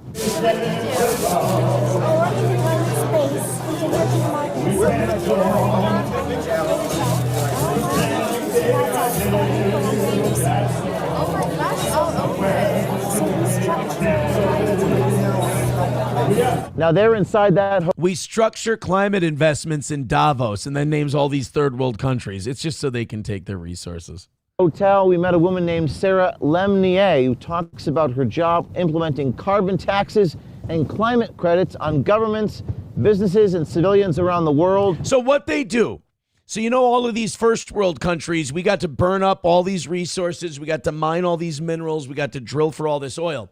What these white first world countries do is they go to third world countries and they tell them, oh, climate change is very, very bad. You don't want the climate to change, do you? Well, you can't mine your minerals. You can't get your oil. You should initiate large carbon taxes so that you guys don't do that. So you can help the planet so it doesn't warm. It's the first world's way of shutting off the third world's access to moving up.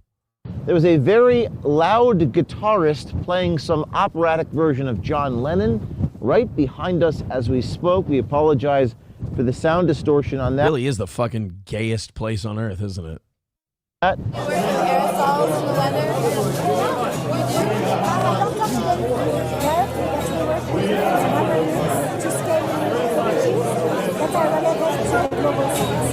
See, listen to the things they tell these people to say so it doesn't sound like you're saying, do you work with retarded third world countries so you can spray chemicals into the air?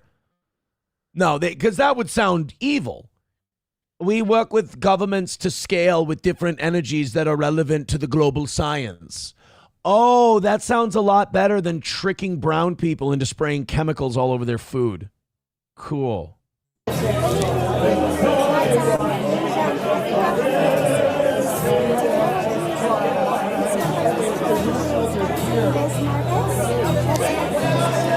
Trying to raise capital in those markets. In other words, extract the wealth from third world nations. Now, Sarah even boasts that she's in one of the largest climate tax innovators in the United Kingdom, meaning they develop new ways to tax people and governments for the use of carbon. So their idea of reducing carbon emissions is to profit off of it. Working with carbon taxes.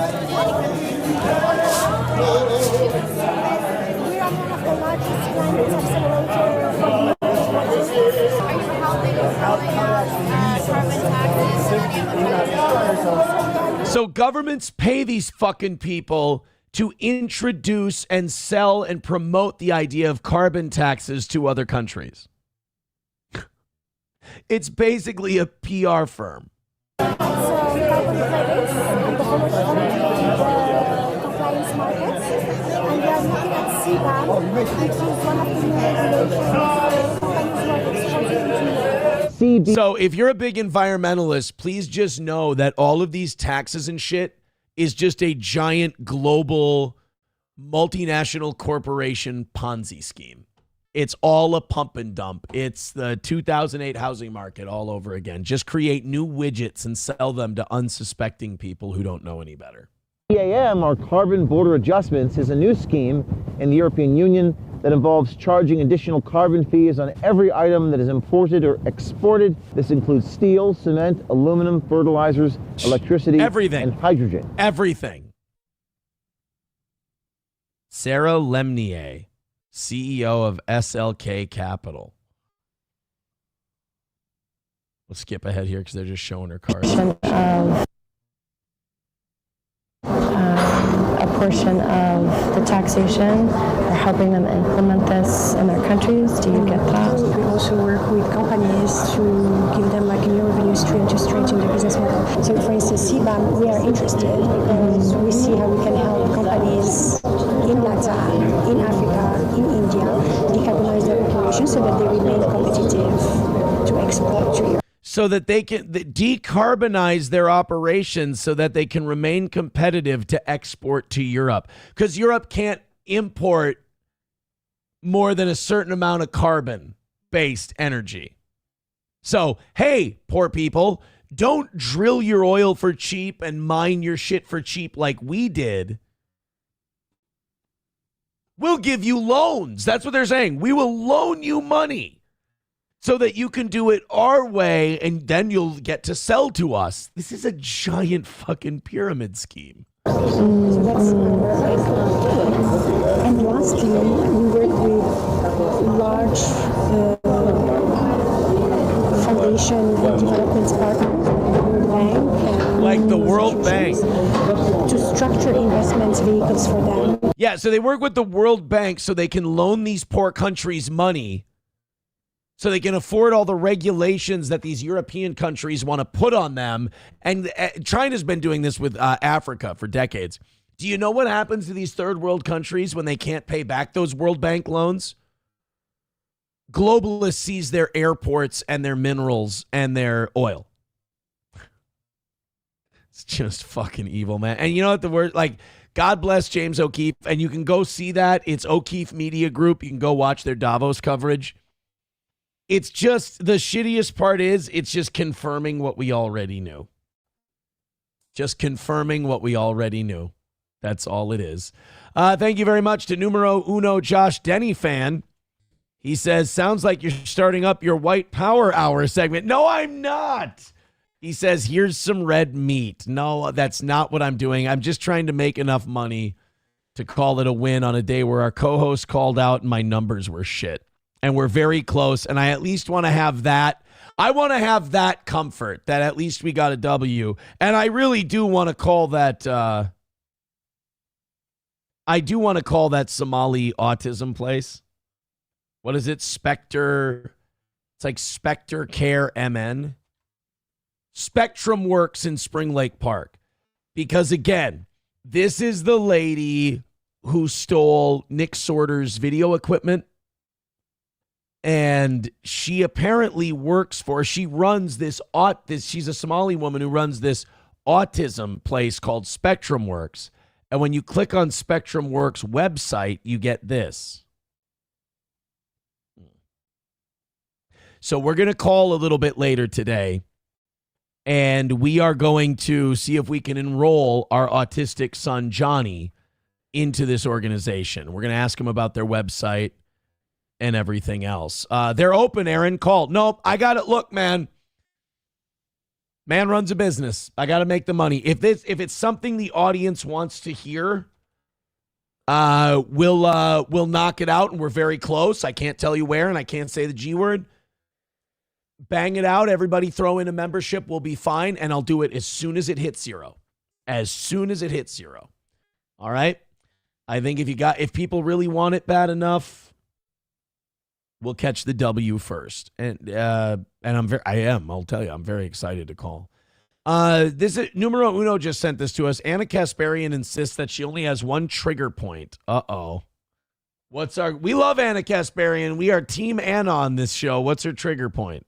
I mean, when I say I hate Israel, I'm talking about the government, not the people of Israel. Yeah. And for any Israelis watching this right now, I want you to be clear. I need you to understand something clearly. Don't. She's going to say, I hate you. Don't say, Anna, don't. Anna, don't. You are hated internationally. Oh, shit. Come on. Our girl Anna runs hot, okay? She flies off the handle. She doesn't mean it. Hated. I feel like when I say I hate Israel, it's pretty clear. I do not hate Jews. It's not because you're Jewish. It's because you think you're God's chosen people when you act like absolute demons. Fucking based. It's not because you're Jews. It's because you claim to be God's chosen people. Someone might want to explain to Anna that means being Jews.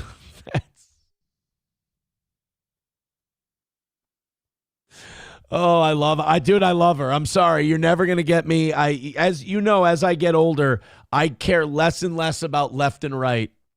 I just need warriors, and Anna's a fucking warrior. I find hatred toward any group of people absolutely deplorable, and I would never engage in it. Please don't now show a clip where Anna engages in it. The whole international community loathes you. The hands? And I'm like, I don't know what that is. What is that? Yes, we're going to surveil everybody. Oh, no. She did the happy merchant. Oh, Anna.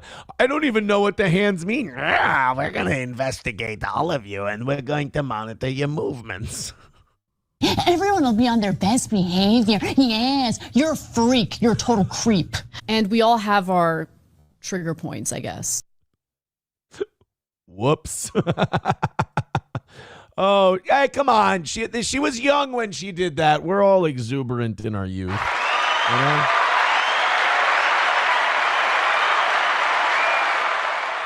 Hold on. I found Anna's Amazon Music account. I'd like to play the last thing she listened to, if I could. I got my $7,000. I don't give a shit about dead kids. I actually think she might have recorded. This might be her singing. I got my $7,000.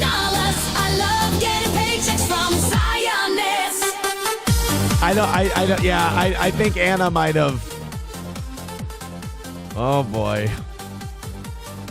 People are saying Anna Sweeney. I don't think Sydney Sweeney has those size balls. I don't think so. Numero uno, Josh Denny fan. I don't hate you because you're Jewish. I hate you because you're demons. Yeah, Anna.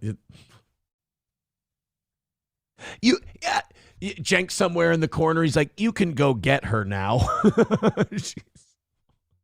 Oh, shit. Anna overheated again. Yeah, I have a request for my entrance music if I could. Yeah, go ahead. Oh, God damn it. Anna, don't. I don't have any morals. I just love to get money. swear by genocide. I actually think it's funny. No, Anna. I can spell Jerusalem or point to where it is, but I proudly stand with Israel as apex, bitch. I want the shekels, reach, and fame. I couldn't care less how many innocents are slain. No, see, Anna, we can't be doing that. It's gonna. Fauci's Pangolin says 11 o'clock, God wills it. Dude, I'm sorry, but I have one leverage point, and it's this phone call to finish off what we started today, and I'm going to hold it out there. Xbrap says, I will gift a sub if you can pop Nick Fuentes' dick out of your mouth and admit he is just another Tim Pool. I will say this, and I hope my honesty earns a membership from you. He's not as bad as Tim Pool, but the shit he said about Epstein lately and that retarded club thing he went to over the weekend. I said it yesterday on the show. I'm over Nick Fuentes. I think he's said some. I think Nick Fuentes was this battering ram that opened the door where now we can have conversations we couldn't have before. But I just don't think Nick Fuentes is the guy. You know, I think it's very important. Agree with the shit you agree with. All right.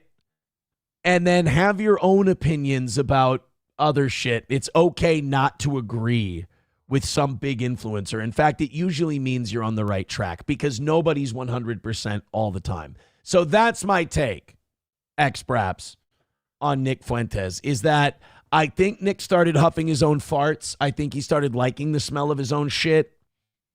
And I think he's, he's enjoying the victory lap a little too much. Trucker 18-wheeler with $1 says Jesus told the Jews they're of their father, the devil. Look, you ain't gonna Anna Kasparian me. Thank you very much. I saw this story of this. They said there was a father-daughter. They tried to do this touching story. Where like a father who's a Miami fan and a daughter who's an Indiana fan, they came together when it comes to defeating cancer. And I'm like, how is that like a special thing? That's like easily a thing you should fucking do. Like everybody should do that. Like, oh, I'm a Packer fan. Oh, I'm a Viking fan. Hey, this guy has cancer. Fuck him. What team does he support? No, everybody puts aside their gay. I'll say sports ball this time. Everybody puts away their gay sports ball shit when somebody has fucking cancer. Let's play this one from News 7 in Miami. Alex, thank you. A championship rivalry hitting home. Yeah, we just talked about this. It's father versus daughter this time in a fight that goes far beyond the field. 7's Donovan Campbell is live in Miami Gardens at the Hard Rock Stadium with their story. Donovan. I'll tell you what, they don't cheer for the same team, and they probably never will. But when it comes to curing cancer, this father and daughter duo puts their rivalry aside for the greater good. What a weird, fucked up like, why are you running this on the news? When it comes to curing cancer, it turns out they won't fight each other over football and ignore cancer. Oh, good for them for not being sociopaths, I guess. We're lowering the bar with this story. A story of rivalry coming full circle. Jeff and his daughter Skylar on opposing sides. You couldn't script a better story. You couldn't script a better situation. Jeff graduated from Indiana University, and his daughter went to the University of Miami. For as long as I can remember, I supported the Hoosiers because that's where my dad went to school. We grew up with red and white in the house on the TVs and being you poor thing, because up until these last couple of years, they've been dog shit. Hoosiers fans. Not a problem until the national championship was set. It's come to life where on the biggest stage in college athletics, arguably in sports in general. To be on this stage in this serendipitous moment is unbelievable. They rooted for each other. God, fucking relax. You guys root for different football teams. Holy shit.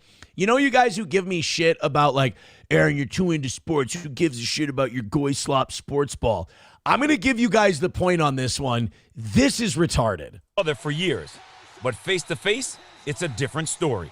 We're not even sitting together. No. You know, I'm sitting amongst Hoosiers. She's sitting amongst Canes. But when the lights go down, they're united where it matters most. The fight against cancer. Of course. Yes. Fucking, there's some Jews and Palestinians who would be like, oh, cancer. Well, shit. I mean. And when I moved to my new job in 2022, I'm not going to get so passionate about teenagers playing football that I can't hope you get your cancer fixed. Like, what monster is out there going, oh, you got lung cancer? Well, fuck you. My 19-year-olds are going to kick the shit out of your 19-year-olds, and your cancer's going to metastasize. Like, nope, literally zero people have ever done that. Javier from the DCC said, hey, you got to reinvent your... Maybe Duke basketball against North Carolina, but that's the only one I can think of. OSU, Michigan. All right, then that's it. Yourself. I took the challenge. Jeff and his college friends began riding in the Dolphins Cancer Challenge in honor of if my team wins, you put your lungs in a microwave for 3 days. their close friend Dave, who survived colon cancer in 2016. And hey, I don't give a shit about your asshole tumors, pal. The Canes got to win the title. Has battled leukemia since 2019. What started as a small group grew quickly, now riding as the Hoosier Odyssey. It started with 5 college friends from Indiana, from all over the country. I'm proud to say that 4 years later, we're a team of 60. But it isn't just the who. We're Hoosiers, we're Hoosier family, we're Hoosier friends, we're Canes for Hoosiers, we're Knowles for Hoosiers. Skylar's first DCC was in 2020. Okay, this is too stupid. I was going to finish this story because it's funny and we're mocking it and making fun of it. I'm getting angry. This is too stupid for me to finish. I hate it. Jelly for the Smelly says, I too find this story serendipitous. Serendipitous means gay, right? Yeah. Atomic Ray, well, Jesus, that's a little. X-Braps gifting a membership. He's a man of his word, guys. X-Braps is a man of his word. He says, close enough. Thank you very much. Hit like, hit subscribe. Finish this off, man. Let's not do that last 5-minute segment. Yeah, I don't understand why it's a big deal that, like, hey, we're not going to put our football teams ahead of people rotting from tumors. All right. Silver Wolf with $1 says, since we're doing AI songs making fun. No, enough Jews. Like, honestly, enough Jews. I'm losing fans because of it. Enough with the Jews, for God's sake. I did a show that was pretty devoid of it, and we did shitty numbers anyway.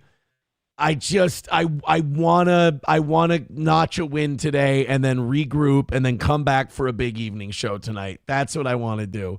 But first, I appreciate when you guys send me the message through donations or lack thereof. I do appreciate that, though, because it lets me know where I have to change things.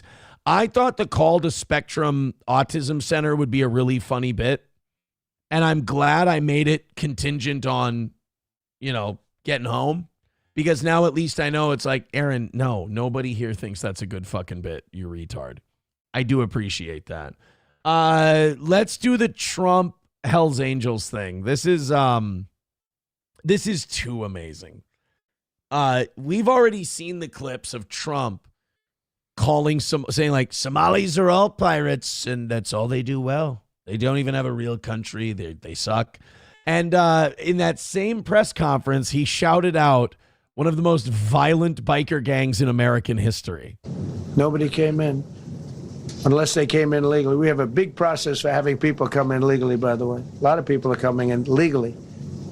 They have to prove they love our country. They have to prove that they're not going to need welfare. A lot of things they have to prove.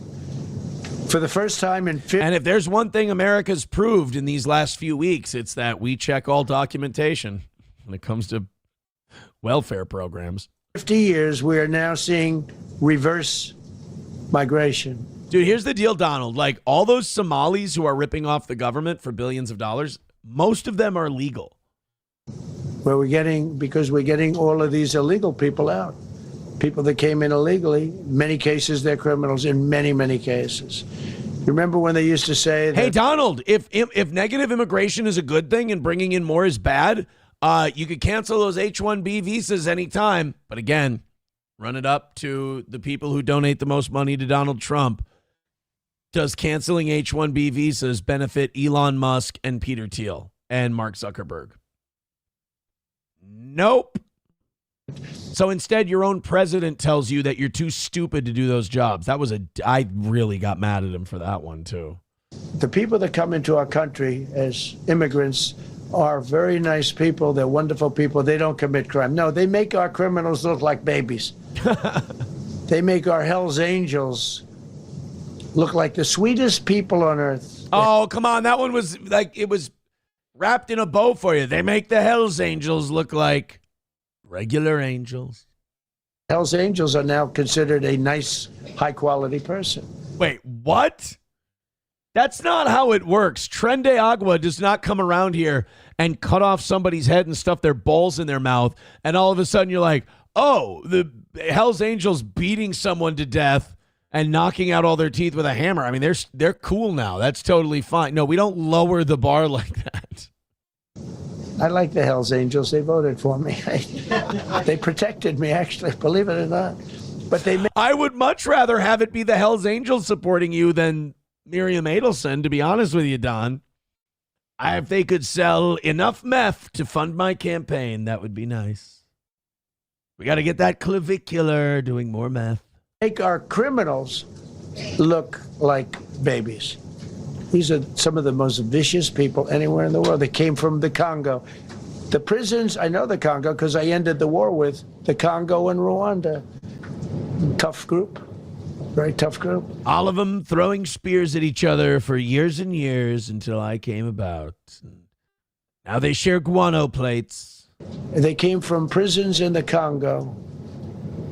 Some of the toughest, meanest people you'll ever meet. Thank you very much. They allowed them to come into America. These are tough people. Before my election, 100% of net job creation was going to foreign migrants.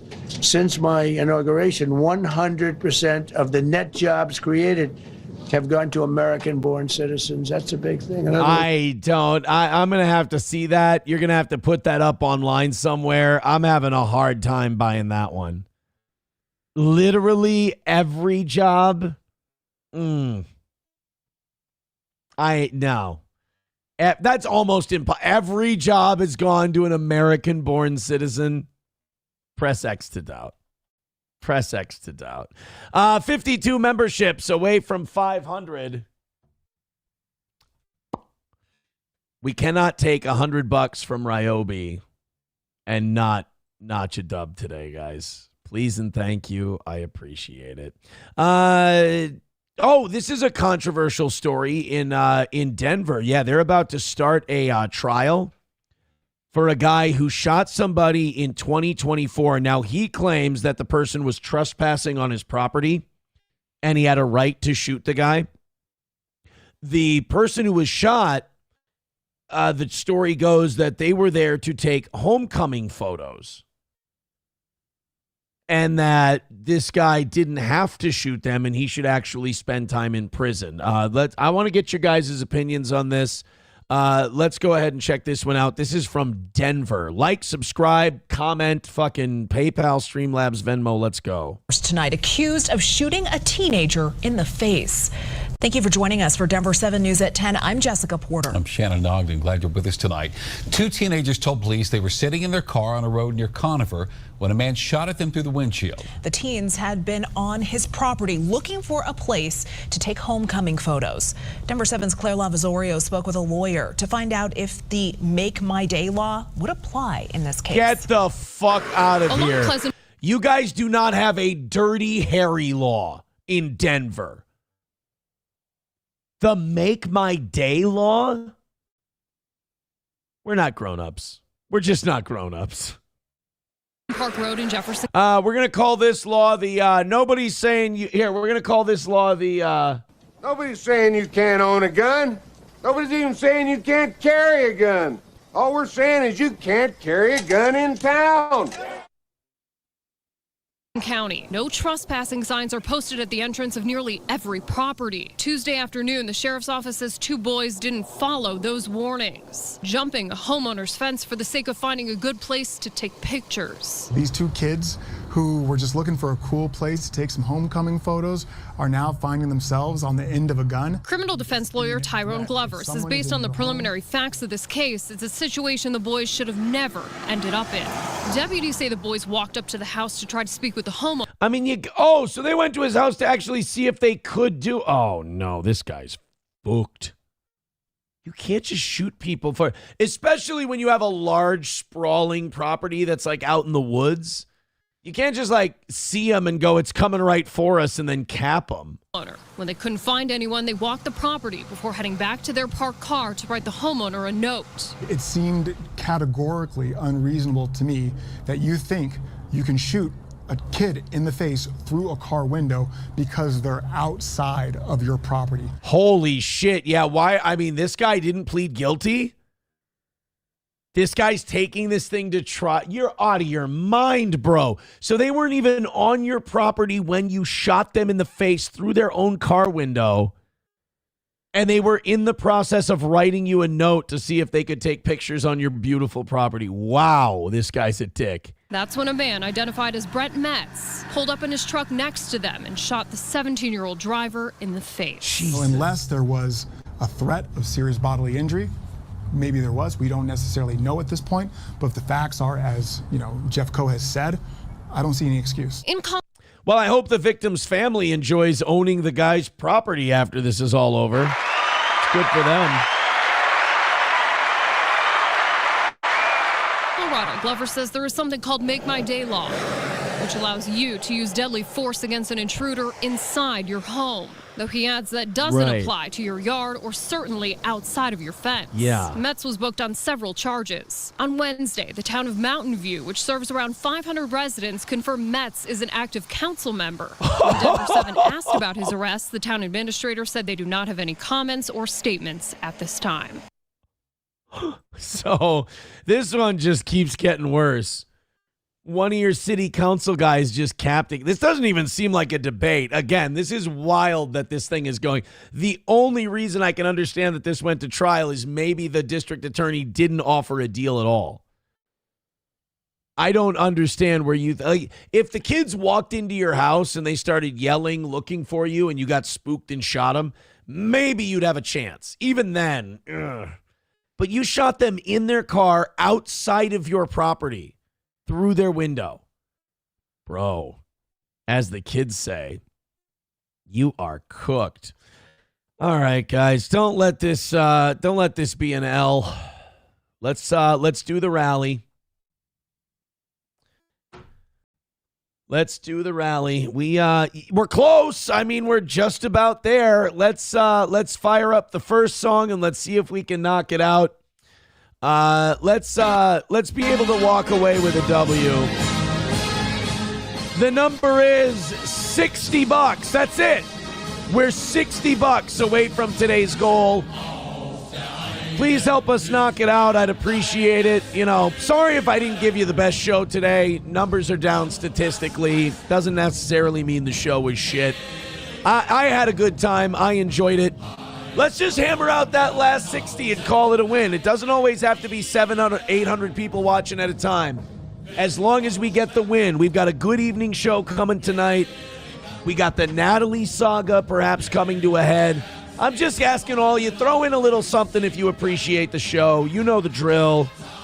Streamlabs, PayPal, Venmo, Super Chats, Rumble Rant. 60 away. It's very, very doable. We took an L yesterday. Let's see if we can get ourselves a W today. Please and thank you. All right. We'll see who starts it off here. Cleaner, it's not about cutting costs or anything like that. It's about hitting the number that we set. I'm going to say goodbye to Cleaner. Just for today, buddy. You're just a dick. It's a fucking dick. On a Wall gifting a membership. Thank you very much. That's a great start. Appreciate it. 51 away from 500. Thank you very much. $4.99 from Red Fox Matt. Thank you to everybody who supports this show. I appreciate it so much. Red Fox Mad with $4.99 says they are moving. Best clinic ever. I'll check it out at the end here. You guys, $50 away. Please and thank you. I would really appreciate a W today. It's $50 left. People are asking, when is the Natalie thing? The hearing starts at 6:30, and we'll be covering it during the evening show. Satan's Mechanic says, I thought we changed the pity song today. We got 2 pity songs. I'm not going to play the Jew one. Like, enough with the Jews, the Jews, the Jews. I'm tired of the Jew shit. You know? Let's knock out the 50 and call it a win for the toe. Streamlabs, PayPal, Venmo, Super Chat, Rumble Rants, please and thank you. See if we can get something going here today.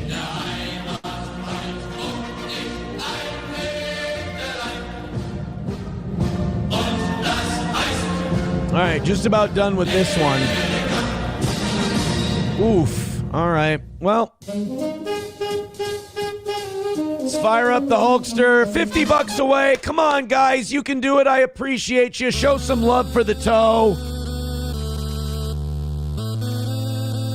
Show a little love for the toe.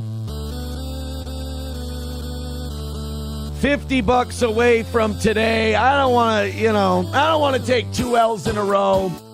And again, you can't convince me that we're not doing solid programs for you. Consider a 5 or a 10 and help us knock out that 50 and show that this morning show's got some legs here. All right. Approachable says, spin the wheel of gimmicks and see what next. The whole not talking about the goal and rallying at the end thing is wearing off. I'm out of gimmicks, man. I'm out of gimmicks. I just want to, do good shows and notch wins at the end. Thank you, Main Vein, for being such an amazing supporter of this program. $20 from Main Vein. He says, personally, I like the show better without Johnny. You interact with the audience more. Also, more racism, please. 35 away from today. Come on, baby.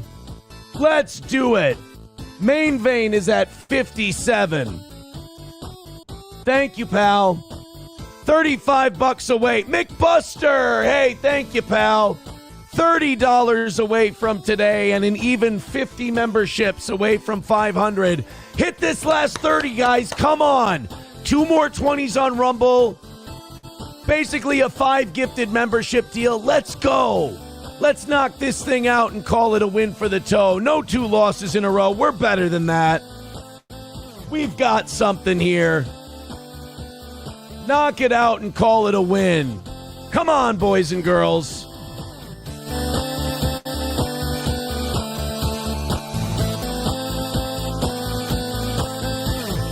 $30 away. Come on, man. Let's hit that 30.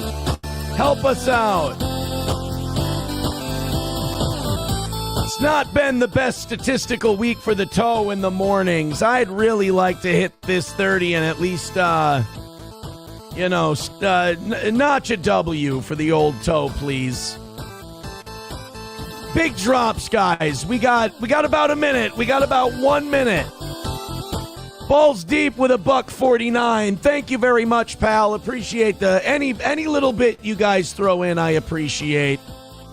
Hard to go from this weekend's big amount of success to slamming back to earth so hard here. So come on, just a couple from everybody.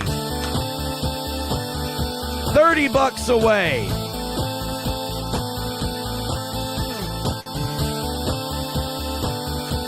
$30's the number.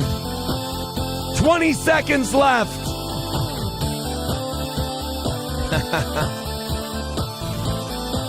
Fuck. Well, we took $100 contribution today and we still fucking lost. That's on me. That's on me right there. $30 away, about 5 seconds left, you guys. Please and thank you. I don't know what would change your mind at this point. It's just, what do you do? Numero uno with $20 says, I'd like to see more pro-Jewish content. Dude, I am so for sale after getting taken 2 L's in a row on the morning show. 15 away from, oh, there's 5 from Silverwolf. Thank you very much. $10 away from knocking it out. Thank you very much. I mean, 10's an L, but, people are like, you can't do 10 of 30. Why don't you change some of your things? We're still fine. It's still fine. I take knocking it out as a reflection of the quality of my program. It's just, ugh. All right. Well, we lost by 90 yesterday. We lost by 10 today. If a couple memberships come in before we sign off here, fucking great. Thank you very much. Let's call this Spectrum Works. I appreciate your guys' support. Thank you to Numero Uno for the 5. Looks like we might hit that last $5, that last membership. Let's call this Spectrum Works. It'll make me feel better. I'm going to do the damn thing here. We'll ask him about Nick Sorter's camera. We'll try to get Nick Sorter's camera back from him. And hopefully you guys think that's funny enough to, Oh, I looked like a fucking retard. I looked like a fucking dick at that last 5 minutes today. Always tough when I decide to lean in. There's the last $5. I appreciate it. Thank you. Suck my fucking dick. We won, bitch, you faggot. I'm the man. You fucking stink, you hater piece of shit. I win. Thank you, Numero Uno, for the 5 and Main Vein for the 20. He says no 2 L's, bud. Yeah, that was out of pity. That was out of pity for sure, but I appreciate it, guys. Now what? 75 from yesterday. So there's our bank, 75 away from perfection. I appreciate it. All right, let's call them up. Let's call Spectrum Works. Thank you guys for cheering me up a little bit. I appreciate that. You guys rule. All right, Spectrum Works. I think if you hate me, though, and you think I'm the Antichrist, like, you still got your money's worth out of that solid 5-minute beg session, right? You got to watch all of my insecurities and shit. You should be happy for that. I give you so much, and you don't appreciate it. All right, let's call this Spectrum Works in Spring Lake Park. It is an autism center. It says they're open for business. Thank you for calling Spectrum Works. We are unavailable to take your call at this time. Please leave your name and message, and we will get back to you as soon as we can. Thank you. Hello, yes. I was calling because I have a son, Johnny. He is the autist. He counts the toothpicks. He counts toothpicks, and he counts blackjack cards. He is needing help. And he needs help from you people. And I would like to sign up my son, Johnny, who has retard, autist, MS, and he needs your assistance. I also, he has a phobia. He has a very nice camera, does Johnny, and he doesn't want anyone to steal it. So if you have anyone in your building, your business that steals cameras, we will not be able to work together, but I would like to work together because I believe you have a very real, non-fraudulent autism center, and in no way are you and your boyfriend or husband scamming the people of Minnesota. So I would like my retard, autism, toothpick counting son, Johnny, to be able to join your beautiful establishment. If you could call me back, I would appreciate that. 651-235-5108. And if you are wondering about my accent, it is because I am African and French. The last thing I want to say to you before I go is stop stealing from the people of Minnesota, you disgusting piece of shit, and give Mr. Nick Sorter his camera back. Literally all of them. You call them and there's no answer. Like, what other business do you call them during their business hours and they're not open? And they don't, their phone doesn't even ring. It just went, as soon as I hit dial and it didn't immediately either start ring, I was like, this thing's going right to voicemail. Right to voicemail. Silverwolf says, wait, my link. Oh, here, let's go check out Silverwolf's link. What is this? Let's take a look-see. Thank you. Thank you. Now we're demonetized today. You dick. Numero Uno says, can you read my super chat where I enjoyed you saying before this bit happened that it wasn't going to be any good, and people say you're not self-aware and a liar. Another win for the toe. Oh, real? Okay. Oh, here we go. $5. He said, Numero Uno, Josh Denny fan. Remember when you said you'd do a comedy bit, then said the bit had failed before you did it? LOL. Yeah, I was telling a joke and I fucked up the joke, and I'm like, this is gonna fail before I even do it. Look.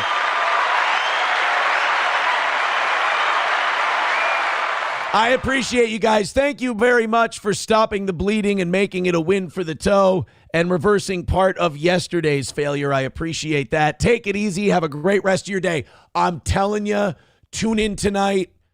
Natalie could be going down, and not in the most disgusting, gross way possible. Thank you. I appreciate you sticking it out with me, and we'll talk to you soon.